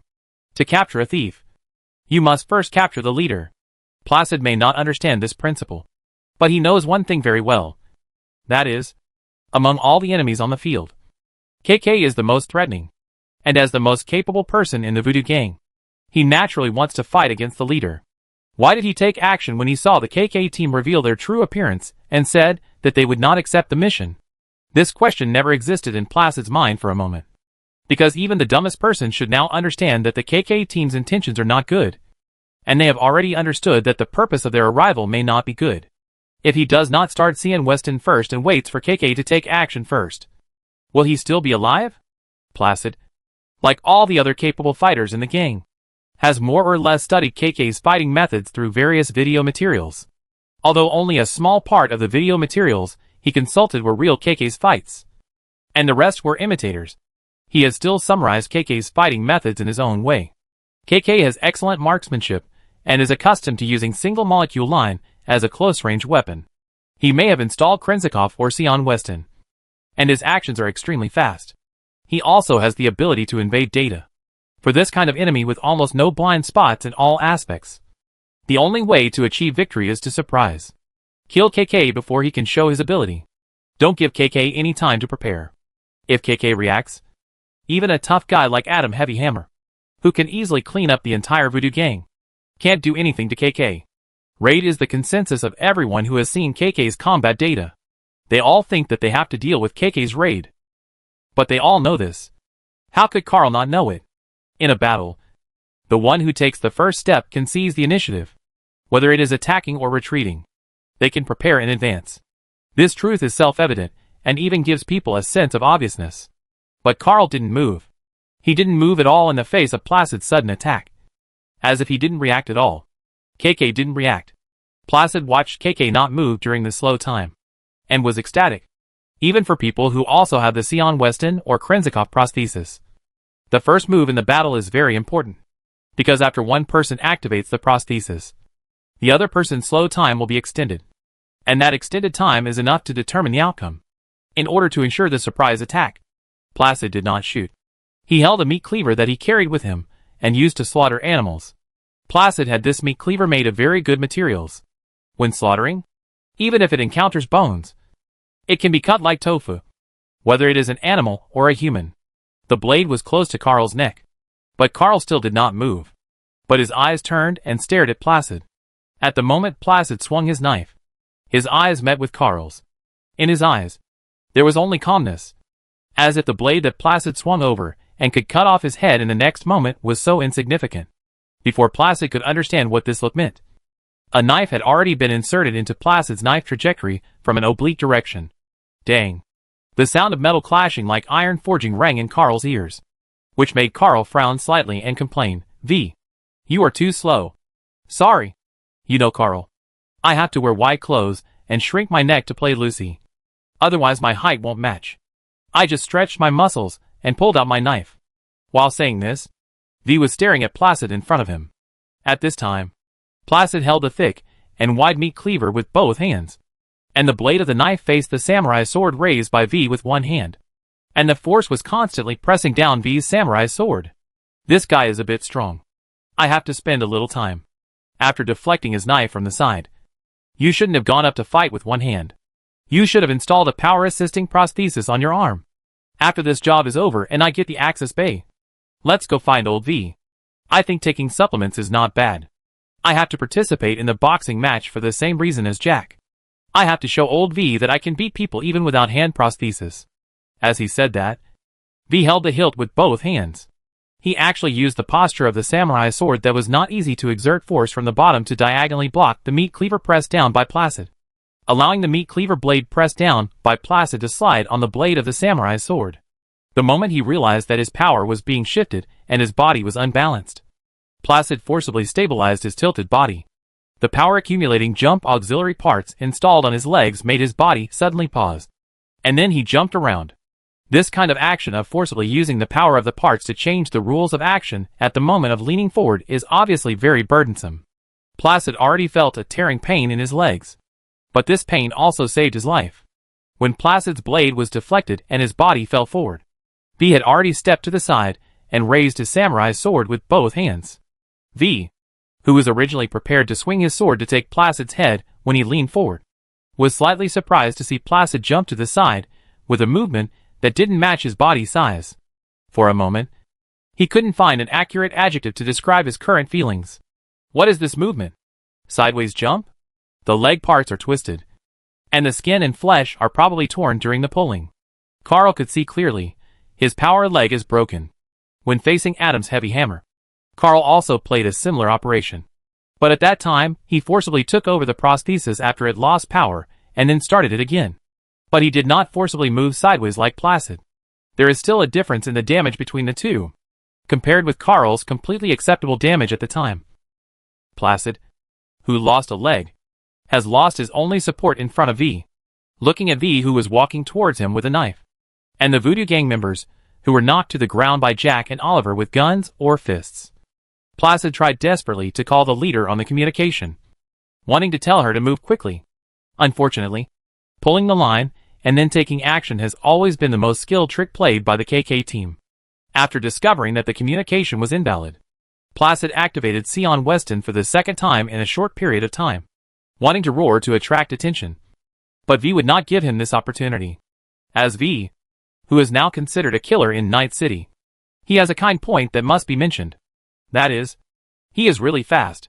When the activated Thermal Energy Warrior blade cut through the head, the man was completely unaware. Voodoo Gang. That's it? This was the last sentence Placid heard before he fell into darkness. Chapter 505. When Placid, the most capable fighter of the Voodoo Gang, was killed by V with a thermal samurai sword, none of the remaining Voodoo Gang members in this place could escape the attack of the KK team. After the ground was filled with corpses, Jack picked up the meat cleaver that fell from Placid's hand and checked it briefly. The material of this meat cleaver seems to be quite good. It just collided with V's samurai sword and wrestled for a long time. But there was no gap left. It's really good. It must be made of some expensive and fine materials. Carl opened the rooms around him and found that in the innermost part of the corridor, there was a whole room of hacker equipment. On the hacker chair inside, two Voodoo Gang hackers who had reacted were standing up. Raising his hand, he delivered a bullet to each of them. After confirming that there was no one in the room, Carl turned around and continued to say to Jack, "Take it if you like it." Although Placid should have used this knife to deal with many animal or human corpses, the knife is still a good knife. After washing and sharpening it, it should be able to be used by yourself. You're cooking with something that's obviously been used to kill a lot of people? Jack stared at the knife in his hand that was stained with Placid's blood. Then I have to sharpen it carefully and polish the surface. Carl, pay attention. T-Bug voice came from the team channel. Don't destroy these equipment. Move them out and take them home later. I want to use them. Although the Voodoo Gang's things are all connected to their Poseidon subnet. As long as the connection is cut off, those devices will be rebuilt into a system, and they will be rare good things on the market. I call someone to move it later. But this should be the branch base. Let's go to the base of the Voodoo Gang under the church first. The equipment there should be better than here. That's fine. Just be careful. I will. After replying to T-Bug, Carl left the room. And when he turned around, he found that he was the only one in the room. Jack and the other three had already gone downstairs to clean up the other Voodoo Gang members. They had to rush back to the church and deal with the remaining people underground before the other high-ranking members of the Voodoo Gang could react. It disappeared the moment I turned my head. Really? Carl was not going to walk over there leisurely. Although according to V and the others' efficiency, if he really walked over slowly, they could easily handle it. But Carl just happened to be interested. Carl had seen many gang leaders, big and small, such as the 6th Street Gang, the Animal Gang, the Whirlpool Gang, and if the scope was larger, even Hansen, the leader of the separatist warlord Hellhound, could be included in it. But he had never seen the mysterious Voodoo Gang leader. I have to take a look before V chops off her head. When Carl walked downstairs, the Haitian gathering place below was already in chaos. For outsiders or Night City citizens outside this gathering place, the Voodoo Gang is a disgusting, mysterious gang that encourages religiousism, likes to harm others, and uses mercenaries as doormats. But for Haitians, the Voodoo Gang is a rare gang that can organize and protect them after they lost their homeland. What is poison to others is honey to me. There are many people who hate the Voodoo Gang, but among them, there are definitely few Haitians. For them, seeing the fall of the Voodoo Gang is definitely not a good thing. But they did not provide any assistance to the members of the Voodoo Gang. The Haitian group is not a minority. But in the end, even at its peak, the number of members of the Voodoo Gang was only 250. And the reason is very simple. Even among Haitians, the Voodoo Gang is a unique group. And their existence itself symbolizes a special class. Just like the Voodoo Wizards in Haiti, Haitians are both in awe and fear of them, because they are afraid of this power. They choose to submit to the Voodoo Wizards, accept their protection, and follow their teachings. However, when another force destroys the wizards one day and makes them lose the fear above their heads, they don't know how to face the sky that has become clear again and no longer scary. Voodoo is a religion that uses fear to make believers believe. Many Haitians believe that if they do not participate in voodoo rituals and do not become believers, they will be harmed by it. Under this impression, when they see people who are really not afraid of voodoo curses killing wizards, their confusion and helplessness can be imagined. The wizards of the network are being killed one after another. After today, the Voodoo Church may continue to exist, but the network wizards of the Voodoo Gang will disappear from this world. The crowd is chaotic and noisy. They are running around, but they may not know what they are panicking about. Someone is killing wizards, and they are running away. However, no one can tell whether the real reason why people are fleeing is because they are afraid of those who can kill wizards, or because they no longer need to worry about the curse of voodoo, and only need to focus on saving their own lives. As Haitians left the Meditation Bible Church and no longer believed in the protection of voodoo in the form of online witchcraft, Carl and his companions went against the flow of people. Management based on fear will collapse under greater fear. Carl looked around at the Haitians who kept passing by him. The Voodoo Gang will be destroyed today, and these Haitians will no longer have protection. As for the future, whether they will develop a new Voodoo Gang based on the cult, or establish a close organization like the 6th Street Gang, or fall apart and begin to integrate into Night City, all this is still unknown. No one knows what the world will be like after the destruction. Maybe it will be better. Maybe it will be worse. But in any case, the change has come. When Carl promised Hans that he would deal with the Voodoo Gang, he had already anticipated the current scene. But he will not regret disturbing other people's lives, because the Voodoo Gang is his enemy. Since they are enemies, they should take action. However, the Haitians have destroyed the order, so they should always maintain the order for a while before they find new ideas. Hans needs a partner. Although Taiping's Hao has been removed from the management of Night City, some of the NCPD's business still needs to be carried out in this lawless area. In this case, a gathering place for people should be a good place for new transactions. Maybe this place will become the next dog town. Carl looked up at the sky. The sun was shining. And it was indeed a good day. Chapter 506. Walking back into the church. The current situation inside the church gave Carl a new feeling. In layman's terms, the church Carl saw now was in chaos. The pulpit was in a mess. And the surrounding environment was also messed up by the people who left in a hurry. There were also several corpses lying on the ground that had been dealt with by V and his team in advance. However, compared to the scene they had seen before, where a person was chanting evil words on the top, and the people below were either taking drugs or following the lecture devoutly out of fear, like a scene of resurrected corpses. The current situation was much better. The resurrected corpse is the most famous and frightening feature of voodoo. There are even rumors that the inspiration for zombie horror movies in the past came from the resurrected corpse of voodoo. The source of the resurrected corpse is a curse.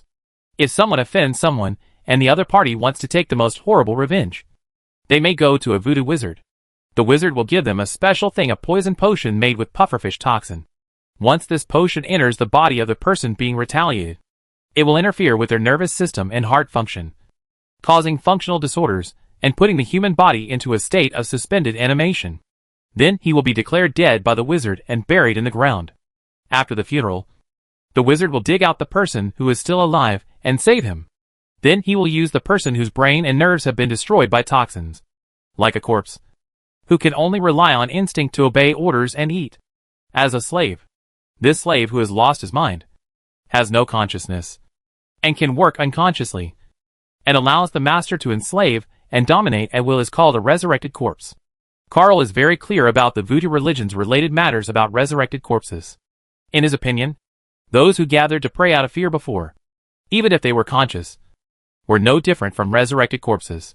Being with a group of zombies would make anyone feel uncomfortable. In comparison, this empty place where everyone has recovered their minds and knows how to escape is more appealing. It feels a bit like the school days in the autumn afternoon. Everyone is groggy and nods and raises their heads like zombies during the teacher's lecture.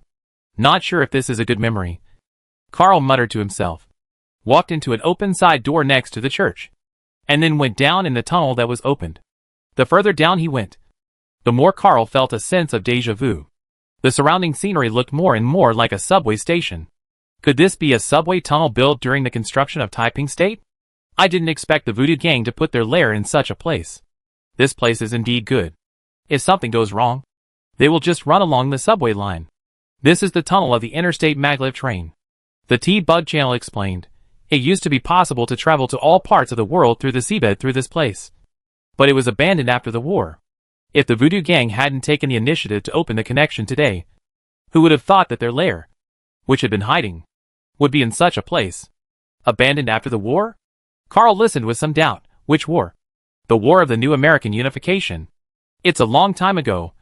The Fourth Corporate War, started by the American Marine Technology and Energy Company and the French International Marine Company, and finally ended up with Military Technology and Arasaka, dragging in almost all the mainstream companies in the world to stand on the side of the war.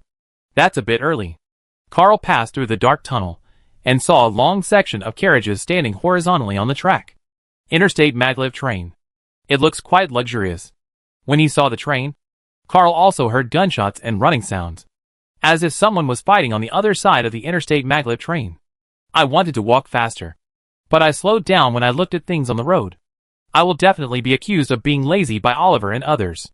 Carl thought so in his heart, but he did not intend to speed up his pace at all, because as he approached, all he could hear was the buzzing sound of the thermal samurai sword passing through the air and the screams of people.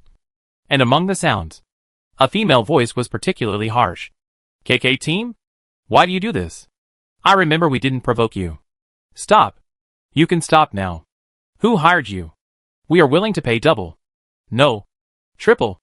According to the flustered female voice, Carl walked through the interstate maglev train with exquisite interior decoration and came to the other side. Then he saw the owner of the female voice in the dim tunnel. It was a black woman wearing a thick coat. with short hair and thick lips. She looked quite old at this time. On the face that was not so clear in the black environment, a pair of artificial eyes were shining. Carl knew her identity the first time he saw her. Maman Bridget, the leader of the Voodoo Gang and one of the most feared hackers in Night City. Under her leadership, the Voodoo Gang had successfully launched numerous cyber attacks against companies and other gangs, and she was therefore included in the wanted list and reward list by many forces. In the public's impression, she is a very dangerous person. However, this hacker, who is so powerful on the internet that most Night City citizens are frightened by the rumors about her, appears to be extremely vulnerable when attacked in real life. And her performance is even worse than that of Placid, whom she has always looked down on in the gang and despised as a beast. This is not a particularly strange thing. Hackers have countless ways to kill beasts like Placid on the internet. But in reality, face to face, it is the beast's turn to show its power. A beast like Placid can tear apart countless hackers like Maman Bridget in reality. Not to mention easily solving Placid's KK team. Under the protection of the Voodoo Gang, Maman Bridget kept retreating. She wanted to fight for peace. But in reality, she was trying to invade the systems of the KK team members present, hoping to turn the tide with a hack. It was under this situation that she noticed Carl, who walked in and looked very leisurely.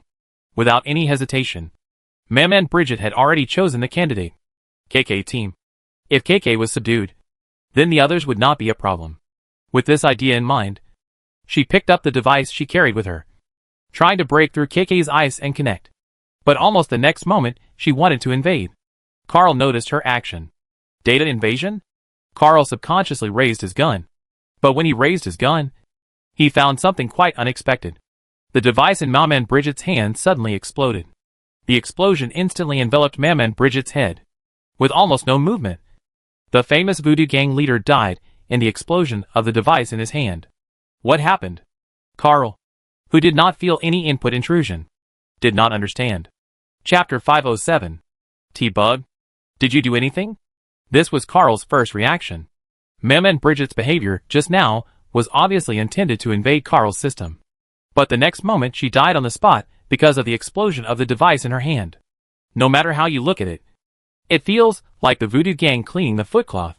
Thinking about the fact that T-Bug had successfully infiltrated the internal subnet of the Voodoo Gang before, Carl subconsciously thought that it was T-Bug who detonated the device in Maman Bridget's hand. Just like what the Voodoo Gang did to the mercenaries before. I didn't do anything. T-Bug's voice in the channel was also full of surprise. I was helping Oliver and the others resist the invasion. And I didn't have time to help. Could it be that the network monitoring people took action? Strange. I was puzzled. But I didn't have time to pay attention to this matter in the current situation. There were still people from the Voodoo Gang alive. After clearing out this group of people, it would not be too late to come back and study what happened. Whether Maman Bridget exploded because of the old equipment in his hand or because there was really help from outsiders. He would be able to find the clues by checking it out at that time. With this thought in Carl's mind, he pointed the gun that was originally aimed at Maman Bridget at the rest of the Voodoo Gang. At this time, the Voodoo Gang members in the tunnel were about to collapse. No, it should be said that they had already collapsed. Seeing the KK team rushing over was enough to make the Voodoo Gang feel terrified. Not to mention that the reason they had been struggling to hold on. The boss, Maman Bridget, also died inexplicably due to the explosion of the equipment in his hand. Now, except for those Voodoo Gang members who were fighting with Jack and others and could not escape, the others have begun to flee to the rear in a panic. Deep in this tunnel, there are several places specially used for escape. For a gang like the Voodoo Gang, which is extremely afraid of real-life raids, it is natural to have 3 burrows, as long as they can run to the back. Even if the KK team wants to catch up with them in the dark, it will not be so easy. But their intention to escape will never be realized. Carl has been on a mission recently. Probably because the team already has AV with a knife in close combat. He habitually uses a gun again. And in Carl's gun, the Voodoo Gang who turned their backs to him and started to escape are undoubtedly living targets. Putting down the pistol that required constant pulling of the trigger, which was quite tiring, Carl took out the Konau G58 classic submachine gun from his clothes. Or, after being modified and upgraded, according to the production standard name currently circulating in the top mercenary circles on the market, it should be called Inglong. The enhanced fully automatic loading system. Radar sensing. intelligent aiming system, and a series of modifications have allowed Yinglong to be upgraded again on the basis of the classic. Today, Yinglong has truly reached the point where you only need to pull the trigger, and you don't need to worry about anything else. Without even aiming, Carl pulled the trigger. Amid the flying bullets, the Voodoo Gang members who tried to escape in the dark by relying on their skin color fell forward one by one due to the impact, and then fell to the ground. "You will make us look stupid if you act like this." Oliver, who had dealt with the opponent in front of him, saw the scene and couldn't help but complain. "We are working hard here with swords and guns, and you took out smart weapons. Don't you know that there is a saying on the street that only cowards, who can't even aim their guns, will use smart weapons to fight?" "Of course I know. I heard Brown and the others shouting when we were on the escort mission, but I didn't shoot them." Carl looked at the Voodoo Gang members, who had all been shot in the back and fell down, turned around and spread his hands. "No one dared to shoot me." "It seems to be the same." Carl's words made Oliver stunned. Thinking about it carefully, it seemed to be correct. While he and Carl were chatting, V had already dealt with the last Voodoo Gang member in front of him. Wiping the blood on his face that was stained by the splash, V touched his hair, put down his hands, and saw that it was all sticky and semi-coagulated blood. "I want to go back and take a shower. You should use a gun sometimes." "V." Jack showed the golden gun in his hand. "If you are not used to other guns, why don't you use my gun? I have two anyway. It's okay to give you one. I haven't used a gun for a long time." As he said this, V looked at his other companions who were very dry, especially at Carl, who seemed to be unstained by dust. After thinking for a while, he continued, "Okay, I can practice with the gun again to avoid being rusty." "Yeah. Sometimes you can use a gun to deal with places where you can't reach with a knife," Jack said, and threw another golden ruthless woman on his waist to V. "You know the prototype of this gun, the new produced by Tsunami Company. Try it if you can get used to it. I will go to the weapons store and shooting range downstairs to try it later." V nodded and found that Carl had walked to the body of Mam and Bridget, squatting there to check something. After collecting the knife and gun, he walked over curiously. "Carl, what are you looking at?" "She was killed by the explosion of the device in her hand, so I was curious about the reason and came to check it out." Carl picked up a piece of fallen equipment and said, "But according to my observation, there are no obvious signs of old age on the device. On the contrary, the internal parts scattered around are very new, which means that the explosion is probably not caused by old age. So what do you think?" Oliver also came over. "Is there really someone helping us?" "No. I took a look and it seems that the equipment spontaneously combusted due to overload operation. And then the internal battery exploded. Just like the equipment could not bear the load caused by using an extremely old Mutuo device to carry Mutuo." "Are you talking about the equipment explosion caused by Black Mutuo in the recent street news?" V was somewhat impressed by this. "So, the equipment in the hands of the Voodoo Gang boss spontaneously combusted and exploded because it could not bear the load of certain things. What did she do?" "I don't know. I didn't feel the invasion." "Did she make a mistake?" Carl shook his head and finally picked up all the equipment on the ground. Finally, he took off the coat he was wearing when he played David and put everything in. "I check T-Bug later." As he said this, Carl's mobile phone also received a message. It was a message from NCPD. "NCPD has received your call and is rushing to your side. Please wait a moment." Mr. KK. Chapter 508. NCPD enters Taipingshao again. This should not happen in public, but because of Carl's existence, NCPD comes again.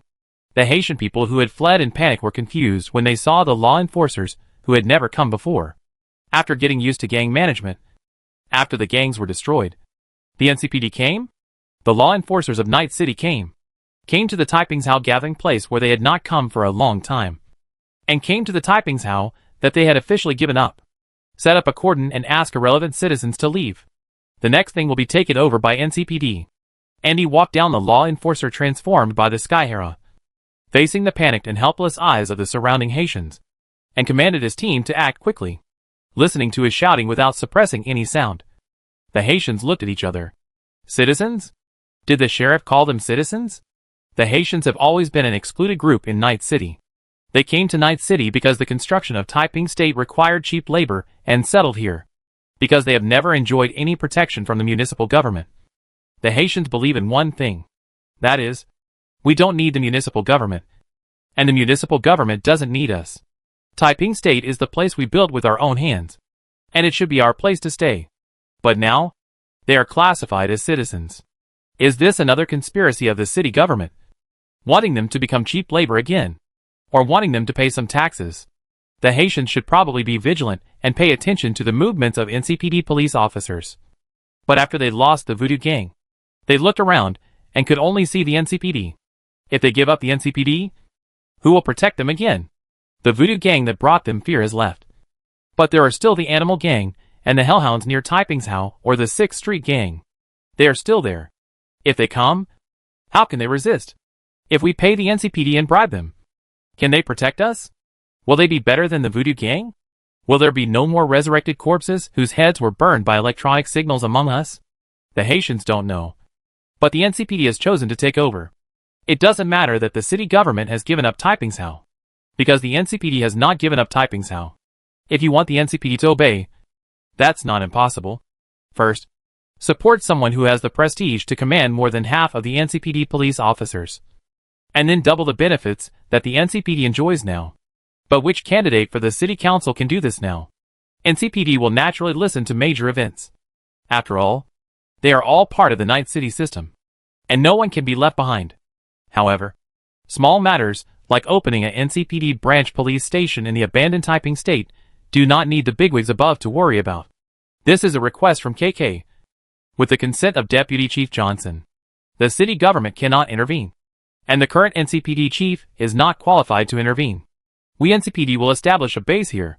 Andy said to Carl, who was walking over. With this base, it should be easier to transport goods from the bad land to the city. And the things in Dogtown. Carl said Mr. Hans' number to Andy. You can call this number. Hans is the middleman in Taiping's Hao. He is also interested in this place. Hans. Andy seemed to understand something, this time. The Voodoo Gang related things. He is not the one who arranged it for you. Right? You can't say that. Carl still remembered what he promised Hans. I just think he's a very good partner. I contact him. And he didn't say anything. He was a mercenary before. So he naturally understood the relevant matters. As for the middlemen, they were just like that. If there was no benefit, don't even think about asking them to help. Unless there was a friendship between the two that might or might not exist. But if Hans was also involved, then maybe some transportation would be more convenient. As the most popular sheriff in the NCPD, Andy is also regarded as the successor to the next deputy chief. He knows all the current situations in Night City.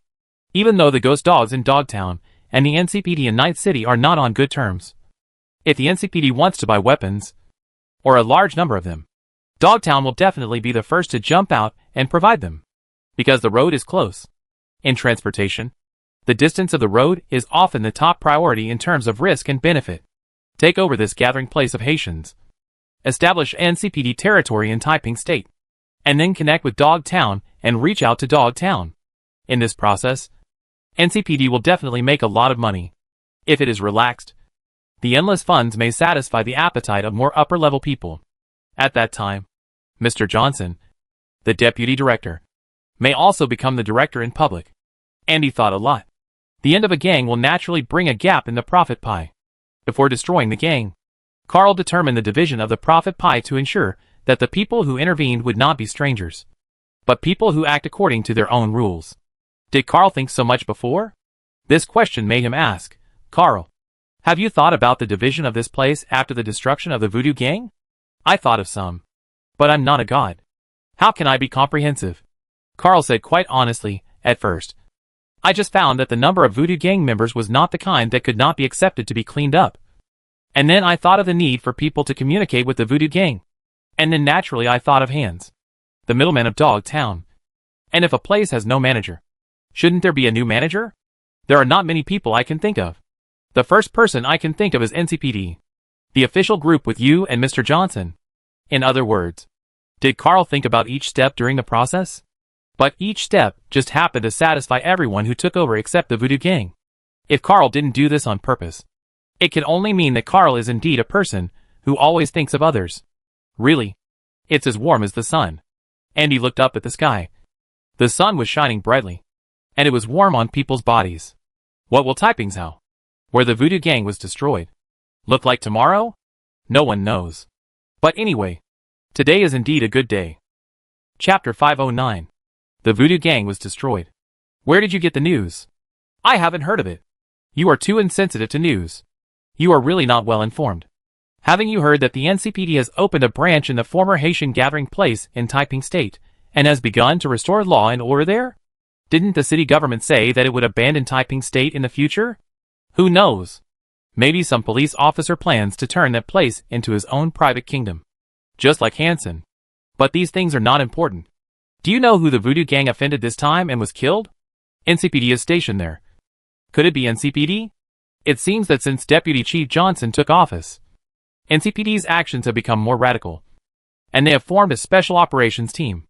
I heard that their standard equipment is almost comparable to that of the terrorist mobile team. Could it be that the Voodoo Gang's hacking activities have finally provoked them? I'm only talking about private information, not authenticity. I heard that when the Voodoo Gang was destroyed, members of the KK team were seen at the scene. Oh, so that's why. It's the KK team. No wonder. I don't know how the Voodoo Gang offended them. Listening to the discussion of the two drinkers around him, Carl sat in the Dino's bar in the city center and found that there were really no secrets in the city. It's only been a few days, and the news about Taiping's How has spread among the drinkers in the city center bar. According to this efficiency, it is estimated that everyone in the city will know tomorrow morning that it was the KK team that took action to deal with the Voodoo Gang. Fortunately, I disguised my face. Otherwise, if I was recognized, I don't know what the two people who are discussing my team would think. Carl muttered to himself, looked at the empty seat in front of him, picked up his phone, and checked the time. Too slow. It seems that Dana was late. I just went to Lao Wei to install the latest access warehouse in the morning and came to see him. But I was late. Carl closed his eyes and opened them again. After the fall of the Voodoo Gang, Carl received his reward from the network monitoring. The network monitoring network drive type 1. And this type of access warehouse. It must be said that it is much easier to use than the Arasaka access warehouse that Carl used before. Both the cracking efficiency and the algorithm have been optimized a lot. Using the current access warehouse, Carl feels that it is not difficult to complete the invasion and self-acceleration at the same time. It should be said that network monitoring is really powerful. On the internet, only professionals and companies can be the best. However, new things are good, but it is a bit difficult to get used to them at the beginning. After all, the network monitoring access warehouse and the Arasaka access warehouse are from two different companies. The various underlying algorithms may be similar in espionage activities, but there are still big differences in some key details. To use a similar analogy, it feels like the difference between hamburgers and meat sandwiches. Both are wheat flour products with meat sandwiched in them. The ingredients may be the same, but the appearance, taste, and cooking methods, can they be the same? For Carl, he should be considered as not over the adaptation period. According to Lao Wei, he should try not to do anything in the next 2 days. However, Lao Wei said this basically every time the prosthesis was installed. Carl couldn't figure out whether he hadn't fully adapted yet, or the computing speed was too fast. So his mind was still stuck on the original data speed for a while, and didn't react too much. But there was one thing Carl was sure of. That was that he became faster and stronger. Now, according to Carl's own inner assessment, if it is a face-to-face confrontation, he is confident that he can break through Chiyo's guard within 3 minutes. Of course, that is also based on face-to-face confrontation. If it is to confront another person who is better at face-to-face confrontation, such as Adam Heavy Hammer or Kenichi Shiro, and Take Muragoro, who Carl has seen once, then Carl may have to stalemate for a while, and then each will win or lose based on their own abilities. If we besiege again, Adam Heavy Hammer, don't think about dragging all of us to death now. Thinking in his heart, Carl looked at the time again and found that Dino was already 15 minutes late. Strange, according to Carl's impression. Although Dino was not a middleman who would arrive at a certain time, it was too outrageous that he was 15 minutes late and had not sent any message after agreeing on a time. If it was other mercenaries with bad tempers, they might have left with a sullen face. Ding. While Carl was thinking this, a person walked in at the door of the bar. Carl thought it was Dino. But when he looked up, he found that it was the bartender who came to replace the shift. Carl had seen this person twice. Watching the sturdy black man approaching, Carl didn't expect to see him again. This bartender's identity knowing that he had been exposed in front of him, but still continued to do it, thinking that he didn't notice him at the beginning. Or, Carl and the sturdy black bartender's eyes met. Both of them looked at each other calmly, and then looked away. Was it a contact person deliberately arranged by the New America? Or was it some kind of personnel dilemma? It felt like the New America Joint Intelligence Agency didn't pay attention to this guy at all. Carl didn't understand why someone who made him feel threatened would volunteer to be a bartender in such a place. Nor did he understand why he could be so calm in the current situation, even though his identity had been exposed in front of a mercenary. However, when he didn't accept the mission, Carl didn't intend to get involved with New America. So he just looked at the sturdy black bartender and looked away. But just this one look made Carl see something new that he had never seen before. Now, it seems that I can see more weaknesses in his actions. I can vaguely see some future actions. Is this an illusion or some kind of calculation? Carl knows that after calculation, he can judge the next move of a person. But when he really feels this wonderful feeling, he is still a little unsure of his feelings. Ding. Carl's mobile phone has a new message. Dino, sorry. On the way here, I met a group of blind thieves who ran to the city center to make trouble. They stopped my car and even planned to rob me on the street. I haven't seen such arrogant outsiders for a while.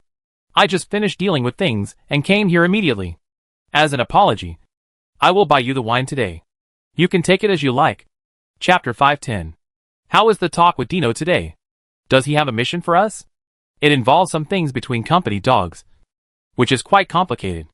Carl walked on the streets of Night City and sent a message in the team channel. I feel it's troublesome and don't want to touch it. If you are interested, you can do it. What's it about? The mission master, Night City Killer V, replied immediately. Obviously, for him who is used to troublesome missions, he can do any job. Sigh. What I mean is that it's too troublesome and convoluted to talk about it. But since you are interested, I will tell you.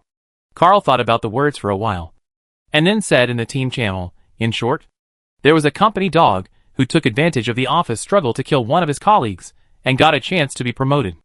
In order to avoid future troubles, he sent people to send his colleague's family away together. As a result, one of the people he sent to deal with the colleague's family betrayed him. The reason seems to be that the victim's daughter was a childhood sweetheart of the member who had a good relationship when they were young. As a result, the betraying member killed all the other people who came to clean up the victim's family, ran away with his childhood sweetheart, and then took out all the money hidden in other accounts of the losers of the company's struggle and gave it all to Dino. Because he couldn't help his childhood sweetheart kill his enemy, he wanted Dino to help him find justice. What the hell is going on here? Oliver was a little speechless while listening to the chat in the team channel. Why does it sound like a dream movie? The cold-blooded killer betrays his boss because of his past relationship, and then kills his boss.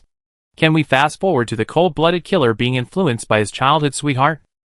And then the two of them live a happy life? As a result, because the sales are good, a sequel is released. As a result, the two who kissed at the end of the first part and seemed to be happy in the future, their marriage broke down at the beginning of the second part, and the cold-blooded killer embarked on a new journey. How many weird super dream movies have you seen? Oliver? Do you know the relevant plot so well? Jack couldn't help but say, but this kind of weird thing is really weird. I have seen similar types. But it was a love story between the sons and daughters of two rival gangs. It was Misty who asked me to watch it. What was it called? Romeo and Juliet? I'm sure if it's Romeo and Juliet, it's definitely not a gang story. Carl sighed. So who wants to do this job? It sounds troublesome to me, and I feel too lazy to get involved. But Dinua gave quite a lot. It's a new car. I don't know the model very well. I have posted it in the team channel. See who is interested in doing it. Do you have a car? When the people in the team channel mentioned cars, their voices became louder. Oliver, Jack, V. None of them don't like cars. Finding that his companions seemed to be more interested than he thought, Carl thought for a while and reacted. No wonder Dino would use a new car as a reward. He was sure that even if he wasn't interested, others would be. These middlemen are really smarter than each other. Okay. As long as you are interested. Ignoring the intense chats and discussions about cars in the team channel, Carl observed the people on the street, but found that he could capture the blind spots and weaknesses of all passers-by in an instant by just casually scanning. The left leg was slightly crooked, probably because of an old injury. He could approach from his right side and attack his throat when his leg couldn't exert force smoothly due to the old injury. The wrist on the right was close to the waist, which must be due to his years of experience as a bodyguard and carrying a gun. One hand was always in position to draw the gun, but his elbow was too wide. And before he could draw his gun, he could draw his weapon and stab him in the heart. Constant data and information poured into Carl's mind. But Carl did not feel dizzy at all. On the contrary, with the continuous influx of information, Carl felt that he was getting more and more adapted to the current access warehouse. And his eyes gradually slowed down from the rapid movement of scanning left and right, and became calm. Just 1 second. Carl walked forward. Just 1 second. He could clear the street. Thump. Around Carl. Almost everyone on the street instinctively shuddered. This strange feeling made them subconsciously stop their steps and look around. Nothing was abnormal. Illusion, but what was that thorny feeling? The heart was lifted, and then slowly let go as nothing happened, and he continued to walk. And Carl had already walked to the end of the street and arrived at a crossroads. At the intersection, there was an Herrera Outlaw GTS parked in the back seat of the famous car made in Spain. A girl with decent looks was waving at Carl. Carl. Here. Mashi. He walked over naturally, and then sat in the back seat through the automatically opened door. When entering, Carl took a look at the front seat and found that the Herrera Outlaw GTS was driving automatically. After closing the door, Carl's appearance returned to its original appearance. After watching his friend move to the other side, Carl asked curiously, Mashi, how did you recognize me this time? Feeling. Your feeling is really great. It's a kind of talent. Carl shook his head. So, when you sent me a message today, you wanted me to accompany you to do something. Today is a rare day off in the academy.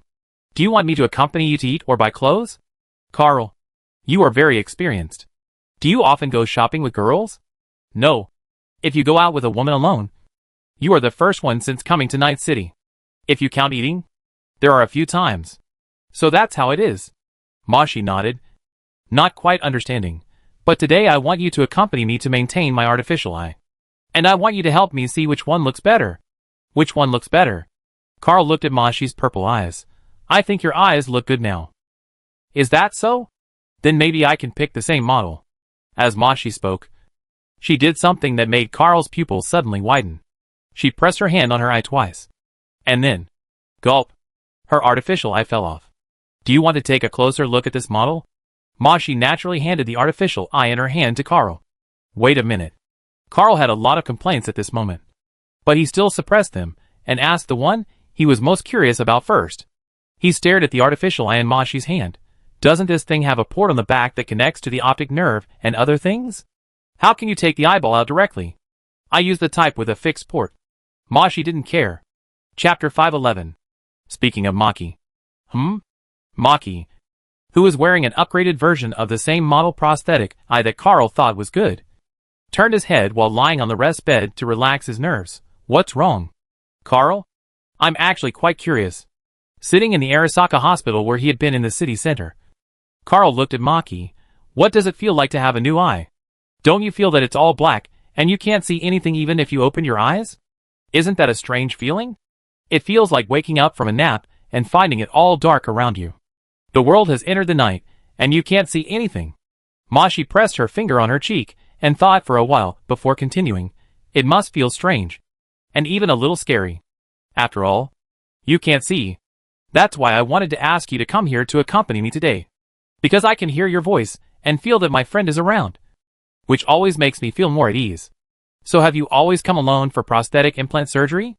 Of course. Mashi nodded, feeling adapted, and sat up from the bed. But this little fear is not a problem. After meeting you, Carl, I began to gradually understand the things on the street.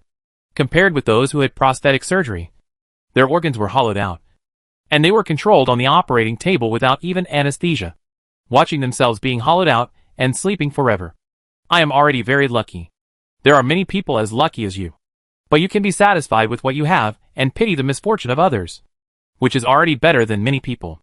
Carl looked at Mashi. Anyway, I estimate that there are no more than 5 people in the school who can see the lower class and the misery of most people in this city. But I didn't do anything, Mashi said. I don't think my idea is great. Maybe? Carl shrugged. Anyway, it's a good thing to see it. Ideas will always sprout. Carl watched Mashi sit up from the bed, and then slowly stretched his feet to touch the ground. His posture was crooked like a newborn deer, and he couldn't help but say, if the nerve anesthesia time has not passed, you should sit for a while. Help me up. Okay. Carl walked over and supported Mahi, leaning on his body, which was a head taller than Mahi, to let her lean on him steadily. How are your eyes adapting now? Even if you are disguised. Carl, I can still catch it with these eyes. With my sensitive sense and the latest artificial eyes, I really can't hide in front of you. Carl complained. So your sense is a talent. I have been disguising my face until now, and unless I know it in advance, you are the only one who can expose it.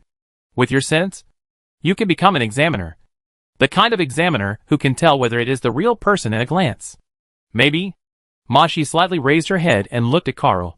I think, maybe I care about people who are particularly strange. Maybe I have this feeling. You are implying that I am a weirdo. Right? Carl supported Mashi. So we should go eat something next. Or I will take you home.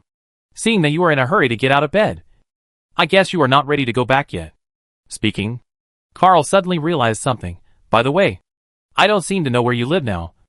Mashi, did you come to Night City alone? Should it be considered studying abroad in a sense? So how did you think of going to a place like Night City? To be honest, the streets here were not really safe before. Carl thought about the recent situation. NCPD has managed well in recent days, and there haven't been many street conflicts. But it can't be considered safe. My hometown is in Chiba, which is the seaport of Tokyo. Compared with Night City, Chiba is similar. I see. Carl nodded in understanding. It's like this everywhere. After supporting Mashi for a few steps, Mashi adjusted herself for a while, and motioned to Carl to let go of her hand, and let her walk by herself. Aren't you curious to ask what kind of place Chiba is? I don't know much about Chiba, but I know Night City. If you say it's about the same, I can roughly understand it. Carl said, it must be the company's fault again. I'd better not listen to it, so as not to lose my appetite for dinner later. The two chatted and left the Arasaka hospital, and the medical staff who watched them leave had already reported the relevant matters. Miss Takemura came to the hospital for an artificial eye replacement surgery at 11:50 in the afternoon, and the city mercenary KK Carl came with her. After 20 minutes of surgery, the two left the hospital together. The two people involved in the incident were both very important figures. They were the first group of people in Arasaka's personnel affairs. The two people came to the hospital for an artificial eye surgery and left together. So naturally the file would be kept for reporting. The moment the file was submitted, it was handed over to one person at the first time because of the two key figures involved. Chio looked at the latest information, stared at the people involved, and looked directly at Arasaka Haruko, who was trying to make a cake in the kitchen. At the end of last year, Arasaka Haruko saw that Maki could make a cake, so she also had the idea of trying it herself. She thought she could learn it before Christmas, but the cake she made could never satisfy her. So at the Christmas party that year, she could only be a diner and taste Maki's cake. This matter has always lingered in Haruko's mind. So on weekdays, she always plunges into the kitchen to work after she finishes her affairs. Most of the people who tasted the cakes were Chiyoko. Michiko Arasaka had tasted them several times, but as the number of cakes increased, she only took a few recently and enjoyed those small cakes as desserts. Thanks to the installation of the relevant prosthetics to deal with toxins, Chiyoko never felt uncomfortable from eating cakes even if she ate a lot, and she felt that the taste of the cakes was getting better and better. However, Haruko Arasaka was still not satisfied and insisted on making them day after day. However, it seemed that today's production had to be temporarily interrupted. Ms. Haruko, these are the hospital's archive documents. Is it urgent? Chio? If you're not in a hurry, I finish what I'm doing first. It's from Carl and Maki. Carl. And Maki? Haruko's movement slowed down. And then a few seconds later, I see. Put it over there. Haruko wiped her hands. I come over and take a look. Chapter 512. Buzz. In the early morning, Carl turned on his buzzing cell phone. A message came to his cell phone. I need a few bodyguards. Carl, are you interested in being my bodyguards again? I will give you a satisfactory reward. The person who sent the message was Arasaka Nobuyuki. Nobuyuki? Carl's brain, which had just woken up and was not very clear, woke up instantly. And then he carefully read the message and the sender again, confirming that it was Arasaka Nobuyuki who sent him the message. You're in Night City again? I be at Arasaka Beach at 2 p.m. You all have access rights according to the company's records. If you're interested in being my bodyguard again, we meet there. 2 o'clock in the afternoon? Carl looked at the time. It was 9 a.m., which meant there were only 5 hours left. Why in such a hurry? Carl didn't quite understand. It wasn't strange for Arasaka Nobuyuki to come to Night City. When he left Night City, he told Carl and the others that he would come back again. It was just too hasty. The people were only 5 hours away from arriving. So why send out a commission at this time? It was like a temporary decision. Or someone was chasing behind. And he was seeking help under extreme circumstances. Carl couldn't understand the relevant things. But there was one thing he was sure of. That is, this task was really urgent. Thinking for 2 seconds, Carl chose to ask for the members of the team. Arasaka Nobuyuki sent a task. To make a long story short, Carl directly connected to the team's voice channel and explained the relevant matters to them. Carl has the final say when the team takes on a mission. But for some jobs, he insists on a fair voting system. Lei Xian? Another bodyguard mission? Jack thought about it, and was the first to vote in favor. We've been together for a while. And Sei Xian is different from ordinary company dogs. I think it's okay to take another bodyguard job. He pays a lot. I agree. B was the second to vote in favor. And according to the team's rule that the minority listens to the majority, this job has been confirmed. But Oliver is still a little worried. Last time we cooked, we brought our own food. Do we need to bring our own food for this mission? If we are worried about the food again, we have to prepare pots and pans in advance and put them in the trunk of the car. We have to free up some weapons. Take it with you. It's always better to be safe for some things. Carl shared the mission requirements. It's past 2 p.m. There's not much time left. Get ready early. Just like before. Remember to bring the ball with you as support. T-Bug said, I will close the corridor access request in the next few days and prepare the emergency passage. If you feel dangerous, just take the hovercraft or go through the emergency passage to the Taiping State NCPD branch. Andy and his team are there. And the Voodoo Gang-related hacking equipment has not been dismantled. You can continue to support us there. I will pay attention. And you should be careful too. Carl. After getting the approval of the whole team, Carl gave a reply. You will see us at the beach then. Mr. Nobuaki. When Carl addresses older people, he always addresses them as Mr. Ding. Looking at the message popping up on his phone, Nobuaki Arasaka took a breath. The hovercraft he was riding had already left the main island of Japan and was heading towards Night City on the west coast of the United States. Nobuaki Arasaka looked at the island that had disappeared from his sight through the hovercraft, holding a box tightly in his hand. He left the island alone, while his subordinates were fighting hard on the island. But he was not running away. On the contrary, he was moving forward, moving towards the path that could stop his father, Saburo Arasaka. In the box in Arasaka Nobuo's hand, there were things that were crucial and could affect the world situation. After a long plan, Arasaka Nobuo finally got one of the prototypes. Arasaka Nobuo knew that Saburo Arasaka would soon notice his theft. And this was exactly his purpose. The thing in his hand was too important. So important that even if Arasaka Saburo knew that his prototype was lost, he would send his people to chase him. But as long as he arrived in Night City, the Night City where Arasaka's emperor tentacles had been cut off many times, Arasaka Nobuyuki was confident that even the people around Arasaka Saburo would not be able to take it back from him, unless Arasaka Saburo himself came. If he came, Arasaka Nobuyuki clenched the handle of the box in his hand, and his face turned firm after a few moments of entanglement. Even if Saburo Arasaka came himself, Nobuo Arasaka would never leave such a thing in the world. The thing that completely changed the era, making the top always the top, the ruler always the ruler, and the emperor always the emperor, must never appear in this world. Time passed in waiting. After really starting to prepare, Carl found that 5 hours, or 4 hours and 55 minutes from the time of accepting the task, was indeed a bit tight. Things at home had to be prepared. Ingredients had to be stuffed in the trunk. Weapons had to be prepared. And when going up and down the stairs, you had to wait for the elevator to go up and down. Plus the carrying and purchase of ammunition. sword maintenance kits and other things. On weekdays, you didn't feel anything. But once you got busy, everything came. Carl was fine. As the captain, he just sent a message to a group of middlemen that he would not take any work recently, and sent a message to other friends that he would be busy in the next few days. Then he started waiting for Oliver and the others to be ready. Among the people who needed to go, Jack was the busiest. He had to go to the Wild Wolf bar to tell Mrs. Wells that she would not come over in the next few days, and wait for Mrs. Wells to fry the fries and bring them to Carl. He also needed to go to Misty's place, communicate with Misty while waiting for her usual divination. He was running around all the time without stopping. However, when he came back from Misty, he brought good news to other companions.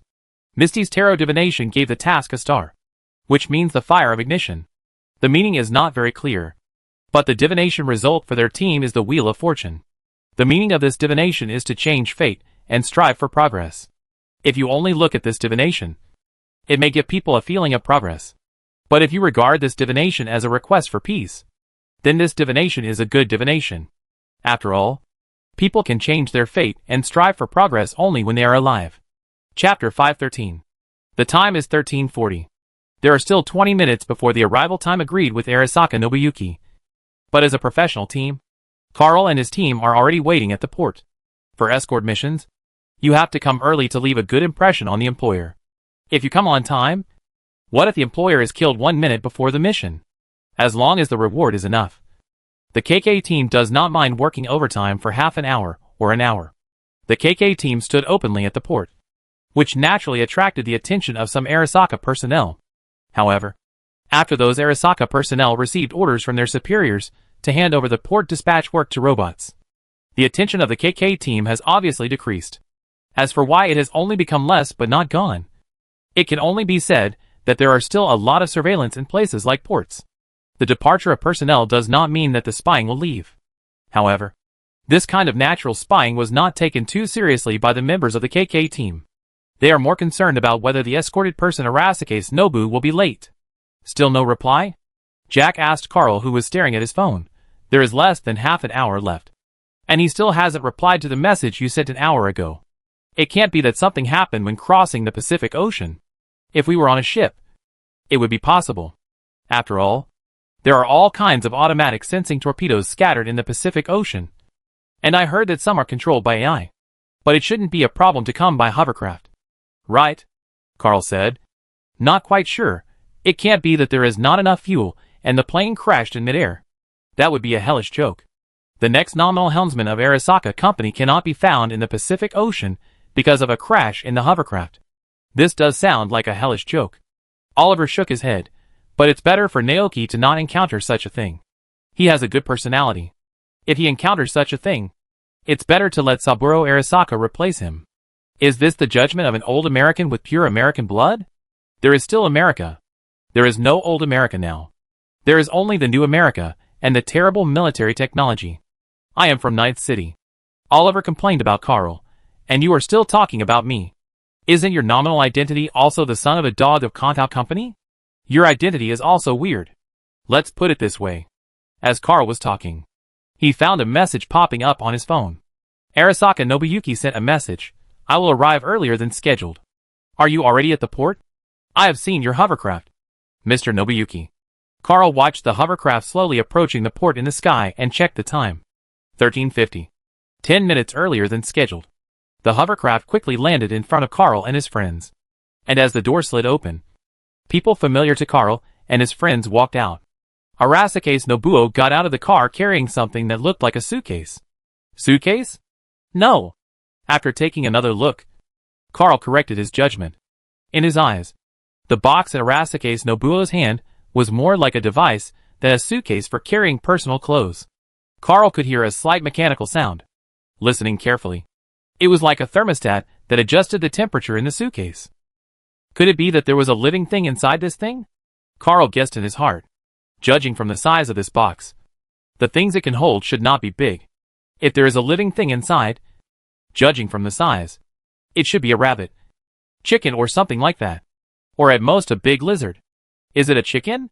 Smuggling chicken into Night City? Carl was amused by his own strange idea. although the law of Night City does not allow poultry meat. As the hawkish helmsman of Arasaka Company, Arasaka Nobuyuki came all the way here with a box just to smuggle a chicken.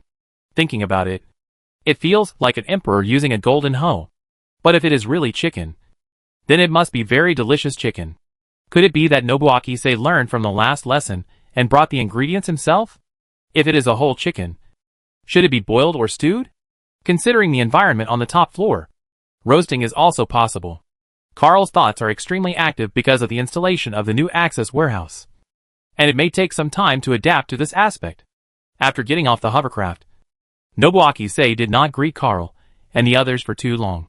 He just briefly confirmed that Carl and the others were indeed the real people, not military technology agents pretending to be them, and then signaled Carl and the others to lead the way.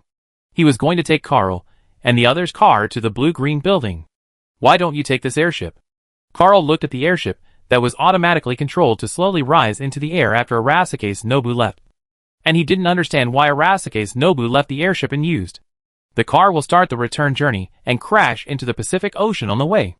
Arasaka's Nobu looked at the airship that had already turned around and started again, and just said the ending of the airship, but didn't explain why he did this.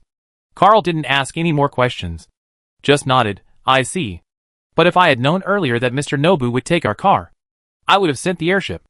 Under the surveillance of Arasaka Port, which was still watching from all around, a group of 5 people began to slowly walk out of the Arasaka Seaside District. Their itinerary was being watched and reported layer by layer until it reached the hands of Michiko Arasaka, the current controller of Arasaka Tower in Night City. At this time, Michiko Arasaka was busy handling affairs in Arasaka Tower. When she saw the message, she simply told her subordinates that she already knew about it and put it aside. According to the information she had, the reason why Arasaka Nobuyuki came to Night City was very clear. Previously, he was defeated in a fight between him and Saburo Arasaka on the main island of Japan, and his forces suffered a heavy blow. If he continued to stay in Japan, he might face the danger of being assassinated. So he fled to Night City for temporary refuge. Regarding this matter, Michiko Arasaka had already received the message of help from Nobu Arasaka in advance, and gained a lot of benefits from this request. Since she had already got what she wanted, Michiko Arasaka did not mind Nobu Arasaka's arrival. In the internal struggle, Arasaka Nobuyuki was suppressed by Arasaka Saburo with his experienced and skillful hands many times. But every time Arasaka Nobuyuki could make a comeback again and again, just like when he left Arasaka. And now it is still the same in Arasaka, which is nothing special. After all, as long as that Arasaka Saburo is still alive, Arasaka Nobuyuki's struggle seems to fail again and again. In Michiko Arasaka's view, this is just another cycle. Compared with Arasaka Saburo and Arasaka Nobuyuki, the matter between grandfather and uncle, Michiko Arasaka cares more about her daughter. It seems that more and more people support her daughter. However, Michiko Arasaka looked at the cake on her table. Her cake-making skills are getting better and better. Then, don't care about this little girl for the time being. If she really has the ability to surpass herself, it's not bad. Chapter 514. It's a bit crowded. I think I heard you say that last time. Mr. Sito. Oliver, who was sitting in the driver's seat, followed Carl's example and addressed the older man as Mr. But he didn't show any respect for the elders. Instead, he said casually, just bear with it. After all, it's just crowded for 5 people to sit in this harrow. If it was the flatbed truck we took last time, it was open air, that would be really terrible. By the way, Mr. Sito, please pay attention to your box and don't squeeze it. There are fresh fruits in the back pocket of the seat in front of you. If you squeeze it, we can only eat rotten fruit. Listening to Oliver's words, Arasaka Nobuyuki, who was hugging the box tightly, felt a sense of laughter and tears. He reminded himself to be careful, but he was just afraid of squeezing the fruit. He didn't care about what he was holding at all, and he didn't even have a little extra curiosity. He didn't know what to say. Should I say they are very professional? If they say they will protect themselves, they will definitely not be interested in other things. But at the same time, if they say they will protect themselves, they will really protect themselves. They are not interested in their boxes, and don't have any idea of protecting them. They even feel a little disgusted that they will squeeze the fruit if they bring the box up. If they knew what was in the box in their hands, would they still be so calm? This is an important thing that will affect the world. But at present, it is not as important as the integrity of the fruit. Thinking of this, Arasaka's Nobuo had an inexplicable feeling that even if these 4 people knew what was in the box, their thoughts might be beyond his expectations. However, feeling like he was sandwiched between Carl and V like a hamburger, Arasaka's Nobuo had to admit that it was indeed a bit crowded. If he wanted to avoid damaging the fruit, it would be a bit. Sizzle. The sudden brakes made Arasaka's Nobuo, who was holding the box, lean forward before he could think of the difficulty in his mind. Then his body and the box collided directly with the fruit in the bag behind the front seat. Puff. Accompanied by the squeezing sound, Arasaka's Nobuo felt his trouser legs being stained by the squeezed fruit juice. The sticky feeling of the liquid with a hint of fruit fragrance almost instantly reminded Arasaka's Nobuo of the feeling when he was wandering on the streets and eating the worm-like noodles. That kind of noodle sometimes feels sticky when chewing. And when you bite into the worm pieces, you will also feel a puff. Arasaka's Nobuo always feels that when he is with the other 4 people in the car. He always recalls the past. He doesn't know whether it is because they are very similar to the passion itself who used to hang out on the streets, or whether he really gets younger when he is with them, and feels like he has returned to the past. This feeling made him subconsciously not mention the sudden breaks, but apologize. Sorry. The fruit seems to be squeezed. Don't worry about this kind of thing, Mr. Nobuaki, Oliver said nonchalantly, his eyes fixed on the front. After all, this is an accident. At Oliver's voice, Nobuaki Arasaka slightly put down the box he was holding tightly, looked out the front window at the road outside, and then he instantly understood the accident Oliver mentioned. The street outside was burning with flames. To be more precise, on the street where they were moving forward, several cars collided with each other, and the leaked ethanol 2 fuel was leaking from the vehicle, and it began to burn with sparks. And because of the flammable nature of ethanol 2 fuel, it was rapidly sweeping the vehicle from the leak. Boom! Almost immediately after Arasaka's Nobuo fixed his eyes on the vehicles blocking the street, the vehicles that were on fire began to explode in the fierce flames, and the parts that were still burning with alcohol 2 fuel that began to scatter. The entire road in front of Hera turned into a sea of fire. Is this the star that Misty divined? The ignited fire? Carl, who was thinking very actively, asked a strange question. I think Misty's divination may not refer to the ignited fire in the physical sense. According to her, it may be a more accurate description. Jack in the passenger seat murmured, feeling the vehicle he was riding and moving backwards. Oliver had already started to reverse. There was a huge explosion caused by a series of car crashes on the street in front of him. In any case, this road was definitely not passable for the time being. Before someone came to deal with it, he had to drive the vehicle around. However, just as Oliver wanted to move backwards, he found that there were vehicles behind him moving rapidly towards Tianqiong Hera.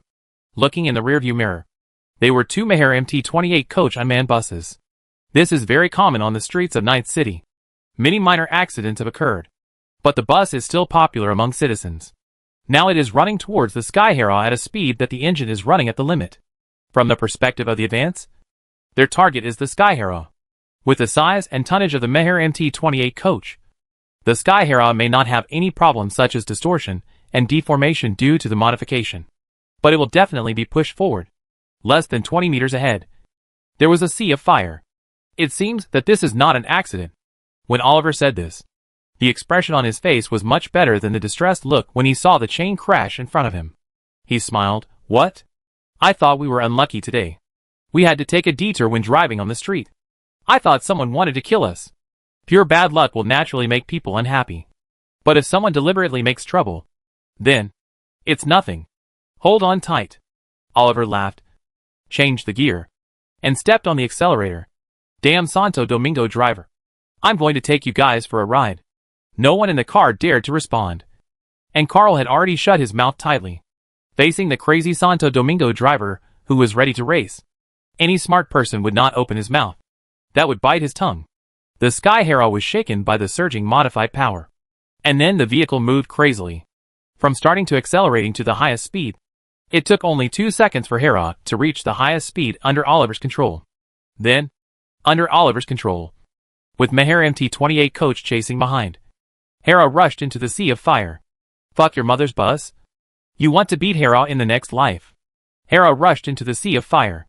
Chapter 515.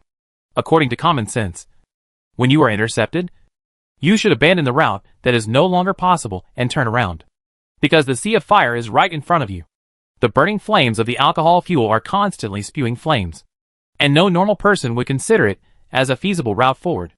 However, if you really follow common sense and turn around to find other routes to break through, you will fall into a trap.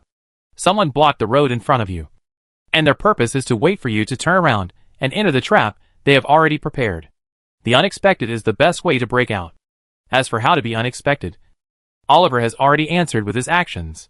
The Sky Hera rushed directly into the sea of fire. If it was an ordinary Sky Hera, then Oliver's action would undoubtedly be seeking death.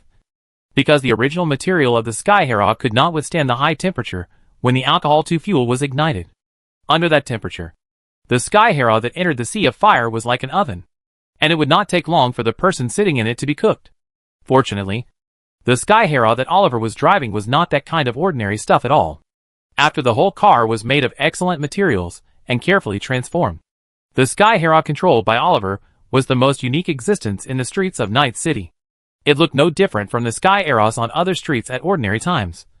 But at critical moments, its burst of speed and protection could exceed everyone's imagination. The thick car glass and armor easily resisted the scorching heat outside.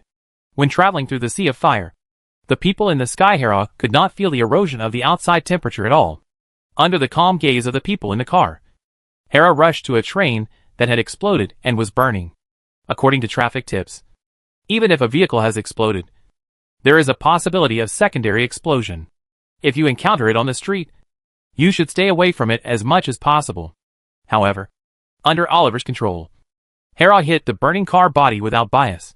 The vehicle, which was already twisted due to the explosion and burning, was easily knocked away by Oliver's acceleration impact.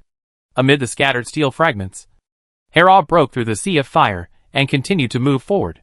Behind Hera, the Meher MT-28 coach unmanned bus that was originally chasing and preparing to attack Hera had been left far behind, racing with the crazy driver of Santo Domingo.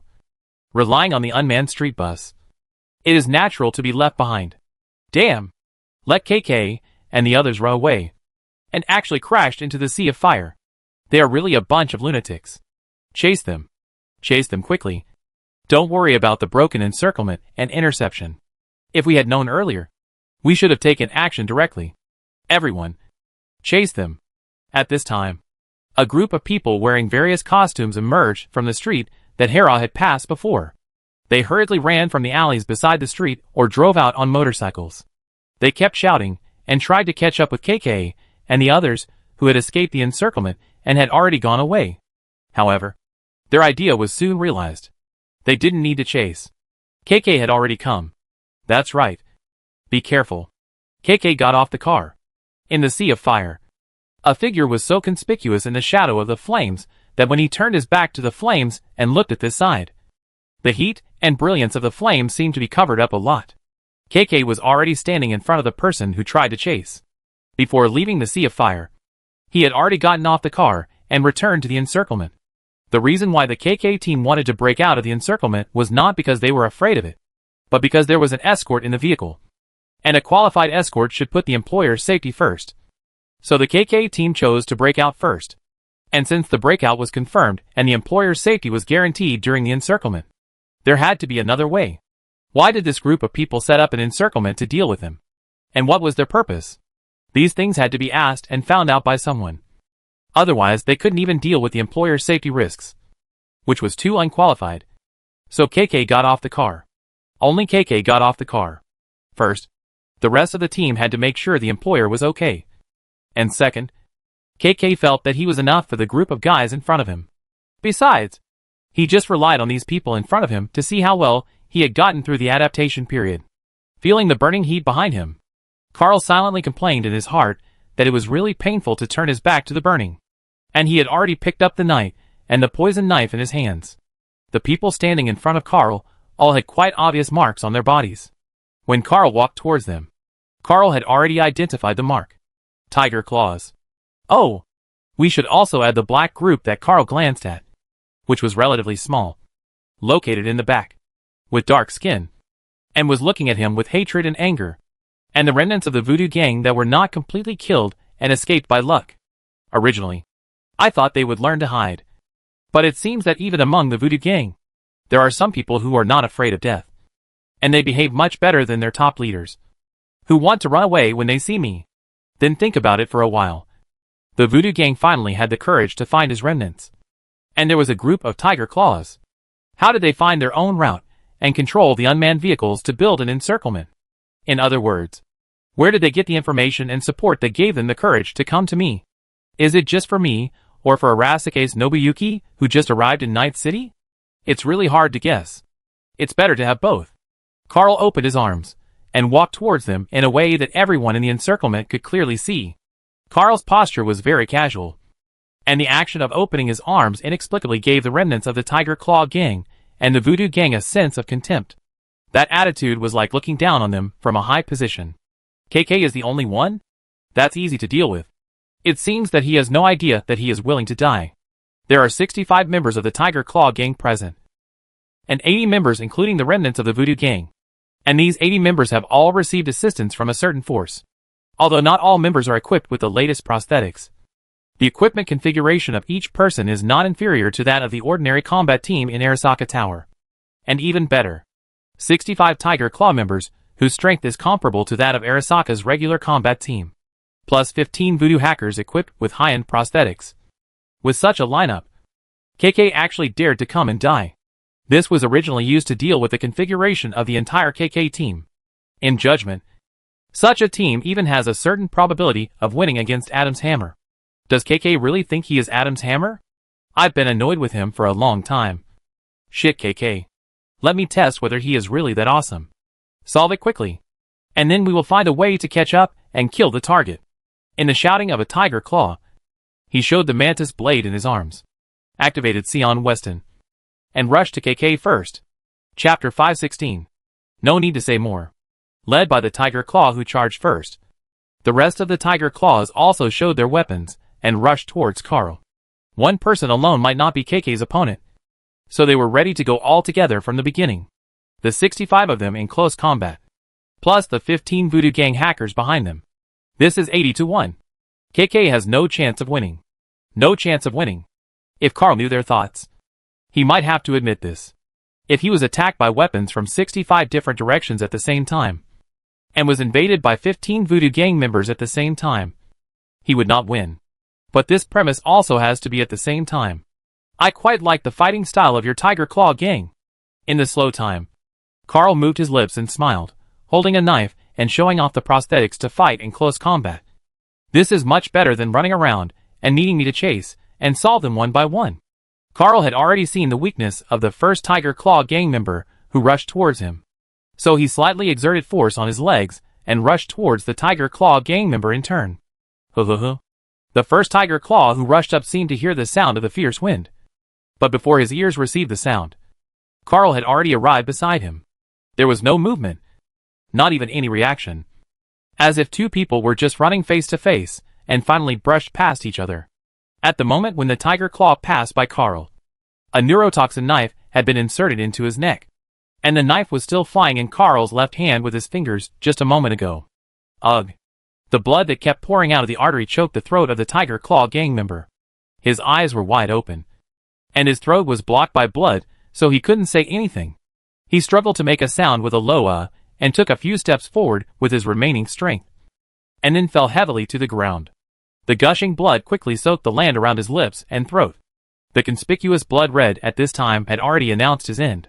This Tiger Claw Gang member, who had never faced KK in person, realized the gap in the moment before his death. Is it impossible to catch up with this speed and precision? In the last, the first member of the Tiger Claw Gang who rushed up, who was originally confident because of the installation of Sion Weston and Mantis Blade, stepped into death. And he, in the next moment, was followed by a companion. Carl's knight was already firing, and in the shining starlight, bullets flew towards the Tiger Claw Gang members in the front row. Almost every member of the Tiger Claw Gang present had installed Krenzikov, and the bullets were not in their eyes. They either evaded or split the bullets.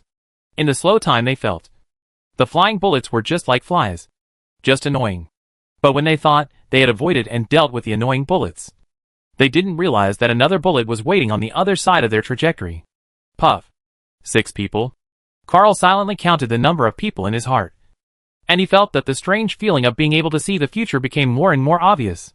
In the past, Carl couldn't deal with people with Sion Weston or Krenzikov with only 2 bullets per person.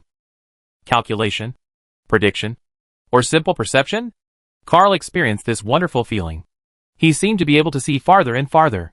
If he continued to follow this feeling, he would not be able to see a clear future. Predicting the future is exaggerated. However, even in the battle, the brain is working rapidly, thinking about the side effects of various things. And he has to find a way to suppress it. The thinking is too flexible. But it is not possible to focus on the battle. The instant fall of the frontline tiger claws did not cause the tiger claws behind them to be surprised. They had already anticipated KK's approximate ability. And it was natural to suffer such casualties. It is better to say that in the plan. The death of these people was just a plan. A plan to consume KK. KK should have installed Sion Weston or Krenzikov. And no matter which prosthesis he installed, the burden on the human body is also quite large. Even if KK has good adaptability to the prosthesis, and can use it continuously, he can use it 4 or 5 times. Can he use it 9 or 10 times? They rush forward. Even if they consume KK, they would consume him to death. With this idea in mind, the tiger claws rushed forward faster. They wanted to seize the time to get rid of KK before he adjusted. Their intentions and actions, even the rules and speed of their advance, were all so clear to Carl. The one on the left will arrive at the 10 o'clock position in 0.4 seconds. And the single molecule line will be used to solve it, which can also cut off the hand of another person next to him, temporarily weakening the pressure in that direction. When he turned left and started to move according to his own calculations, Carl did not forget to give a little gift to the voodoo gang in the distance. Although T-Bug began to help Carl resist the invasion after Carl got off the car, there was a group of people watching from a distance, which was always a bit annoying. So he gave them some small things. Carl doesn't use puppets much now. According to T-Bug, the standardized intrusion program can only be used with a rare or unfamiliar new level. If he encounters someone with relevant cracking experience, it won't cause him much trouble.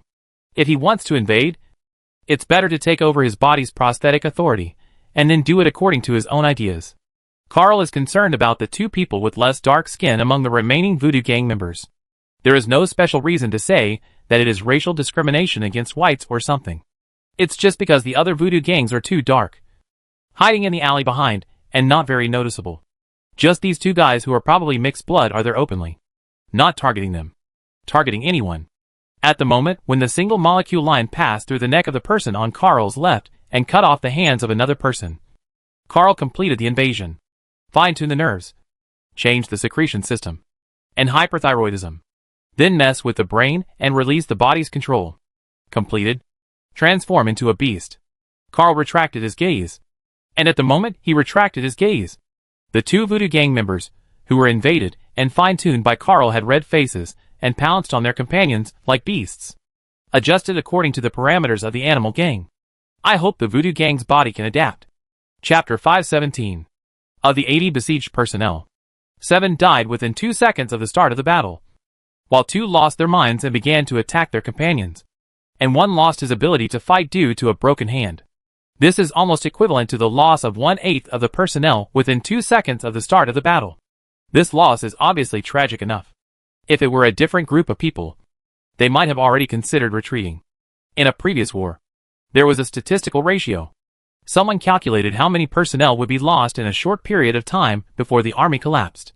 After integrating various data, they came to the conclusion that if 30% of the personnel died in a short period of time, the army would collapse and lose the ability to continue fighting.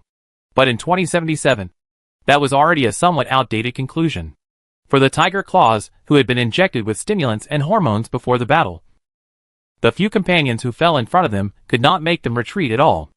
On the contrary, as their companions fell, the smell of blood lingered in their olfactory system, making them even crazier. There might have been some cowardly people in the tiger claws, but after the injection of drugs and hormones, the only ones left were crazy tigers. Those crazy tigers who were so crazy that they just wanted to tear the people in front of them to pieces with their claws. Are they hunting me? Or am I hunting them? Then, while helping the Voodoo Gang and being temporarily restrained by their crazy companions. Carl stomped his feet hard on the ground in the face of the situation that the space he had just cleared was immediately occupied by the bodies of the Tiger Claw Gang. The air burst speed brought to him by the strengthened tendons was directly applied to the ground under his feet. Under the reaction force, Carl's body leaned forward slightly, avoiding two mantis knives that passed by according to the prejudged trajectory, and drilled into the periphery of the Tiger Claw Gang's encirclement. One against many, surrounded and attacked. No matter how agile a person is, as the range of activity shrinks, he will eventually be caught. One against many, you have to create chaos, taking advantage of the fact that the Tiger Claws have many people. Let their own people block the sight of their own people, and move among the gaps between people. When Carl got into the crowd of Tiger Claws, he was originally in the place surrounded by the Tiger Claws, and left a grenade that had begun to explode. Fragmentation grenade. An ordinary grenade loaded with gunpowder that is very common in Night City. After Carl's modification, it takes 0.5 seconds to detonate, and the killing radius is 2 to 3 meters. Boom. Feeling the heat wave and impact from behind being blocked by the bodies of the Tiger Claw Gang members, Carl's right hand, which was originally holding Zhongya, loosened slightly. His index finger left the trigger, and his middle finger gently hooked, and Zhongya slid into his sleeve close to his wrist. Zhongya had 20 rounds of bullets, and Carl had only fired 12 just now, leaving 8 rounds. Naturally, he did not empty the magazine. The reason why he took back Zhongya was simple, because he wanted to free up his hands. The single molecule line was already flashing with light, with his index and middle fingers respectively holding a single molecular line. Carl paused in his explosive sprint, tapped his foot on the ground, and turned his body in a circle. Swoosh! With a sound that cut through the air, all the Tiger Claw Gang members where Carl arrived were neatly cut in half from a height. KK is rushing in. Until this moment, the Tiger Claw Gang members, who were not covered by the single molecular line range, said this sentence very slowly. Obviously, they were slow again when they realized that KK rushed into their midst and wielded the single molecular wire to eliminate a group of people. There was only a small cylinder left in their midst that just burst into light as they looked over. X-22 flash bomb. It was also a very common throwing object on the market. Under the fierce impact of the strong light and sound, every member of the Tiger Claw Gang who looked in the direction of the flash bomb was blinded and had tinnitus. The loud noise and dazzling light that were too close even stung their nerves, causing them to unconsciously bleed from their mouths and noses due to the tremor. Obviously, the Tiger Claws, who were equipped with sophisticated prosthetics, no longer had enough tolerance to install an artificial eye that could withstand strong light, and an artificial cochlear that could withstand vibration. When they actively faced the flash bomb, they lost their ability to resist. A group of blind and tinnitus-stricken people stood in front of Carl, even if they had extremely sophisticated prosthetics. What was the difference between them and chickens? Puff. Bang. The continuous sound of cutting flesh and gunshots rang in the ears of the Tiger Claws. When they finally recovered and noticed the sound, they saw that the Tiger Claws closest to the center of the flash had all turned into corpses. Nearly 30 people have fallen, and KK's trace has disappeared. Sometimes, I think that I may still lack weapons of mass destruction. It's okay to fight alone, but it's troublesome to clean up multiple people. When they heard Carl's complaints, Carl had already pulled out Yinglong and Qianqin from his arms and waist. Yinglong aimed automatically with his left hand, and Qianqin was ready to fire with his right hand. I'd better use the quick gun. Accompanying the sound, bullets rained down on the Tiger Claw Gang. Yinglong had 45 bullets in his magazine, and Qianqin had 20 bullets. Together, 65 bullets. Before the Tiger Claw Gang was damaged, there were only 65 people in total. So Carl aimed Qianqin at the Voodoo Gang, who were trying to fight against their comrades' madness. 2 seconds later, Carl put down Qianqin and Yinglong. The bullets were not used up, but there was no need. In the sea of fire, smoke and blood, Carl was the only one standing. 80 people. Will it take 8 seconds or 10 seconds to deal with them? Carl thought for a moment. If we count from the moment the Tiger Claws charge forward, then it should be 10 seconds. If we count from the moment he deals with the first Tiger Claw, then it should be 8 seconds. Their strength is similar to that of Arasaka's Special Operations Force, which means that if he wants to break through 80 people, no, only counting the 65 Tiger Claws, Will he need 8 seconds to break through Arasaka's 65 Special Operations Force? Caw. Carl took backing long. But it was a little slow. If he had used Adam's heavy hammer, it should have been faster in this environment. Buzz. Carl heard a sound and looked in the direction of the sound. He found that it was a hovercraft parked high up, and the person holding the camera on it, who looked like a journalist, was staring at him in disbelief. Carl completed the invasion of the camera in an instant. From the recording time, 60 seconds. Read the first second, and listen to the sound. There was a sudden chain collision in front of us. It seems that the reporter who was preparing to take pictures of the street accident happened to take pictures of me. During the battle, my thoughts were too chaotic, and I didn't pay attention to the height. In order to avoid being at a disadvantage, I have to adjust myself early. Carl inserted Kenshin into the gun bag on his waist, looked up at the floating car and reporters in the sky, and smiled at him. Then, he turned and walked into the alley where the Tiger Claw gang members rushed out. In order to avoid any remnants, go in and search. Watching KK walk into the alley that was difficult to film. The journalist holding the camera finally breathed a sigh of relief. He breathed desperately, as if to make up for forgetting to breathe the previous moment. KK. That was undoubtedly KK. The journalist looked at the recording device in his hand, and the expression on his face gradually changed from shock and disbelief to distortion, and then to ecstasy. What did he shoot? He shot KK's street fight. Thank God. As a journalist, he had installed a Super Dream recording device, which means that the whole process just now was not only recorded by the camera, but also by himself. I found a big news. After this excitement out of professional ethics, the next excitement of the reporter was, I'm going to make a fortune by selling Super Dreams. Chapter 518. You're on the news. Carl. Yeah. I expected that. Carl nodded to Jack, and then stared at the TV projection screen in Tavernier's suite on the 100th floor of the blue-green building. What happened in the morning was reported at noon. Quite fast. Didn't you delete the footage he filmed? Arasaka's Nobuo looked at the performance on the screen, secretly surprised by Carl's strength, and asked Carl with some curiosity, I thought mercenaries, like you, would pay much attention to your privacy. Mercenaries? Privacy is important.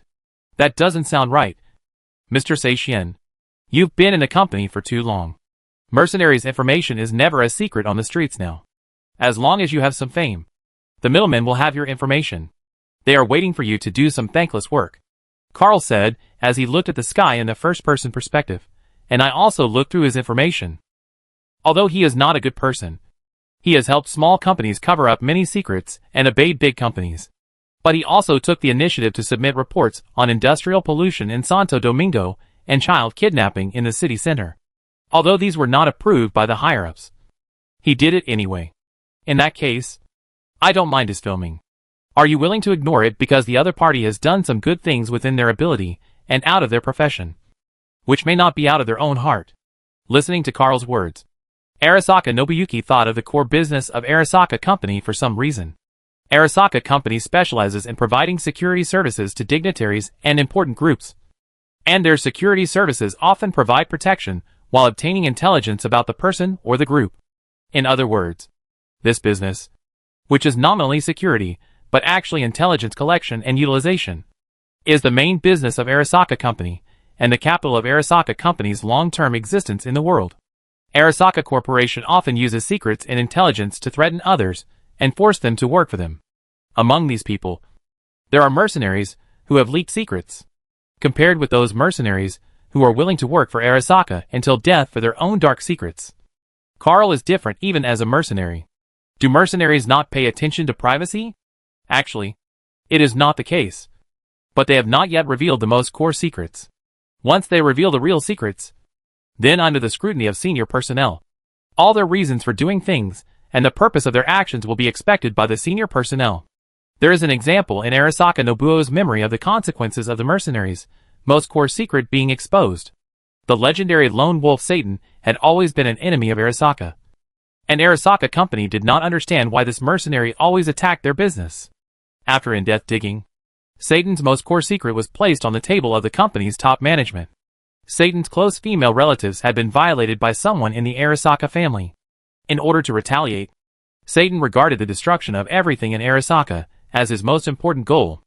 After knowing this, Arasaka often used this to attract Tatsuno, and almost killed this legendary mercenary several times, but failed repeatedly because of the assistance of military technology. Military technology got this information, and because of Tatsuno's secret, they also used it to control Tatsuno. They used Tatsuno, who had hatred, to attack Arasaka and continue to profit from the activities of this legend. After the secret of this legendary mercenary was exposed, he became a prop for the two companies to wrestle with each other, which is the importance of secrets. Shackles. Arasaka Nobuyuki thought of a phrase often said by Arasaka Saburo. The father he hated and loathed. Everyone has shackles that bind them, and secrets are very suitable to be such shackles. The reason why Carl does not value secrets is that for him, there is no secret shackle that cannot be told. Or does he have a real secret that has not been known to others? For a mercenary, even the battles and prostheses he has shown are not secrets. So what secrets does he have? Some hidden family members, or underground lovers, or origins? Arasaka Nobu thought, but suddenly realized that his thoughts had already gone in the direction of exploring Carl's secrets and controlling him. And that was exactly what Arasaka Saburo, who he hated the most and absolutely did not want to become, was used to. Arasaka Nobu was sure that at the moment he was thinking, he had the idea of using secrets to control Carl and make him work for him. You have been in the company for too long. Carl's previous words lingered in Arasaka Nobu's mind. The passion in Arasaka Nobu's heart never faded, and his will became more and more firm after years of polishing. But his actions and thoughts gradually deviated from the past, and leaned towards the company and the company's affairs over the years. When did it start? Was it when he realized that he couldn't overthrow the company from the bottom, and he couldn't solve the company by cooperating with people above? So he could only go back to the company and destroy the company from the top? Was it when he thought that he could only control the company by himself, and then perish with all the companies to overthrow them? Only a company can defeat a company. When did this impression sink into his mind? Because of this idea, did he start to use Saburo's methods? Arasaka Nobu looked at Carl.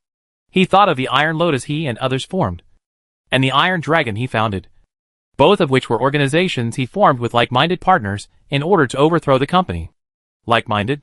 It was not coercion or inducement, nor was it forced, but because of the same will, the same idea, and the same desire to change the world. They came together to resist. My ambition has never changed, and my will has never changed. I am not Saburo Arasaka, and I will never become Saburo Arasaka. If I really need this young man and need Carl's help, then what I have to do is definitely not coercion or inducement, nor can it be to explore his secrets. All I need to do is believe him. Believe in this young man who still has goodwill towards the world and others, and has the sunshine that pierces the darkness. By the way, Mr. Nobuaki, what do you want to eat at noon? It's almost lunchtime, and we should eat something. Carl's voice interrupted Nobuaki Arasaka's thoughts. Give me something that office dogs like me usually eat. Nobuaki Arasaka's words were calm and stable. Then we will make street snacks for you. Is the noodles okay? Nobuaki Arasaka's office dog? Isn't that a street person? Street people are happy to eat a mouthful of noodles. Chapter 519.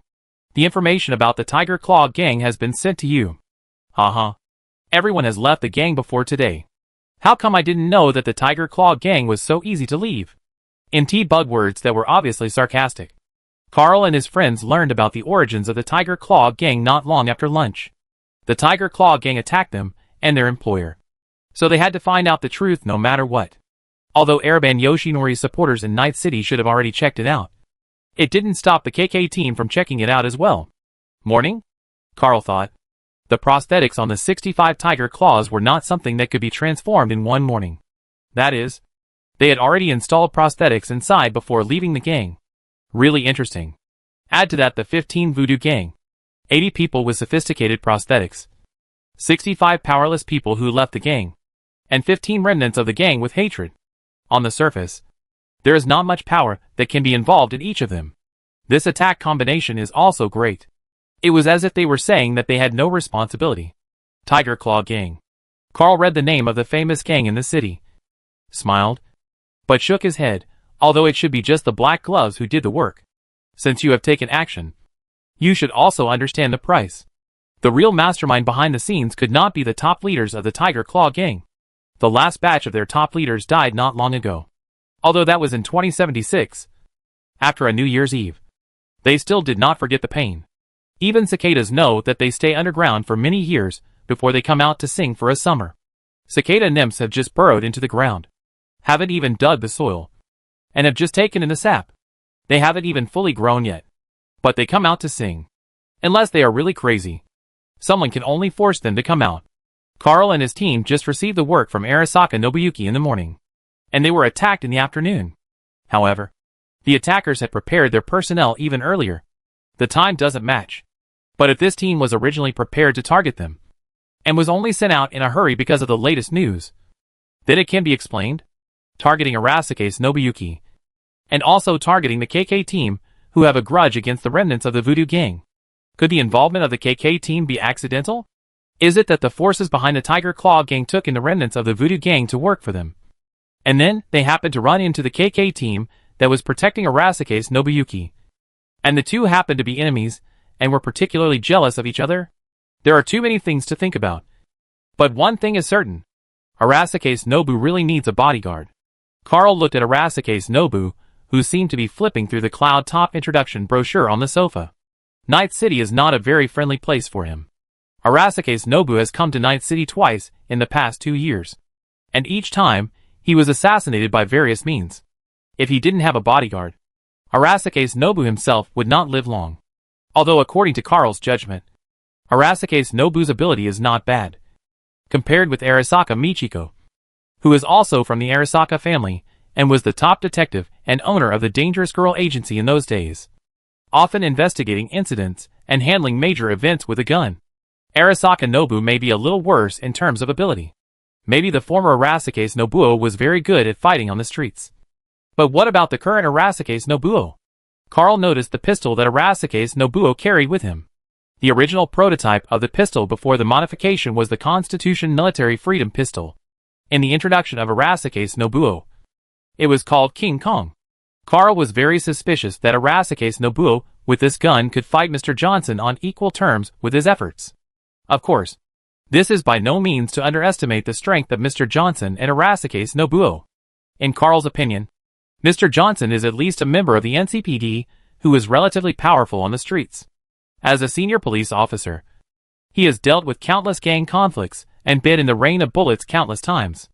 Apart from other things, he can still deal with a few people in the gang. However, fighting really depends on the person.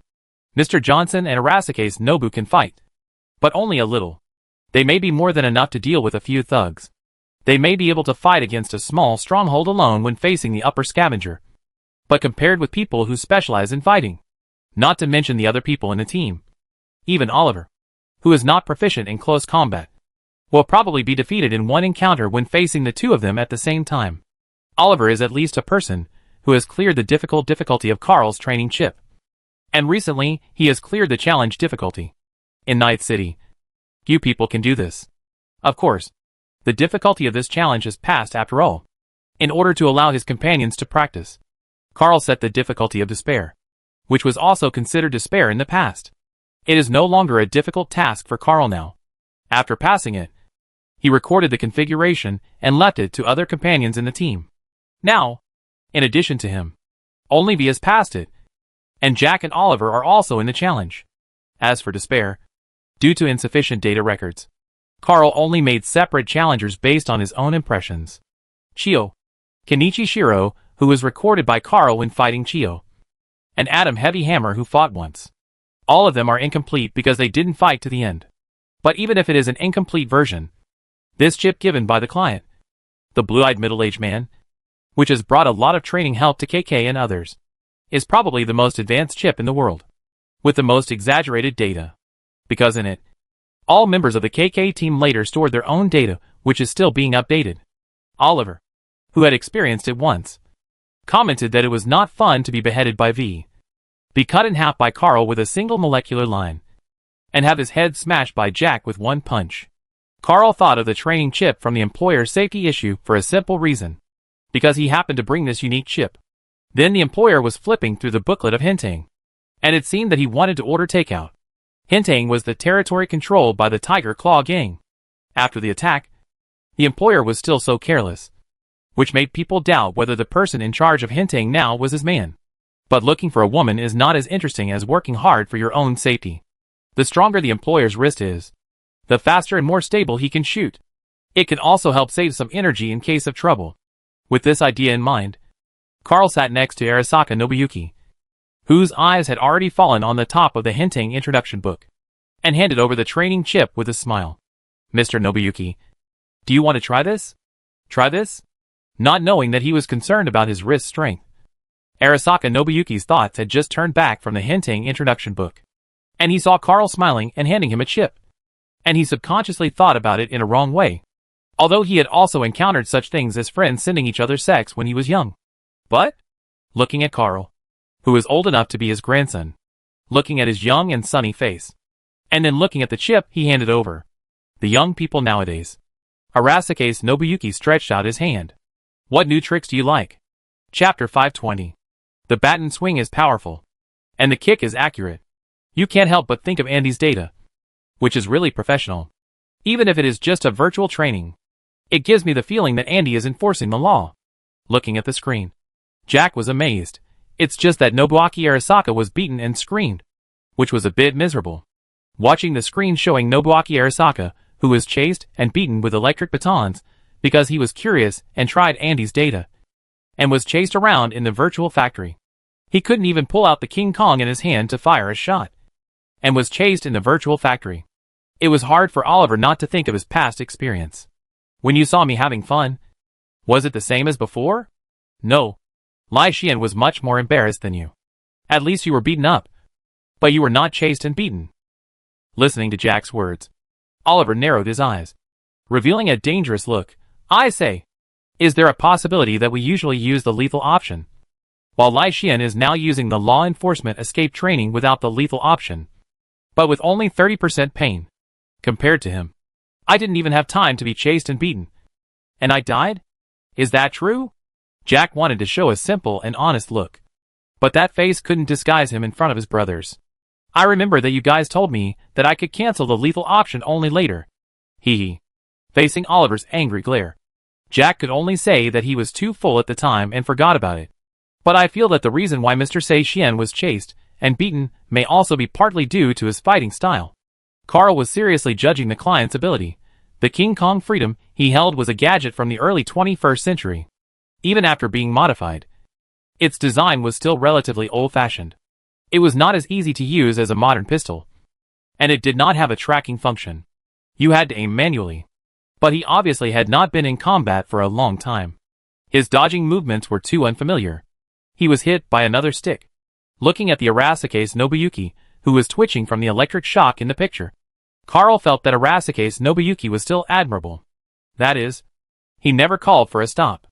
During chip training, even if the pain was reduced to only 30%, being hit by Andy's modified electric baton was no less than being shocked by an ordinary electric baton in reality.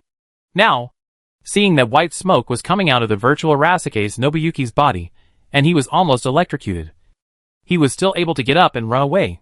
His willpower was really amazing. Arasaka Nobuyuki knew that the lethal option was not turned on, so the only way for him to leave the training was to stop himself. But he refused to stop, and was electrocuted like this. It must be said that he looked a bit tough. This is real training. Carl thought about what he had heard. When he was young, Arasaka Nobuyuki was in the streets to form an organization to resist Arasaka Saburo. I thought that after returning to the company for so many years, only the street communication skills and dietary adaptation were left. I didn't expect that his will was still so firm. Watching Arasaka Nobuyuki gradually become skilled in dodging and occasionally starting to shoot back, Carl found something very interesting. Arasaka Nobuyuki has gradually regained his past feeling. To be honest, Carl didn't expect Arasaka Nobuyuki to really train seriously. For him, handing over the training chip was just an attempt to see if this former rebel of the Arasaka family matched his feelings and still had the passion of the streets. As a result, he found that he really had not changed. Or, he found it again. For street people, the pursuit of strength should not be slack. From the moment he stopped running, he could have retired from the streets. However, Arasaka Nobuyuki regained that feeling after entering the company for many years. His movements became more and more agile. His actions became more and more familiar. and the passion was fully displayed in front of Carl. Fuck. Try it again. After listening to the shouting on the screen, Arasaka's Nobuo was approached by the virtual Andy and electrocuted to the ground. Carl slapped his ears. What? This is not the fire in my heart bursting out. I have to say that compared to the company dog, who always seems to restrain himself, his words are orderly, and every sentence seems to be important. The rude words of the street people, when shouted out by Arasaka's Nobuo, make people feel more appropriate. Who? After 2 hours, Arasaka's Nobu, who was sweating all over, took off the chip. I haven't had any activities for a long time. It's really exciting to try it after a long time. Virtual training is not really an activity. In our time, if we wanted to warm up, we had to find a special gang to fight. While answering Carl's words, Arasaka's Nobu took up King Kong from the round table in front of him, and then moved his hand slightly. King Kong turned a circle and was held firmly in his hand. It feels like virtual reality is different from reality, and it's a bit slow. After saying this, Arasaka's Nobu looked at Carl. I want to practice shooting in reality. In reality? Looking at Arasaka's Nobu, Carl didn't say anything like you shouldn't take action according to your status, or you are not suitable for action. The mission Carl received was to protect Arasaka's Nobu's safety. But if the employer has the ability to protect himself, it would be good if the person who can talk to you, and has a good personality, and can become a friend has the ability to protect himself. Generally speaking, my team gives fair pay to new members. But for this autonomous mission, there is no commission. So we can only search on the spot. Then what should I call you? Arasaka's Nobuo didn't seem surprised that Carl would accept his request. Or rather, when he regained his past feelings, he clearly understood what kind of person Carl was. Carl was a person without any disguise, and anyone who had a little contact with him could understand his personality and style. And he is very similar to the past Arasaka's Nobu. Is it that they are similar in that they both have charm, and can attract people to follow them? Or that they never sink and always radiate brilliance? No one can tell. But at this moment, Arasaka's Nobu saw Carl clearly. This is a feeling that is difficult to understand from the perspective of a company dog. But when he returns to his past self, Arasaka's Nobu can recognize it at a glance. He is also a ball of fire. A ball of fire that may be different from himself, but is also burning. The radiance and temperature emitted by the fire were enough for other fires to recognize him. This was the burning heat that could not be disguised in this era. What should I call you? In response to Arasaka's Nobuyuki's question, Carl answered with a relaxed smile. Just call me Carl as before. He added, my other friends call me that, too. Chapter 521. The heir of a big company follows mercenaries to do street things? This sounds like something out of an absurd movie. In the past, it would be a presidential candidate or a prince taking a gun to the Middle East to fight oppression. But for Arita Yoshinobu, it's him. So it's okay because he really did it when he was young. In fact, the one he is fighting against is not some separatist forces, but Arita Saburo, the emperor who controls the Arita company, which is more powerful than countless countries. For Arasaka's Nobu, the feeling of picking up the gun again and walking on the street is quite special. He is used to looking down from a high place, even if he stays in the highest suite on the 100th floor. Now he suddenly walks on the street at the bottom with only his feet. And the familiar feeling from the past makes his body a little tense. Don't worry. Jack saw Arasaka's Nobu's appearance and patted his shoulder. It's just a small matter to go to the Tiger Claw gang to talk. No need to be nervous. I'm not nervous. I'm just reminiscing about the familiarity of the past, using the camouflage chip produced by Arasaka. Arasaka Nobuo, who looks like a young and handsome man, said, walking on this street with you. I remembered the past, when I was also holding a King Kong, and there were also a group of people around me ready to do things together. I heard that you used to be similar to the biker gang, and I thought you would be more used to riding a motorcycle. Carl thought for a while, and said, I remember the organization you founded was called Steel Dragon, and I have seen the pattern that your organization often uses. That dragon skull-like pattern. Right? Arasaka's Nobu nodded. I used to like putting that on my motorcycle, then tighten the throttle and rumble through the streets, wanting everyone to know we were coming. But later I found that the motorcycle was too loud and would alert others, and the pattern would let others know our identity at the first time. So I stopped doing that. It sounds like the Tiger Claw gang, with the pattern tattooed, twisting the handlebars of the motorcycle. and rumbling through the streets. Oliver stared at Arasaka Nobu's face. He was actually more curious about Arasaka Nobu's face. Speaking of which, your face looks handsome and familiar to me. Did you use the face of a Mutuo star or singer? It's not suitable for disguise. Right? My face? Listening to what Oliver said, Arasaka Nobu was stunned. And then a smile appeared on his handsome face. That smile was proud. This is what I looked like when I was young. I just made some minor adjustments. I was very handsome when I was young. For men, being praised by the same sex for being handsome is obviously a very proud thing. To exaggerate, being praised by friends for being handsome is definitely something that can make people proud for 10.5 months. Is this what you looked like before? Everyone was stunned when they heard Arasaka Nobuyuki's words. They carefully looked at Arasaka Nobuyuki's current appearance, and then compared this face with the appearance that Arasaka Nobuyuki was disguised in. Everyone felt a sense of absurdity in their hearts. How did such a handsome guy become what he is now? Is it true that people will become ugly when they get older? Everyone in your family really looks good. Carl thought of the Arasaka family members he had seen in real life. Arasaka Haruko is needless to say. Arasaka Michiko, although her current clothes and appearance are beyond the times, she was once a JK beauty popular throughout North America. In addition, the handsome appearance of Arasaka Nobuyuki when she was young. Family inheritance. There are indeed some factors. I just don't know what the real faces of the other two Arasaka family members, Arasaka Saburo and Arasaka Hanako, are like. After all, video materials can be faked. Some company executives, who are worried about being assassinated, like to train stand-ins to do things. But this face has caused me a lot of trouble in the past. Arasaka Nobuo's pride in his appearance is only because of Carl's sincere praise. As for the decline of his appearance over the years, he has no special thoughts. Instead, he talked about the troubles this face caused him in the past. Because of this face, I was approached by more than 10 people in the bar. As a result, because of the jealousy of those people's boyfriends and girlfriends, I and my friends had a fight with him. I believe this face. Oliver had to admit that he was not as good-looking as the young Arasaka Nobuyuki. And at the same time, Oliver looked around at his other companions. He glanced at Jack, and then lingered on V and Carl's faces. Oliver was not looking at their disguised faces, but thinking about their original faces based on his own impressions. If V had taken care of his hair and clothes, and if Carl had a less famous KK, they would probably have encountered the same thing as Arasaka Nobuyuki when they went to the nightclub. Just like the rock star Johnny Silverhand back then. As soon as he entered the arena and showed up, everyone's eyes were focused on him. I hope we won't attract too much attention later. Carl checked the gun in his hand. It would be bad if they ran away. The tiger claws attacked them, so they naturally had to pay a price. And they didn't need to pay this price.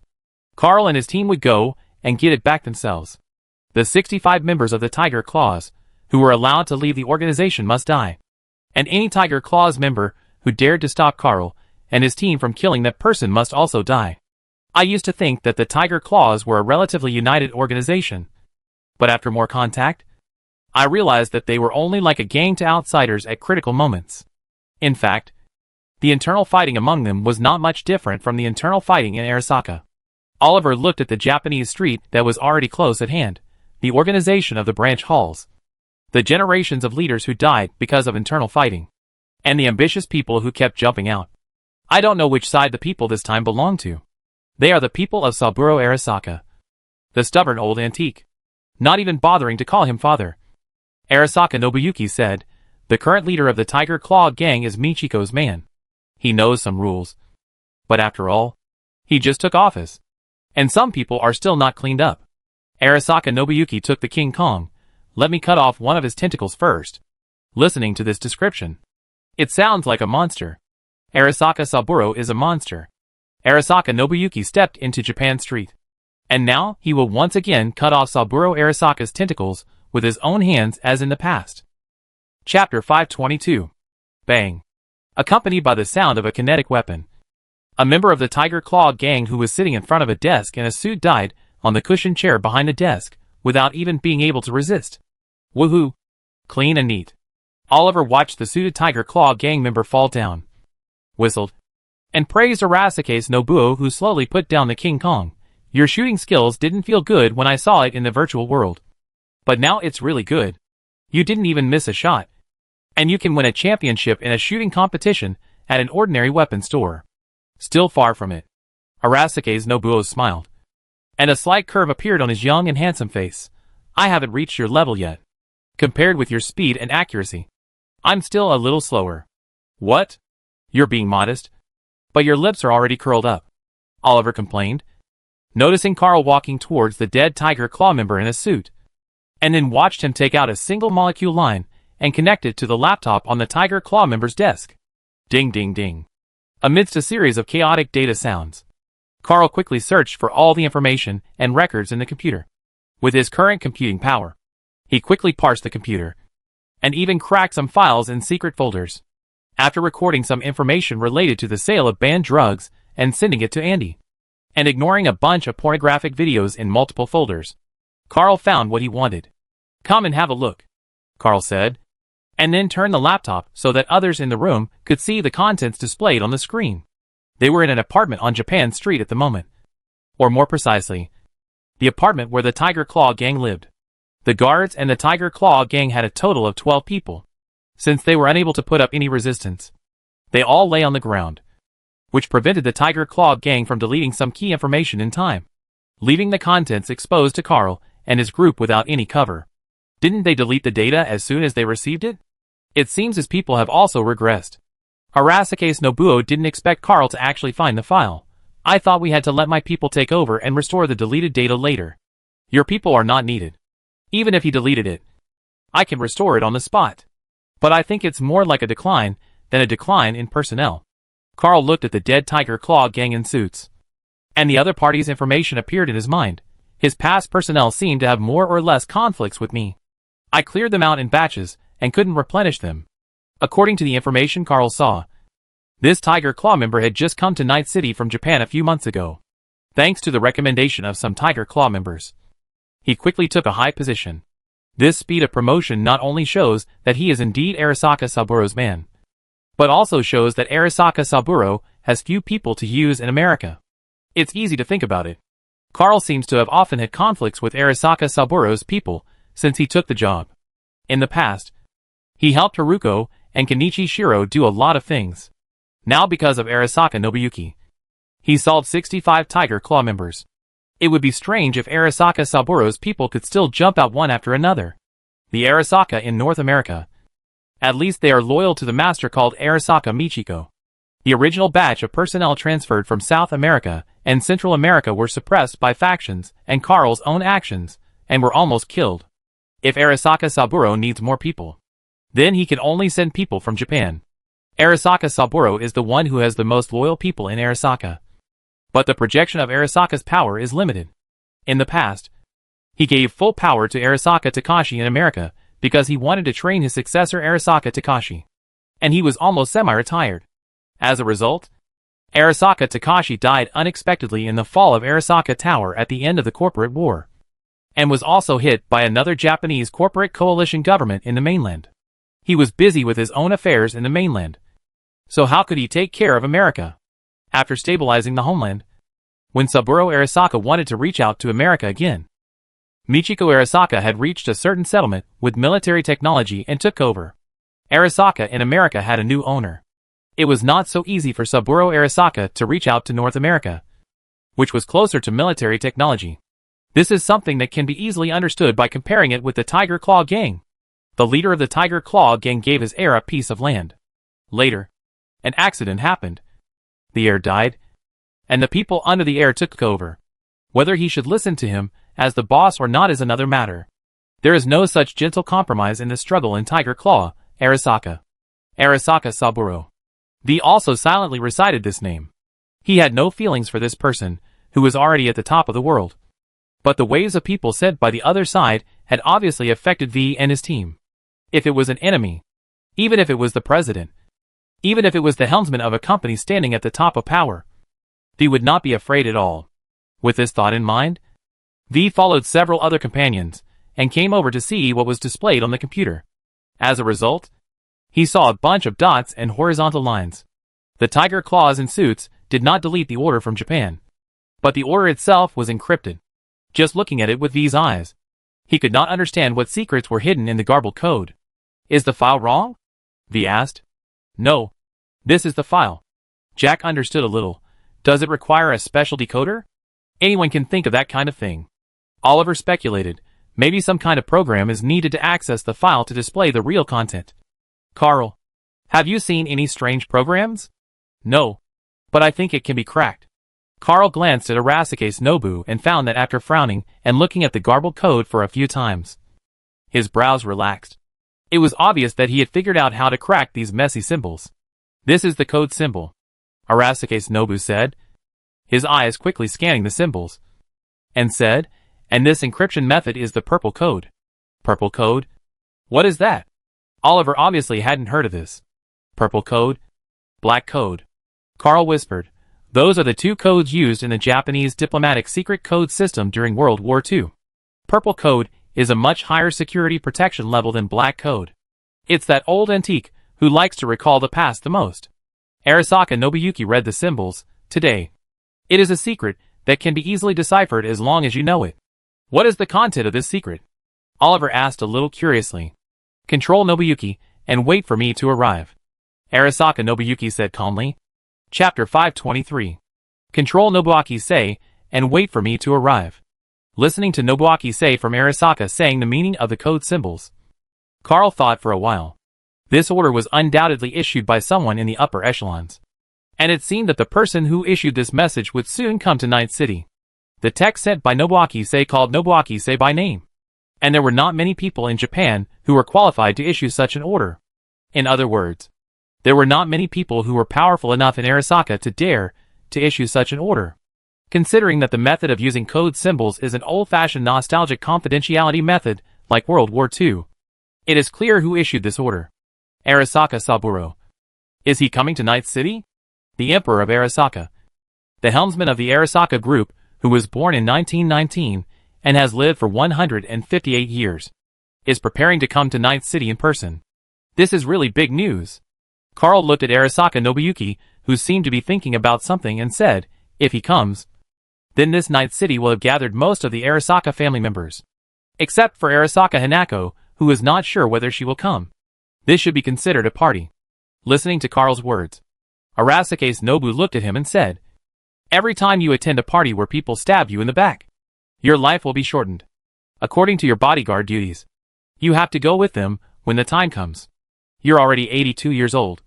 Do you still think your life will be short?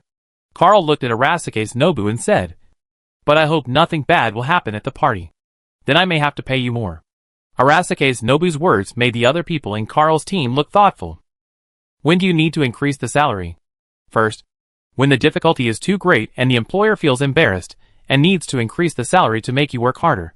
Second, when the task is beyond the scope and needs to be worked harder. Although Arasaka's Nobuo did not clearly state the reason, his intention to increase the salary was clear. No matter what the reason was, what was going to happen was already determined. Increase the salary? Oliver muttered this word. Then it seems that we have to prepare in advance. Jack nodded. Arasaka elites from Japan. People around Saburo Arasaka. The 100-man ninja team. V showed a hint of excitement on his face. I've heard of them before. But I hadn't joined the team at that time. So I hadn't met them before. And I didn't know how good they were. You want to give it a try when you meet a strong opponent. Right? V. Is your desire to fight too strong? Carl sighed a little. As for the reason, I always thought you would be worried. But I didn't expect you all to be excited. Is it necessary to be so happy to fight with others? That being said, Carl himself also felt that he was eager to try. The member of the 100-man ninja team that he met was just an abandoned child. Carl didn't even have any involvement in his death. He didn't even know the strength of the real guards around Emperor Arasaka. Carl's impression of the 100-man ninja team actually came from two people. One was Chiyo. Kenichi Shiro had said that if it weren't for Chiyo's background, she could have become a member of the 100-man ninja team. The second one is Takemura Goro. Carl heard from Haruko that after Arasaka's training, he was originally going to become a member of the 100-man ninja team. But later, he was selected because of his outstanding performance and became Arasaka Saburo's bodyguard. Needless to say, the strength of these two people can be regarded as the top 5 masters among the people Carl has seen. If the strength of these two people is taken as a constant, then the strength of the 100-man ninja team is too terrifying. Carl felt a little tingling when he thought about 100 people with the strength of Chiyo becoming his opponents. It seemed reasonable that there were so many strong people around Saburo Arasaka. But Carl thought of the member of the 100 ninja team, who had left the 100 ninja team, and was later eliminated by the two teams of Brown and Man. That member of the 100 ninja team was tracked by Chiyo and had no way out. His strength was far inferior to Chiyo, and he was easily killed by Brown and Man together. If we judge by the level of that 100 ninja team, then the 100 ninja team doesn't seem to be that good, considering that the member of the 100 ninja team was still a dispatched personnel. His level must not be bad among the 100 ninja team. Otherwise, he would not be able to undertake the task. If he can represent the average, or even above the average level, then Carl's frown, which had been frowning because of the strength of Chiyo and Takemura Goro, loosened again. I should change my mind. Chiyo and Takemura Goro cannot represent the strength of the 100 ninja team. But it should be that they will not become the 100 ninja team due to various factors, which proves their excellence. One was a former guard of Michiko Arasaka, who later became Haruko's guard, and the other was Saburo Arasaka's personal bodyguard. The abilities they represent should be above the level of the large Ninja 100 team. The original member of the 100 team was the level that the real Ninja 100 team should have. If we judge the Ninja 100 team only by that guy's level, the video data transmitted by Man and Brown after they finished their work flashed through Carl's mind, and he made a judgment in his heart. That's it. I can only say that it's that. It can't be said to be bad, but it's definitely not that difficult for Carl to feel. If all of them are at this level, then the combined strength of 100 people is no more than that. Carl is confident that he can resist or even solve it with his team. Of course, it can't be said that there are no masters in the 100-man ninja team. In order to avoid the existence of many high-level ninjas, Carl has to prepare well in the next few days. At least he has to adapt to the Access Warehouse and get used to the feeling of being able to predict the future.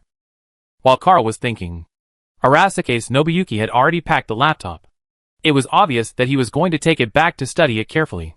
Jack and his team searched the apartment of the Tiger Claw member and took away some of his valuables.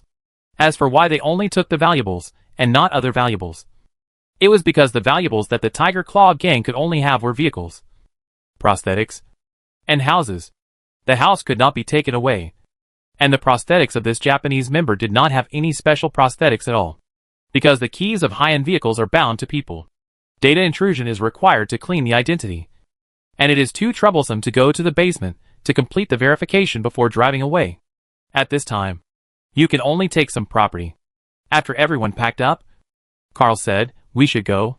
He had heard the sirens getting closer. Chapter 524. Stop. The unknown person in front. Stop. Not long after Carl and his companions left the Tiger Claw gang's residence, they were spotted by an NCPD officer who rushed over. The current NCPD patrol officers are completely different from the past. They are all elite personnel, and they are all equipped with new prosthetics and use high-end weapons. In the eyes of these prosthetics, the blood-stained, casually posed, weapon-carrying, and gunpowder-emitting people walking on the street are really conspicuous. Carl and the others naturally stopped when the police ordered them to stop. We are all good citizens. If the police ask you to stop, you must stop. You? The police officer holding the Ajax rifle came over and was about to say something when he noticed Arasaka's Nobu. It must be said that Arasaka's Nobu's face is really eye-catching when walking on the street. Even the NCPD police officers who came over immediately focused their attention on him. The reason why the NCPD officer stopped talking was because he felt that this handsome man looked familiar, as if he had seen him somewhere before. Stop for a moment. The NCPD officer came here after receiving a call from people in the surrounding Japanese streets, saying that a shooting had occurred. Even though he had listed the people in front of him as suspects, he did not take any extreme actions. Instead, after signaling them to stop, he began to access the NCPD police station's database and began to compare their faces. The first person that NCPD carefully observed was Arasaka's Nobuyuki, a person that he was very familiar with. And after comparing, he revealed the result. No registration. Stowaway. Or vagrant? The NCPD officer was not sure. But since one person's face was not registered, it was easy to say, no matter which law of Night City came from. It was illegal for people who did not register at the border. And the illegal person. Your identity is not registered. Please follow me. The NCPD officer released the safety of his weapon and pressed the squad button to request support. His actions were obvious. If Carl and the others didn't want to suffer, they had better obey. No registration. Listening to the words of the NCPD personnel, Arasaka's Nobuo was stunned for a moment, and then reacted. In order to hide himself, he chose this face when he was young. It was a face from many years ago, so it was naturally impossible to register. In other words, he is now indeed a homeless person without an identity. What about us? Oliver pointed at himself with some curiosity. Are we going to? The NCPD saw that they were not going to resist, and their attitude became gentler. He glanced at Oliver. Although your name is registered as Quinn, you are walking with undocumented vagrants. So you still have to go to the police station. Do we all have to go? Okay. We have to go together anyway. Oliver looked at the police officer, but he didn't plan to say anything. If they showed their true faces, the matter here would probably be over soon.